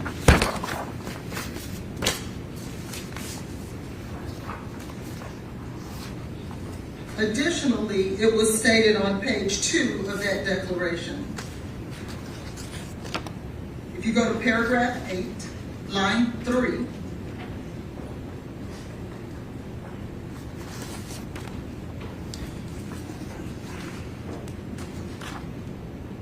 Page 2. I know, I was just trying to see what this document is. It doesn't look familiar to me. You not know what it is? is that your signature on the last page? It is. I'm just looking to see what the document was, so I'm aware. So, okay. So page 2. Paragraph 8, second sentence, starting with during the interview.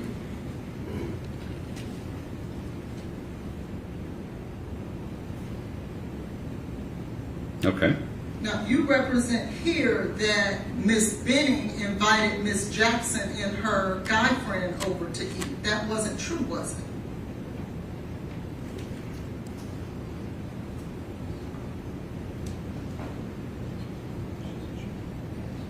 So my sentence says, during the interview, Jackson said she went to Benning's residence with a male friend after Benning invited them to eat dinner with her and Taylor. And I know from her text messages, Isaiah referenced wanting to get a plate, and Jade was inviting to her. I don't know if she said, I don't know the exact verbiage she used, but she was receptive to them coming to get a plate. But it was actually Ms. Jackson who asked Ms. Benning if she could come get a plate and if Keontae could get a plate too, correct? I don't remember the exact wording, but it seemed to be a mutual friendly invitation, sort of, you know, you're welcome to come by sort of thing to me when I read it.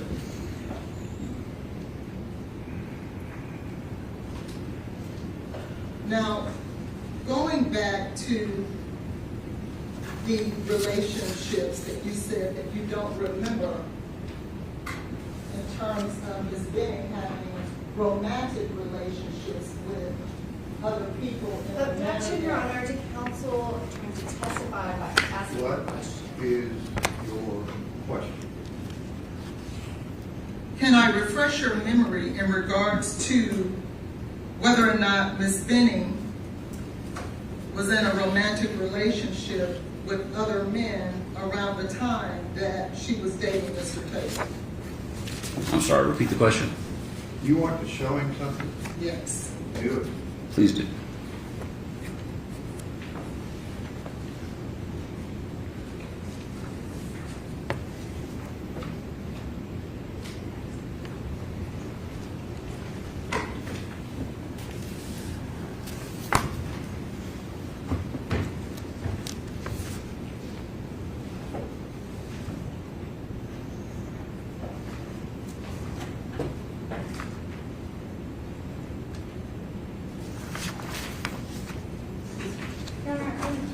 objecting to the question asked by counsel. The text messages she submitted are not during the time frame of this incident.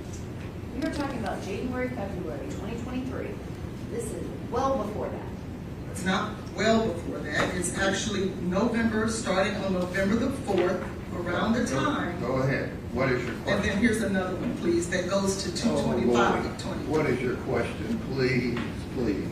Wasn't Ms. Benning involved with other men? Having looked at that, does that change, was Ms. Benning, from your perspective, involved with other men? I don't know who these messages are between. I don't know the other person on this. On this particular chain here. So then you're stating then that you have no knowledge, although you've gone through Ms. Benning's phone, of her dating other men besides Mr. Taylor around the time that she was dating Mr. Taylor. Is that your testimony? So looking at this, this text thread begins about a week after it appeared that their relationship was coming to an end, or around the same time their relationship was coming to an end. But yeah, they're definitely flirtatious in nature, I would agree. They're a little bit more than flirtatious in nature, would you agree? I would say they're flirtatious. When Mr. Taylor relocated to Utah, he didn't just up and leave and go to Utah, did he? No, it was several months after this, I believe. I don't know the exact date he moved, but I know he got a new job out there.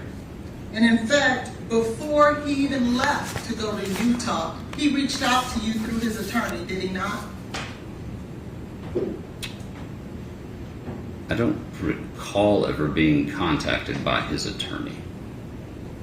You don't recall Ms. Brittle contacting you, letting you know and asking if it was okay, and to leave the phone number of Mr. Taylor so that if you needed him, you could contact him? I don't recall that. I recall calling her at one point to And ask her a question. Did you call her in regards to Mr. Taylor? Yes. And did she answer your questions? Oh, I just was asking I was asking something about whether they were still representing him because he was no longer employed with the Titans, and she said yes. And I think I asked her something about their defense investigator. And in fact, you learned that Ms. Jackson was worried because that investigator was reaching out to her. To the hearsay? I'll sustain the objection. Well, isn't it true that when you arrested Mr. Taylor, he reminded you, hey, I reached out to you and told you, you could have just called me and I would have turned myself in. You remember that conversation? I didn't arrest him. Are you referring to when I attempted to speak to him? When you attempted to speak to him in Utah before he was extradited back here. I just remember him saying, when I read him his rights, him saying, I'll just have my lawyer sort it out. I don't remember the full everything that was said. It was very brief, just a few moments. And so it's your testimony that you have no recollection of him informing you before he left through his attorney that, is it okay for me to go to Utah and this is where I'll be? I definitely do not remember anybody asking if it was okay for him to go to Utah, because I learned of that through Jade Benning's family. I don't recall anybody ever telling me from his camp that he was going to Utah. And finally, Detective Reese, throughout your entire investigation in regards to this case, you have yet to learn one thing that is inconsistent with Mr. Taylor and what he has shared as his rendition of the events, have you? No, the totality of the investigation is contradictory to his story. I'm not speaking of your impression. I'm speaking of what Mr. Taylor has said and done. There has been nothing inconsistent with that. You mean the statements he has made? Correct. Correct. He maintained the same story. Thank you. You redirect. Messages that were just handed to you that was inferred that Ms. Benning was dating someone else, these all precede January of 2023. Is that correct? Yes, they do. And it is during the time when she is not even seeing Mr. Taylor. Is that correct? The timestamp on the first page they sent me is on September 30th. And then there's a few more messages throughout October. And then there's one on November 3rd, 4th. Again, she didn't ask you for the dates. She just asked, was it during the time frame they were It was dating? not during the time frame that Mr. Taylor reconnected with Ms. Benning at Correct. the beginning of He 2023. said correct. Correct. Yes. And your investigation, did it uncover any evidence that Ms. Benning was trying to self-harm herself or her unborn baby? No. Did it reveal the opposite? Yes. And specifically, what you're looking for in the apartment, were you expecting to find a bottle of poison sitting out on the counter? No.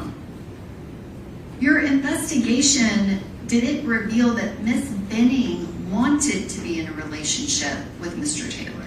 Yes. And when she asked you if Mr. Taylor had said anything inconsistent, you reviewed the body-worn camera footage and his statements to the officers and Detective Smith at the hospital. Is that correct?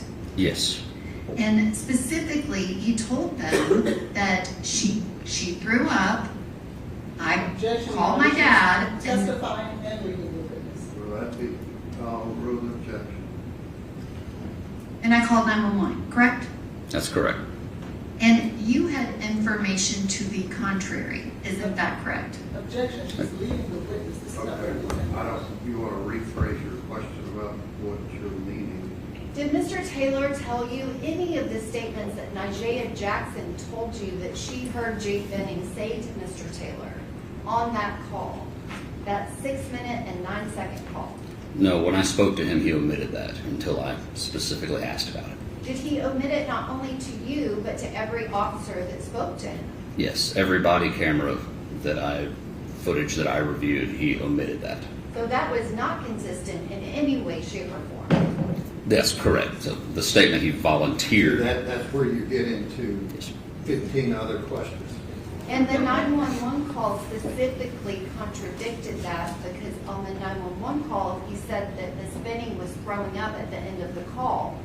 When everything else he said before is she threw up, I called my dad, I called She's 911. testifying Okay, and hang on. reading. What is your question, if you can narrow it down a little bit? My question is, you had information to the contrary, correct? Yes, well, I'm sorry. Could you rephrase that? I'm sorry. Your question. Detective Reese, on the 911 call, he said that's when she threw up, correct? Yes, I remember hearing him say she threw up on the 911 call. And he told the officers, all three of them at the hospital, she threw up, I called my dad, then I called 911. That's correct. And Your Honor, if I can show Detective Reese a portion of exhibit with Tom Miller, it is exhibit 29.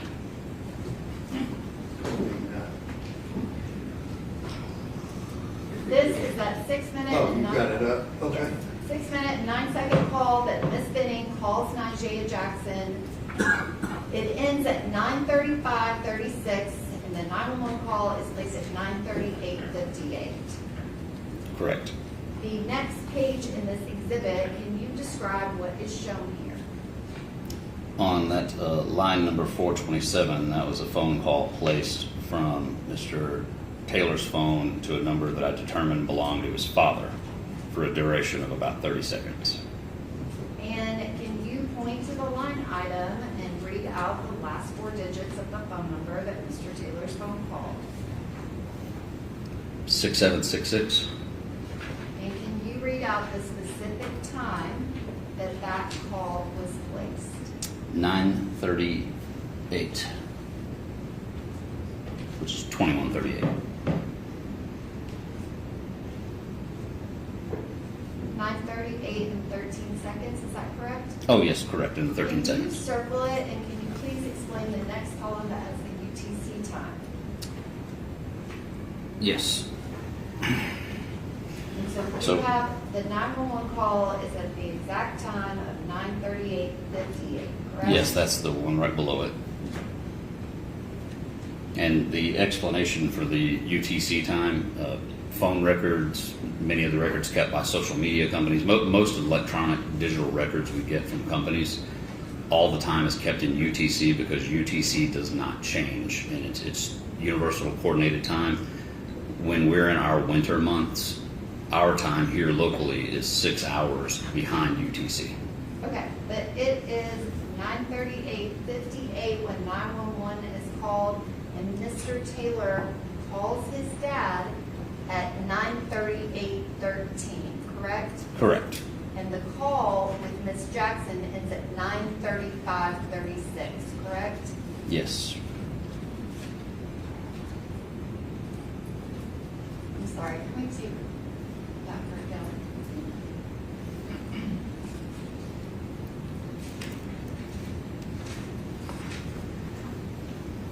Detective Reese, you were asked about different types of drugs in your conversations with the toxicologist.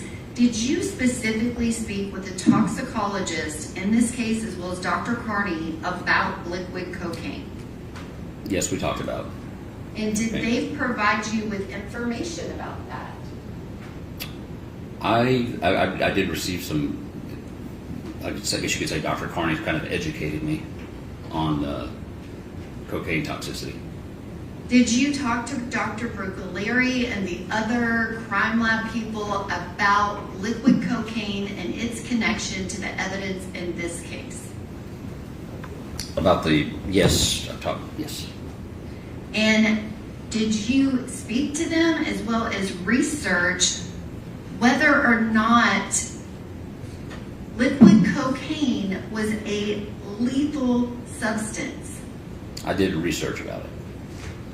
And what did your investigation reveal about if you put liquid cocaine in someone's drink? That it is highly dangerous. And when you say dangerous, what do you mean? Can cause severe medical consequences. It listed off various things, but it seemed anything from serious medical problems to death. And her questioning included asking you about an affidavit. That affidavit was from March 6th of 2023. Is that correct? Just the date of the affidavit. Yes.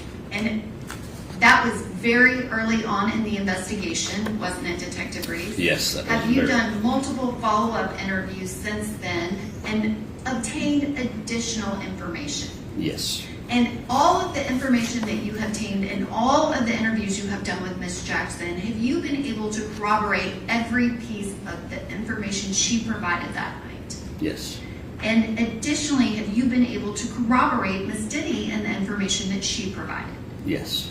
And you were contacted by a defense investigator before Mr. Taylor moved away from Nashville, Tennessee.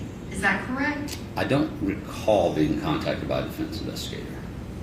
Okay, but you said that there was an attorney that contacted you while he was here, before he went to Utah. No, I said I contacted his attorney.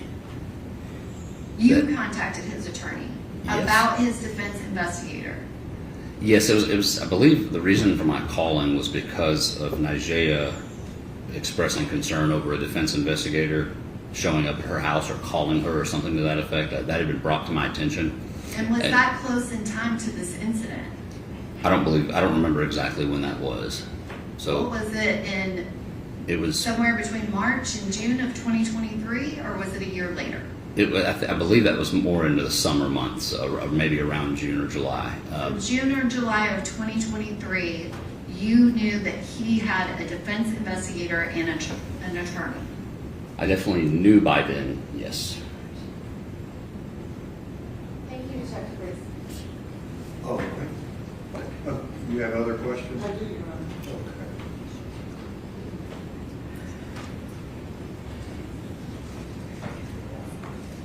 Okay. There was some talk on redirect What is your about question?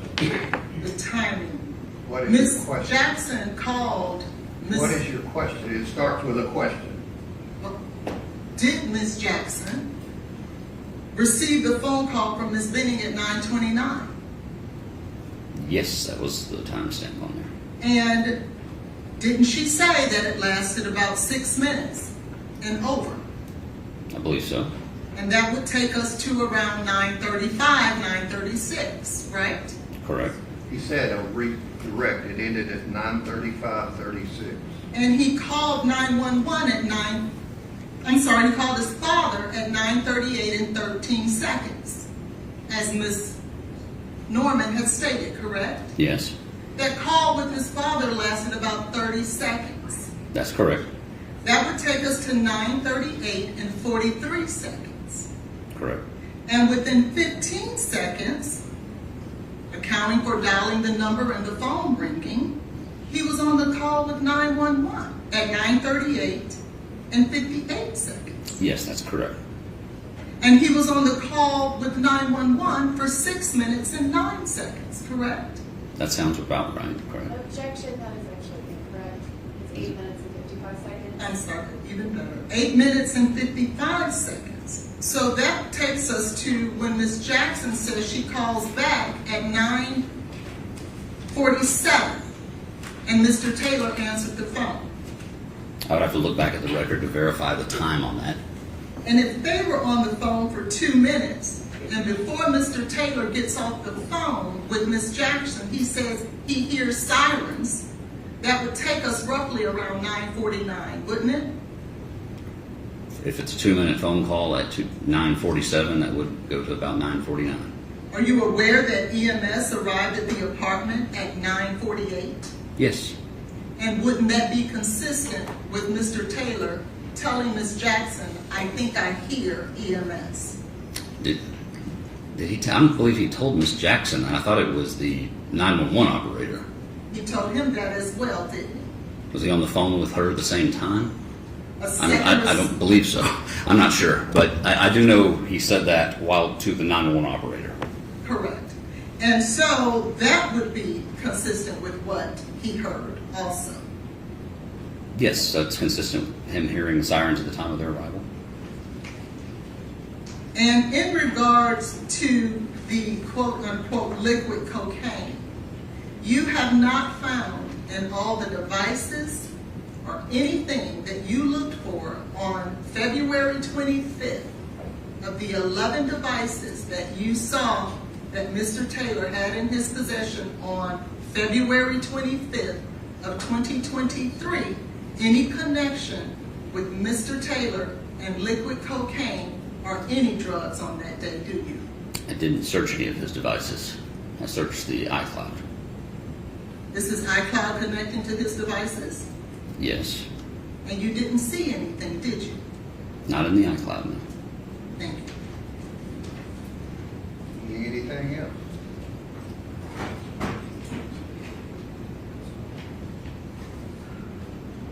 No, Your Honor. Thank you, sir. You can step down. Witness.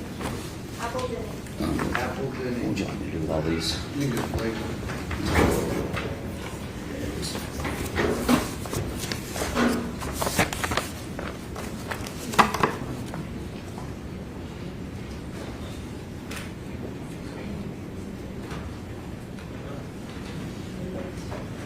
Judge, may we approach before I begin? Okay.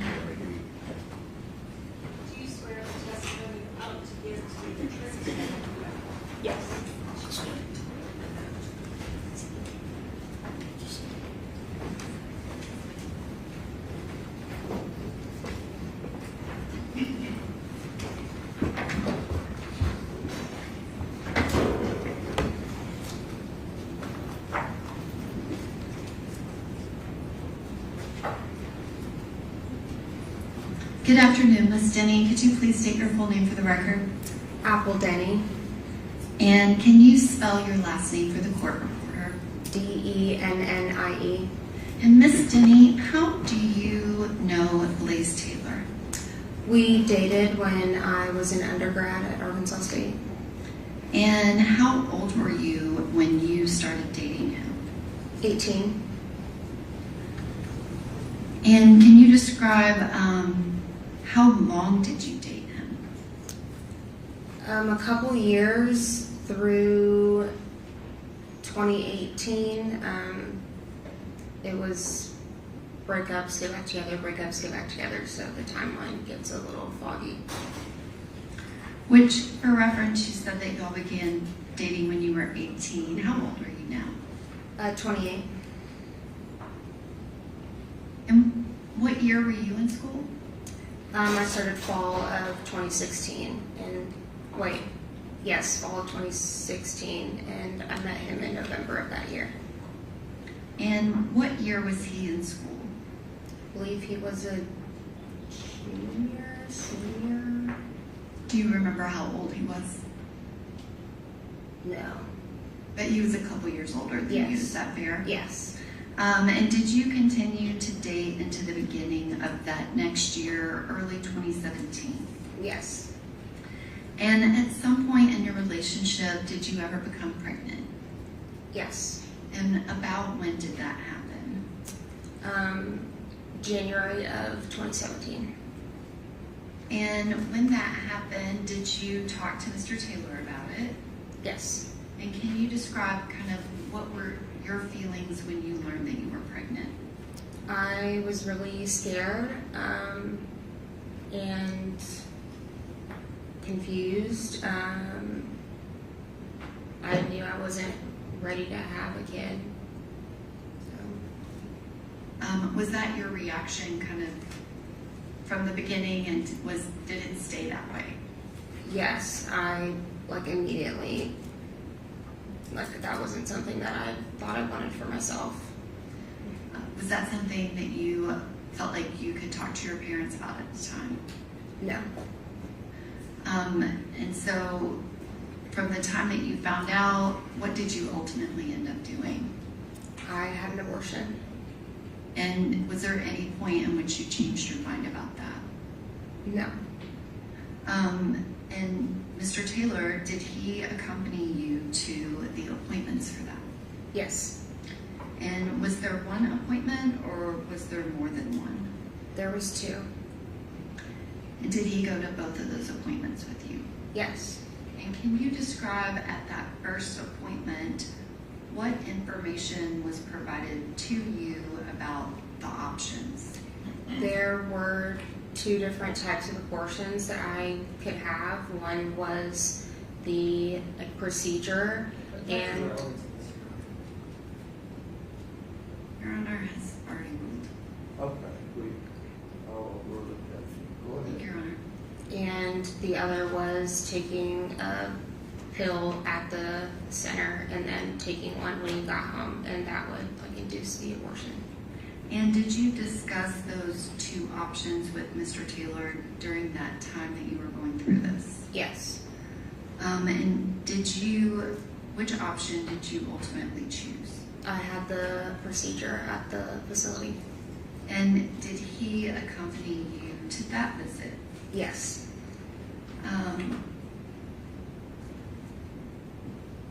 And at any point did you meet his parents? Yes. Did y'all continue to date after that? Mm-hmm. And you said that you broke up, but then you would get back together. Yes. And when you broke up, was there anyone in particular that he might have dated while you were broken up? Yes. And who was that? Her name was Xavier. And what was her last name? Winford. Did you know Miss Winford? Yes, and not personally, but I knew her through him, and we had a few interactions. And can you describe what was your understanding of his relationship with her? Someone that he dated before he met me, or didn't date. He said they were never together, that he would never bring her home to his parents, and that she was crazy, and that I needed to block her, and it was kind of that situation. And at some point, did he come to you and talk to you about something that happened with her? Yes. And what was it that he came to tell you about? That he got her pregnant. And what was the time frame that this occurred? This was the summer of 2017. And what was his demeanor like when he came to you to tell you about this? Very erratic. He was upset, didn't want to have a baby with her. That's what he was telling me, that this was something that he couldn't do. Was that a different reaction than he had when you told him you were pregnant, but you did not want to keep the baby? Yes, it was flipped. How I was panicked the first time around, and he was freaking out when it was her. And when you say he was freaking out, how did he act when he was panicked?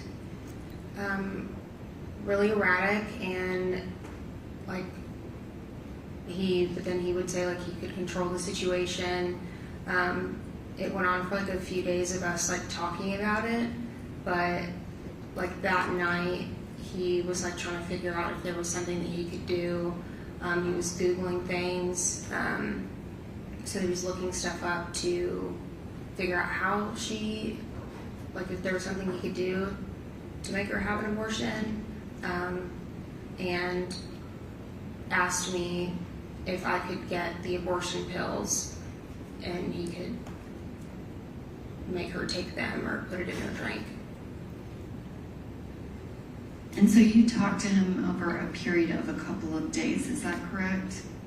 Yes. And what was he telling you?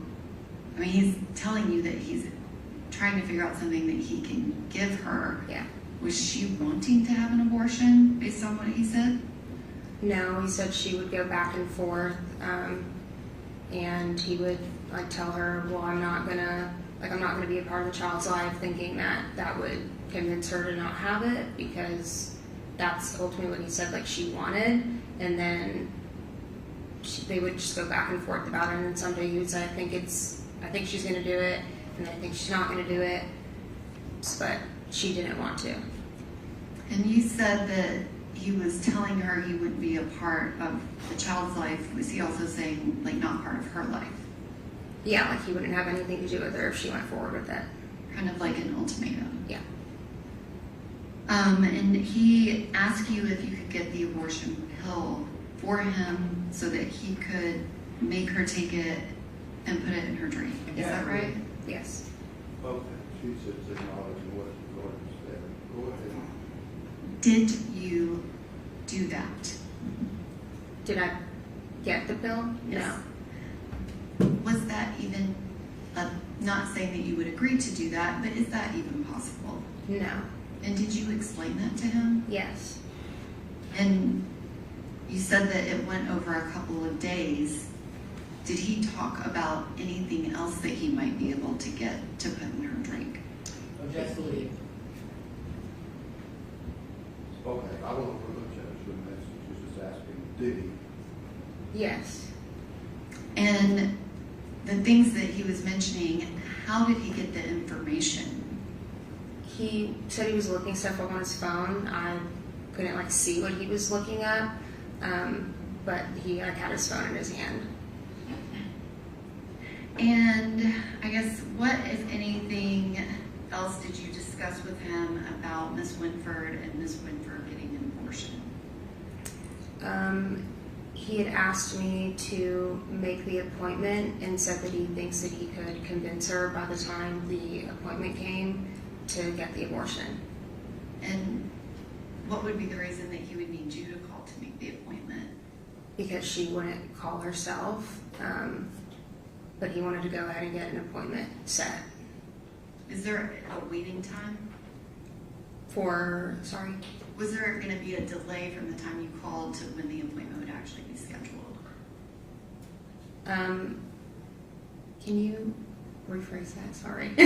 You said that he wanted you to schedule the appointment Yeah. because he thought he could convince her to do it and didn't want her to change her mind. Yeah. I'm asking if there was going to be like a time period. Yes. And he didn't want, like, they were booked, so he didn't want her to finally decide to and then not be able to get it. And did you agree and call and schedule that appointment? Yes. And did you pretend to be her? Yes. And do you know if she went to the appointment that you scheduled? Yes. I assume it was that appointment. And you said you assume. I guess, do you know what ultimately happened with that pregnancy? Yes, that she had an abortion. That's what I was told. And do you know, did Mr. Taylor continue to see Ms. Winford after that time frame? That would have been summer of 2017. Yes. And do you have any knowledge if he's continued to see her since then? Yes, I have assumed so. Objection, no basis for that. It was just personal. Okay, I'll strike that if she just thinks so. Do you have any knowledge about that? I saw a post of her at a game, Object to that. and I was, Okay, hang on just a second. Do you care to be heard? Judge, I'm just asking if she has personal knowledge of the two of them being together. When it was something was taken or when it was posted, she doesn't know that. Okay. All right, go ahead. Did you know Jade Benning prior to February 25th of 2023? I knew of her. We had had some message exchanges on social media. Like, she told me happy birthday, vice versa. And what was the connection between you and Jade Benning? She was in a similar area. Like, the Little Rock area is pretty small, so like a lot of my friends grew up with her. So we kind of just would see each other on social media and connected that way, but I never met her in person. So she was kind of the social media connected friend of other friends. Yes. Did you both participate in the same athletic sport?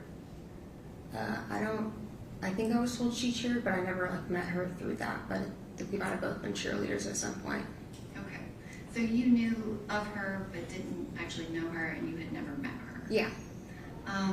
How did you hear about what ultimately happened to Jade Benning? Two of my friends had said that they needed to talk to me and called me and told me about what happened. And when you say they told you about what happened, about what was the timing of this? From when the incident happened, Ms. Benning passed away, was it before she passed away? Yes, she was still in the hospital at this point. And so that would have been kind of right after this incident. Yes. When you say they told you what happened, what kind of information did you get? I don't remember like verbatim, but they told me that they thought that or were told that he might have poisoned her or something of the sort, but they like didn't have details and that she was in the hospital and they were like keeping her on life support, I think, until her birthday. Yeah. And when you heard that, what did you do? Like immediately after the phone call, or I guess kind of connected to Ms. Benning in this case and how you ended up here today. Well, like I talked to them, they knew about the situation with Xavier in the past, and I want to say maybe a few days later, my friend Ariane had reached back out to me and asked if like I wanted to connect with Miss Bridget, and I said yes, that's fine. I'm open to helping in any way that I can. And then Miss Bridget reached out to me, and then from there it was Detective Reese and so on and so forth. And did you talk to Detective Reese and provide him with the information that you've just testified about? Yes. And then did you also meet with Detective Reese, and myself, and Deputy Moore, and Ms. Houston? Yes. In Arkansas? Mm-hmm. And Did you provide us with that information as well? Yes. If I can have just one moment.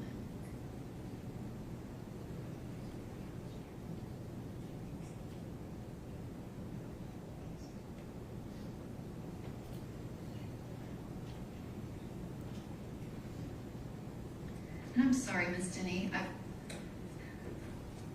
feel like you said that they told you about Jade. Mm-hmm. When they told you about Jade, what was your understanding of whether, like, what her condition was?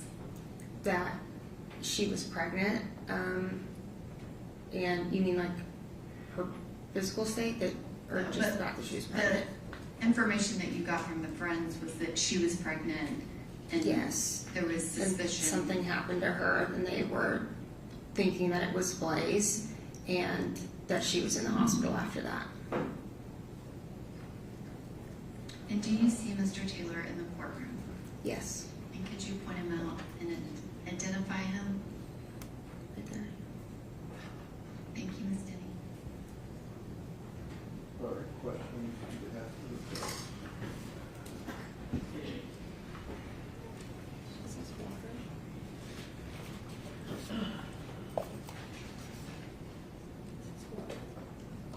Yeah, you can turn that top. There you go.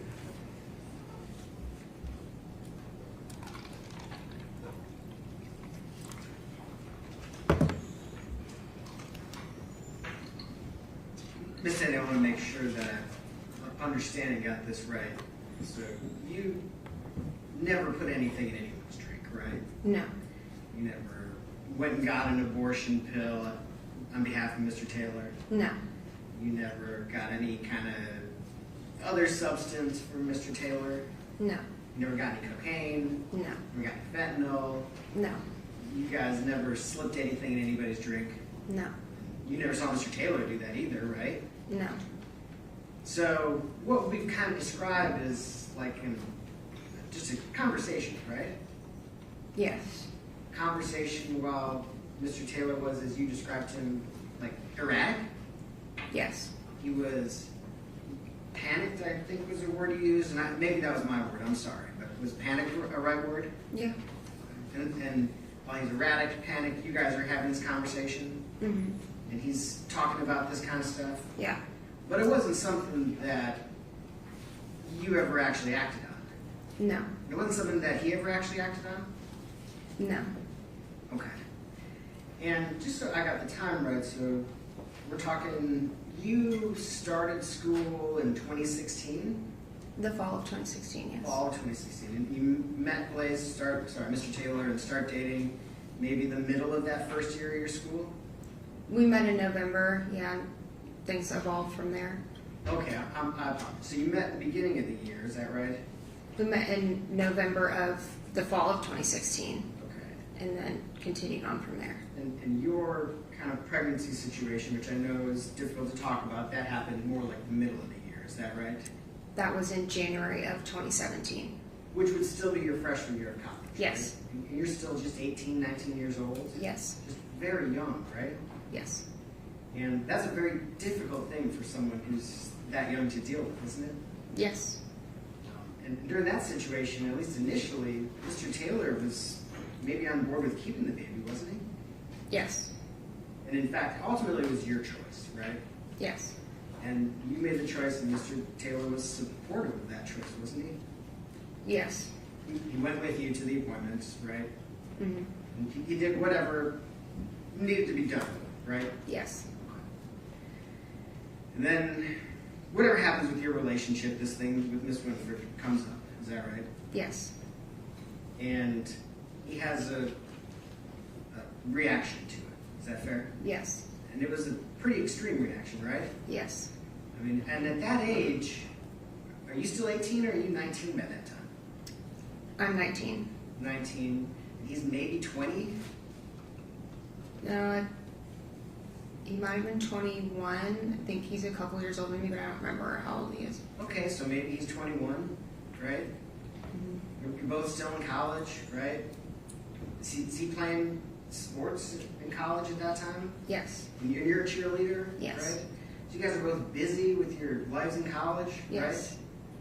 right? And this pregnancy was a scary thing for him, right? Mine or Xavier's. yes. And he confided in you in a way that he was really terrified, right? Yes. So that conversation, the words that I wrote down is the conversation you had where he's asking you about getting an abortion pill, where that night, was there something we could do? So that was the first night that he finds out about it, right? It might have been the first night. I'm not 100% sure if it was that very first night or the second night. But I know it was shortly after, like, this was unfolding and he found out. Sure, really a quick, immediate reaction right after he finds out, right? Yes. And so he's talking about these kind of crazy things like, can you go get an abortion pill for her, right? Yes. And this says something else crazy like, is there something we can put in her drink, right? Yes. That's what you're saying. And then that was kind of the end of it. Like, you have a couple crazy conversations and there's no more, right? That I remember, yeah. Okay. And certainly this, I mean, you're here 10 years later talking about it. You might have, if you had done something, if someone had acted on it, if it had been a big deal, this would have been kind of seared into your brain, right? Yeah, I suppose so. Okay. And you're doing your best here to give us your recollection, right?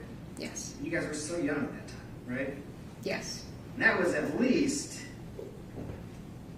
6-7 years before 2023. Mm-hmm. Long before that. Okay. Thank you, Ms. Taylor.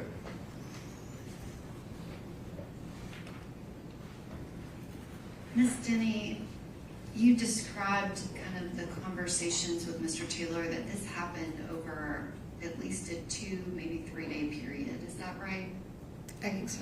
Mm-hmm. And he was saying like, oh, this is a crazy thought. This conversation continued over those couple of days. Isn't that right? Yes. And is it correct to say that you were trying to talk him out of it? Yes. He was very adamant of trying to find something to do it. Yes. Objection.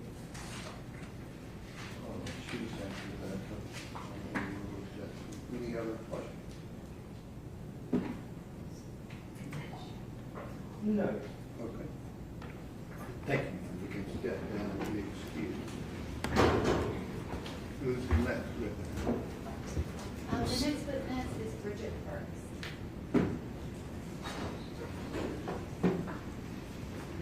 Bridget Burks.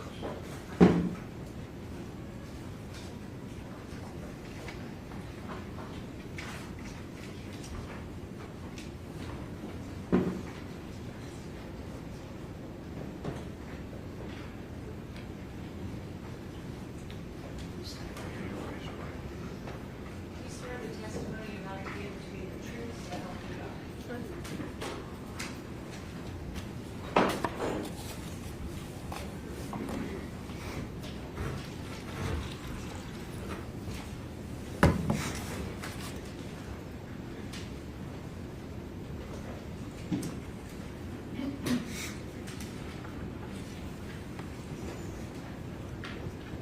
Good afternoon, Ms. Burks. Good afternoon. You please state your full name for the record. Bridget Benning Burks. And Ms. Burks, are you the mother of Jade Tristan Benning? Yes. And can you describe when was Jade Benning born? Jade was born on March 6, 1998. Do me a favor, just pull that base of that mic over there where you're situated. Okay. Ms. Burks, did Ms. Benning have any siblings? She had one. And who is that? Well, actually, let me correct that. She had 2 stepbrothers, and then she had 1 half-sister. Was she your only daughter? She was my only child. And when you had Jade, where were you living? Little Rock, Arkansas. And is that where you lived when she grew up? Yes. And can you describe your relationship with your daughter, especially as she's growing up in high school and college and kind of that time before she moved to Nashville?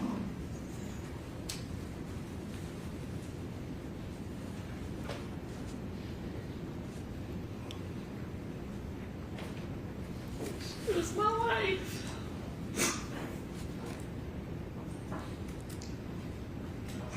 Everything I did was for her. From cheer competitions, high school cheer, supporting her through her culinary, and even supporting her move to Nashville. Did you want her to move to Nashville? No. And can you describe how often would you and Jade communicate? We text a whole lot. This generation likes to text versus talk, but pretty much every day. And can you describe your relationship with Jade? Obviously, every mother-daughter relationship is very different. Did she tell you things and confide in you about what was going on in her life? Most things. There's always things that a child's not gonna. Was she fairly forthcoming and Yes. kind of included you in details about friends and if she was dating someone and things like that? Yes. And can you describe when she moved to Nashville? Where did she start living initially? Like what time frame was that when she moved here? She actually left Arkansas about the last week of 2021 because she was starting January 1st, 2022 at her new job. And can you describe, was she excited to start as a chef? Very excited. Did you come and visit her here in Nashville? Yes. And what, if anything, do you know about Miss Jade Jackson? She's my second child. She's my adopted daughter. Is it fair to say that her and Jade have been friends almost their entire lives? Yes. And were you aware of how close they were when they were both living here in Nashville? Yes. And kind of preface question, did your daughter have any allergies? None. No, any allergies of any kind? No. That time frame, which you know now when she met Blaise Taylor, did she tell you about him in that time frame of August of 2022? Yes. And can you describe how much information did she give you? Not a lot. And can you describe when did you find out that your daughter Jade was expecting the baby?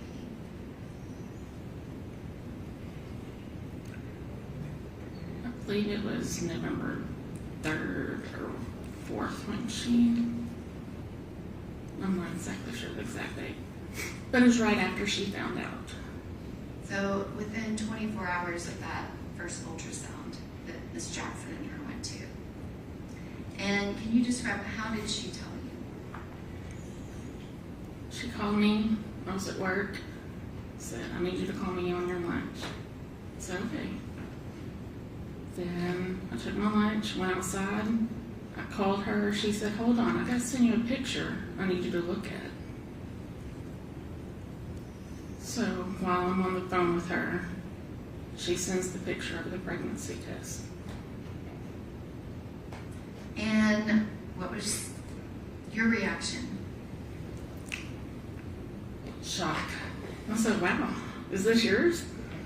And she said, yep. I said, I guess we're having a baby. And can you describe what was your daughter's reaction?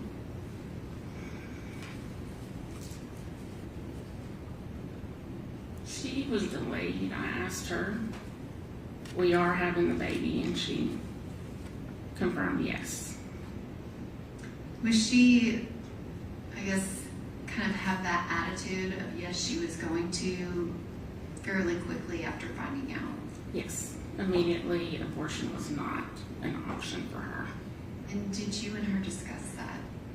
Yes. What, if anything, did she tell you about the father of the baby when she told you she was pregnant? When she told me, she had not told him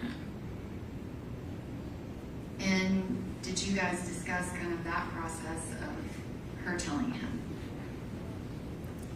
Very vaguely, because she was working, and I mean, she just said she was going to tell him. And did she contact you and let you know what happened? I texted her because I work days, she worked nights, and asked how did it go, and she said not good. And did you continue to communicate with her about kind of what was going on with her pregnancy, as well as if she was having any contact with him? Yes.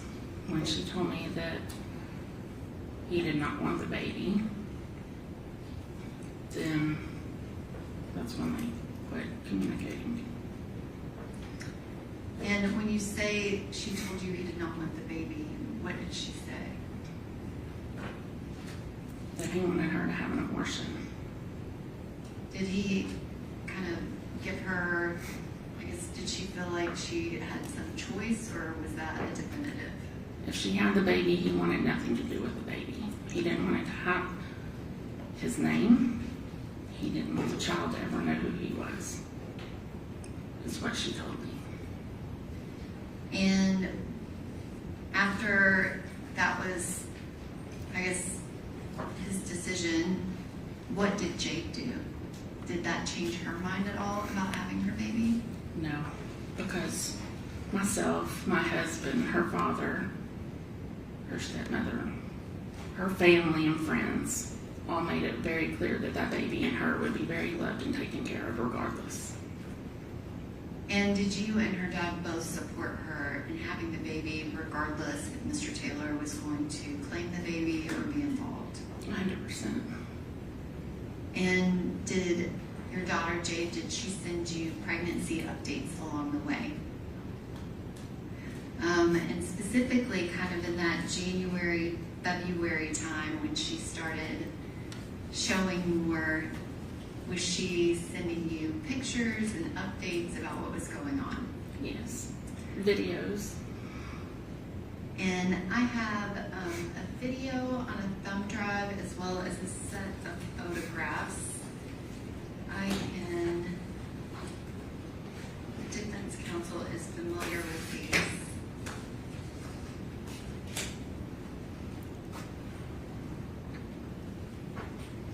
What is it you need?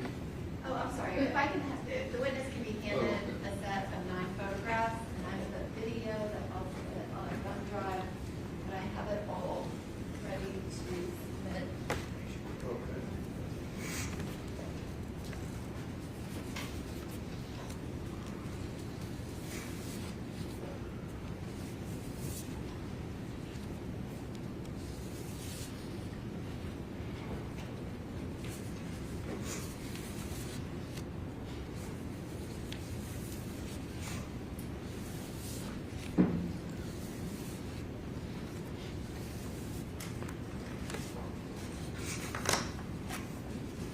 You need these back, or you have them? No, I have them here. Okay, switch it to their, I have it. okay. Ms. Sparks, there's a video that's one of the videos that Jade sent you. Did she send it to you by text message? Yes.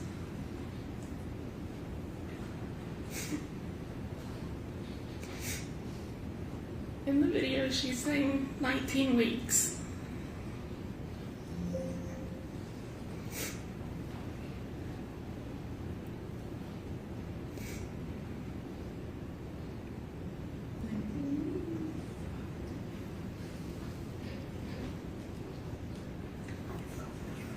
Did Jade send you videos and pictures like that often? And when I say often, I mean almost at least every week, if not multiple times a week. Yes. And can you describe what all was she doing to prepare to have the baby in that kind of January, February, those last few weeks? We spent a lot of time texting, looking at Facebook Marketplace, making purchases. She would make purchases here in Nashville, and I was doing the same in Little Rock. And were you and her together both preparing for a nursery for her baby girl. Yes. And I just handed you some photographs. I'm going to ask that the video and the thumb drive be made an exhibit. All right. Please. 51. And then the photographs can be 54. All right, 53, 54. And Ms. Burks, you were here when Detective Miller showed that she sent you a series of 9 photographs. Are these the photographs that she sent you on February 6th of 2023? Yes, they are. And this is the first image, this second image. Did you recognize where she was in this picture? In her kitchen. And specifically, there is a camera to the left of the stove. Were you familiar with that camera? Yes, I purchased it for her. And were you aware, is that where she typically kept that camera? Yes. And this next image is 3. Is that another picture that she took that day? Correct. And the next image is number 4. And then this photograph is number 5. Can you describe what's in it? Her with the ultrasound. And had she just found out that she was having a baby girl? Yes. And this next picture, do you recognize that picture specifically? Yes. And was that a picture that she kind of kept? And this next photograph, can you describe what's in that one? She's holding ultrasound and some Ben and Jerry's half-baked ice cream. And she was about halfway through her pregnancy. Correct. And then this last photograph, Just holding the Ben and Jerry's half-baked ice cream. and then this last one is kind of a collage pic that she sent you of multiple things. Is that right? Correct. That time frame right then when she was sending you those photographs, she had just had the appointment about the gender, and was there something going on with her pregnancy where she was going to have some more appointments that week? Yes. When they did the ultrasound, they spotted something on the heart, and so they wanted to do some testing to make sure the baby did not have any kind of Down syndrome or anything else wrong with it. When you talked to your daughter about that, was she upset about it, or was that a huge concern for her? Of course she was nervous, but stayed very positive. We And- both were positive. And did she find out soon after that that everything was fine? Yes. Those pictures that she took, which she took a lot of pictures that day in the kitchen, I guess, were you aware of her social media? Did you guys communicate on social media sometimes? Yes. With Instagram and other platforms? Yes. Did she post any of those pregnancy photos to her social media? No. And do you know why?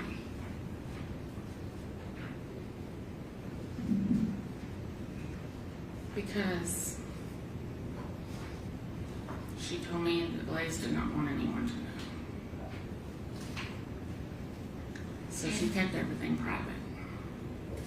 And can you describe you still live in Arkansas, is that right? Were you allowed to tell all of your friends about Jade's pregnancy? No. And I guess you've described that she's very happy about the pregnancy, is that right? Is there anything about you not being allowed to tell people that means she was not happy about it? I'm sorry, repeat that. I said, can you explain, like, why would she not let you tell people?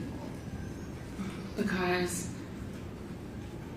as we all know, Blaise went to A-State. Little Rock being the size it is, a lot of people went to A-State, and there was a lot of mutual people. Your Honor, maybe just, But do you have an objection? yes, I'm objecting if we're speculating as to why she thinks Okay. things didn't want. She's answered in terms of why she wanted it private previously. What's your next question? Was there something that was about to happen kind of in the, I guess, week or two following February 25th of 2023 that was going to change that status of you not telling people? Yes. And what was that? It was her 25th birthday, and she planned on making it public. And can you describe, did she have parties planned? Yes, we had 2 different baby showers planned. Did you discuss with her how that was going to work? Like, did people know that she was pregnant? No. But there was a very distinct plan that she was finally going to tell everybody. Right. Surprise. And that week that it happened, did you talk to your daughter that week? Mm-hmm. And even specifically on February 25th of 2023, did you message with Jade that night? Yes. And that previously introduced exhibit that Detective Tom Miller put in, did you recognize that post? Yes. And what is that? That's her Alfredo sauce. And is that the post that Jade made to Instagram to her story that night of February 25th, Yes. 2023? And you've seen all of the photos that she took of the date night. Did she post any of those? No. And then this next image, it was Instagram, but it didn't technically say who posted it. Do you recognize that? Yes. And can you describe what that is? That is the chicken spaghetti I made that night. And did you know what she was making, or did she know what you were making? No, neither one. And those messages that Detective Miller put on the screen between you and Jade, is that the last time that you talked to her?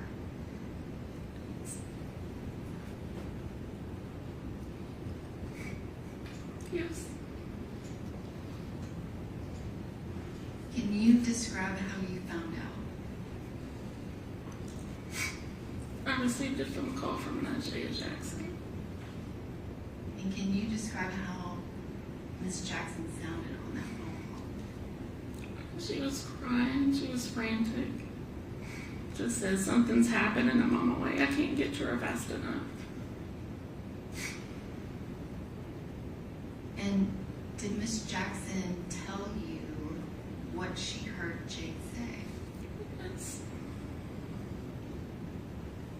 And what did you do when she called? My husband and I were out. We went straight home, packed a bag, and headed to Nashville. And what time did you get here? Approximately 3:30 in the morning. And when you arrived, who was at the hospital? Her stepmom stayed by her side until I could get here. And was Miss Jackson still there?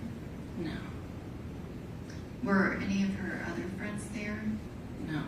Was this, She was in ICU and was not allowed to have visitors at the time. did you at any point see Mr. Taylor there? Yes, when we arrived. He was in the parking garage because he'd been asked to leave once they moved her to ICU. Had you ever seen him before? Never. That was the first night I ever spoke to him. And did he speak to you? Yes. And did he tell you what happened to Jade? That he thought she had an allergic reaction. Did he tell you anything about what Jade said on that 6-minute and 9-second call? No. That was not mentioned. And after that moment, did you see him again? No.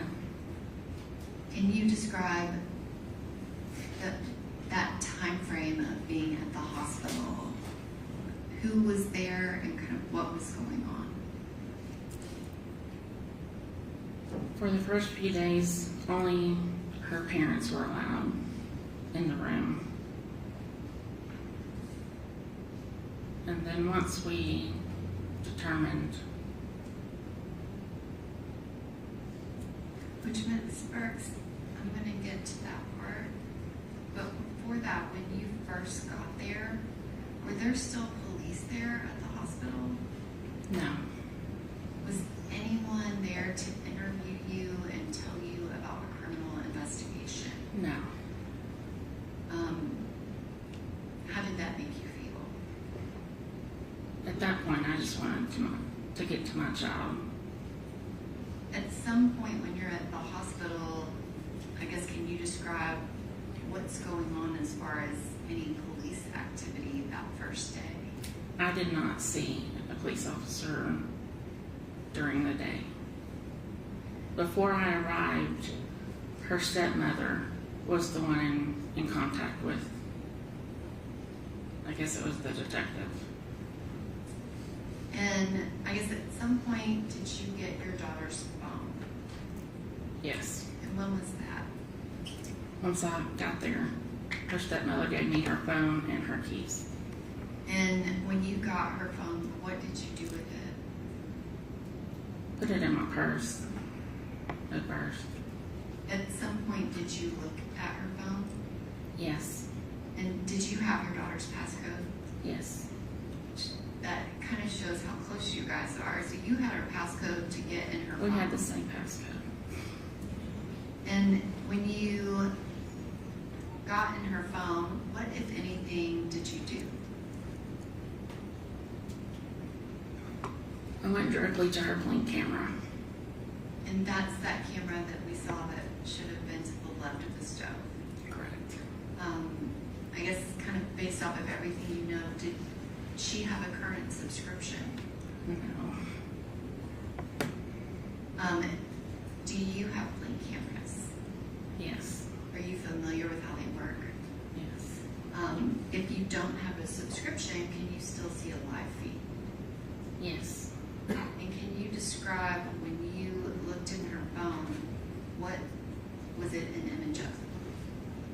Her balcony with her blinds open, looking out the back, her window off onto her balcony in her bedroom.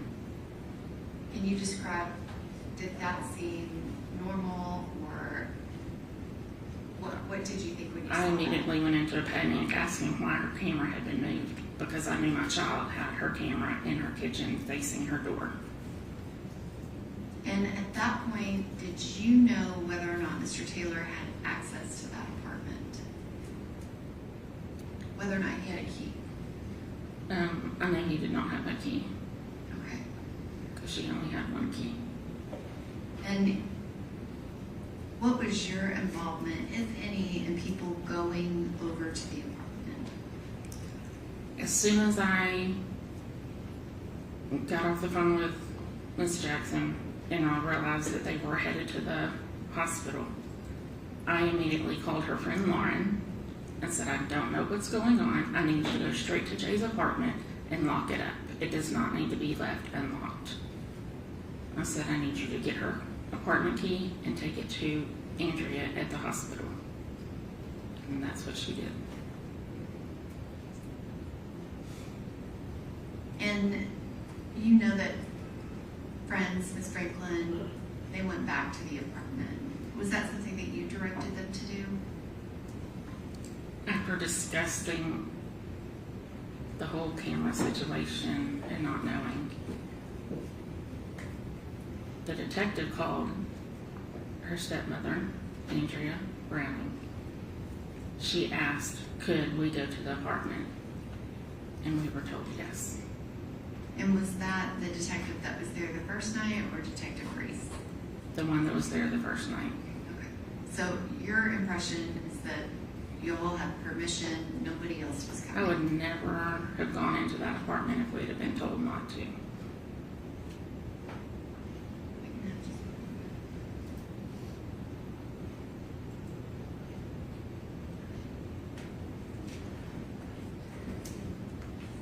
And Ms. Burks,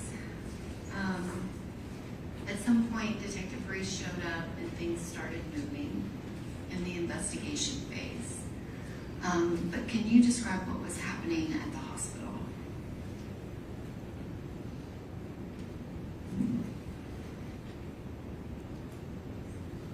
That child just laid there on life support.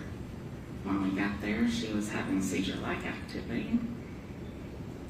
They were pumping her with medications, but ultimately we were told her brain had herniated, and there was nothing they could do. And Ms. Burks, what do you do for work? I work at the VA hospital, Veterans Hospital, in the emergency room. And while you are not a medical professional, does your job make you very familiar Yes. with these medical conditions? I've been there 26 years. I'm very familiar with all the medical terminology. When the doctors were telling you about Jade's condition, what did that mean to you?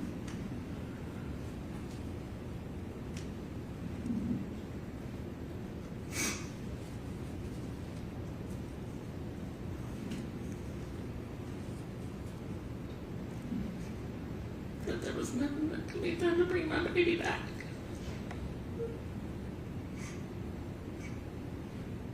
And what did they tell you about Jade's unborn baby? The length of time that she went without oxygen and the baby went without oxygen. And she's in that condition, therefore, the baby wouldn't have been viable. And did you even consult with a doctor at your hospital about what they were saying? I did. And based on everything that the doctors were telling you about whether her baby could survive, what decision did you all have to make?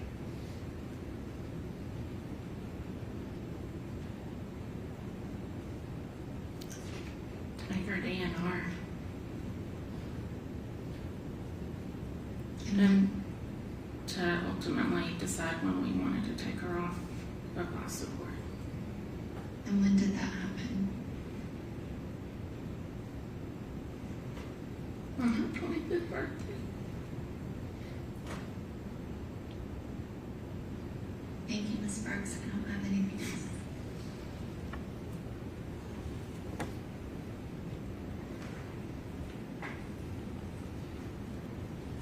Questions?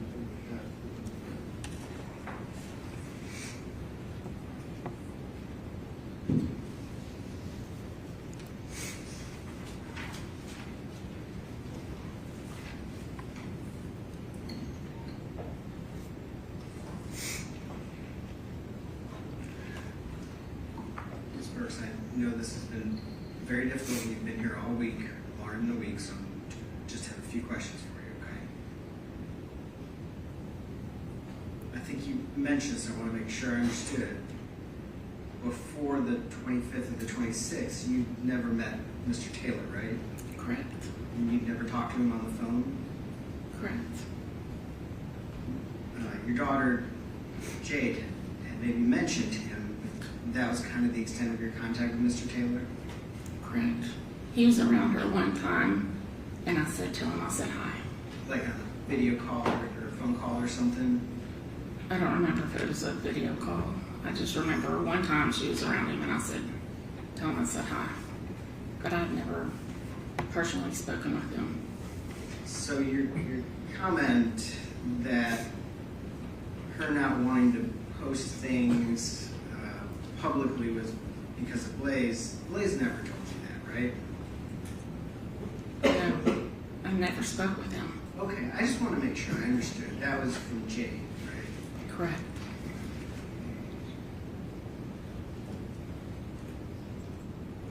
And I know you and your daughter were very close, right? Very close. And I know you've heard a lot of things during this trial. Is it possible there were any little parts of her life that you didn't know about? Most kids have parts of their life that they don't tell their parent about. Okay, that's fair. I appreciate that.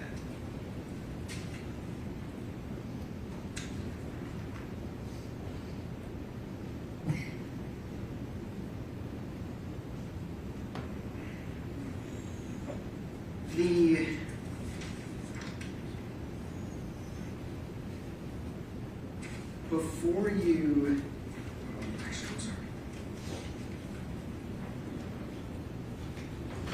Before you got, so, let me get this right. The party that you were going to have on the 25th birthday, where she was going to have a baby shower and all that stuff, We weren't having a baby shower on her birthday. We were having a birthday dinner. oh, was the baby shower around then? The baby shower was going to be in April. Okay, I'm sorry. I thought you were having like a joint birthday party baby shower. No. Do you know if Blaise was invited to that? No, it was here in Little Rock. Okay.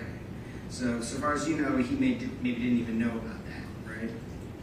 I'm not sure if he knew or not. Okay. So you don't have any information that Mr. Taylor was even aware that Jade was going to go public about her pregnancy on her 25th birthday? I'm not sure. Okay. Thank you.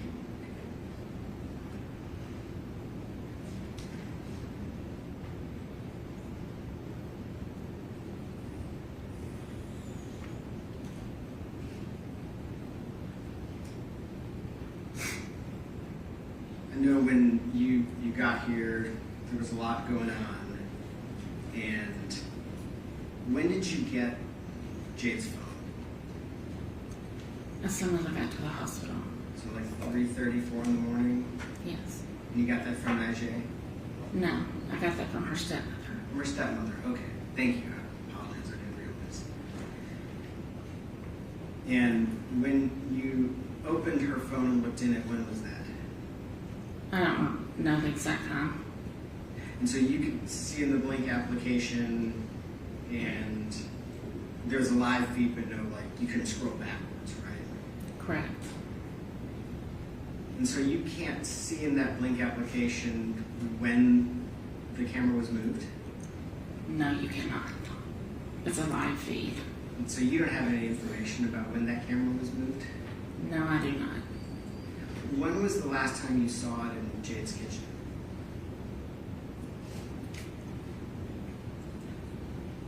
Possibly in those photos. She didn't call me a lot from her kitchen. Okay, that's fair. Okay.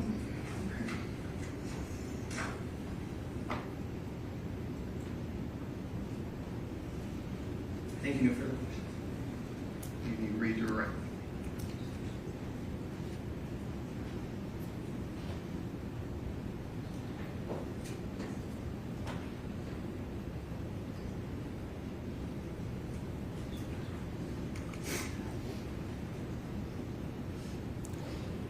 Ms. Bergs, I just wanted to clarify, Jade was planning a birthday party in Little Rock. She had a dinner, y'all had reservations, she picked out the place. She's planning this party because you're planning a baby shower and people are gonna need to know she's pregnant before you can send out baby shower invites. That is correct. So that was kind of a big thing for her, and y'all were talking about it a lot. Correct. It was something that was definitely going to be happening. Correct. Jade was planning multiple other things at the same time. Specifically, she had a catering event that was coming up, and she was messaging you with menus and things about that, and she was really excited about it. It was one of my friend's weddings. When was that wedding supposed to be? March 3rd. was supposed to be Rosemary. And obviously I didn't get to go. Thank you, Ms. Parks. Any other questions? Mr. Taylor wasn't involved in any of the plans with you and Jade, was he? No. Thank you.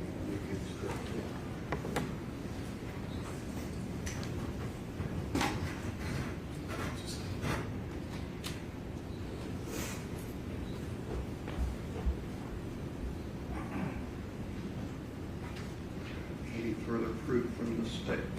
No, Your Honor, the state rests.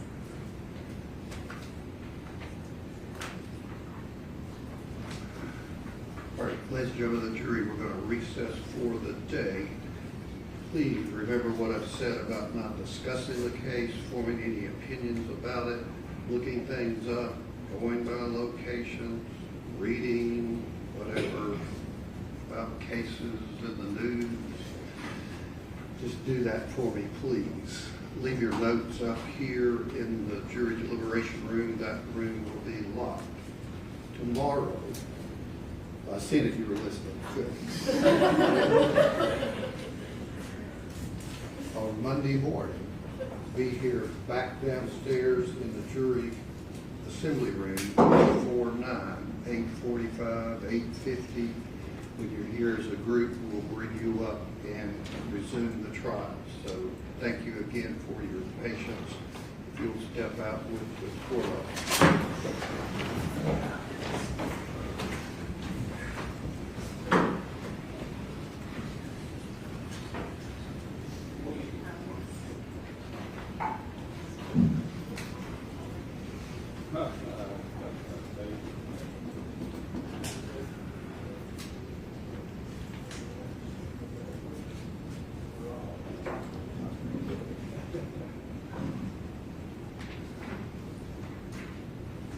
Okay, you can have a seat. And as far as you know, Mr. Graham, Ms. Hollins, you plan on calling these 10 witnesses? Some of them, probably not all 10, I would expect. Okay, and do you plan on recalling Dr. Krakowski? No. Okay. Anything else before we recess till Monday? Your Honor, counsel, Dr. Bertolari has an on-call schedule, and they were asking if she is still under subpoena. The state is not intending to call her. Do you know that yet, Mr. Brand? If, I'll talk with Ms. Norman if, I don't know, I know she needs to know as soon as possible. I don't know if there's any way we can like talk and get to you like first thing tomorrow Okay. morning. I mean, with, if like, any you witnesses. can, that would be good, or, I mean, I'm obviously not controlling what order of witnesses you call, but would you know that first thing Monday? I think we would probably know, I mean, we can maybe call them first, probably. Right, that's what I was asking. Yes.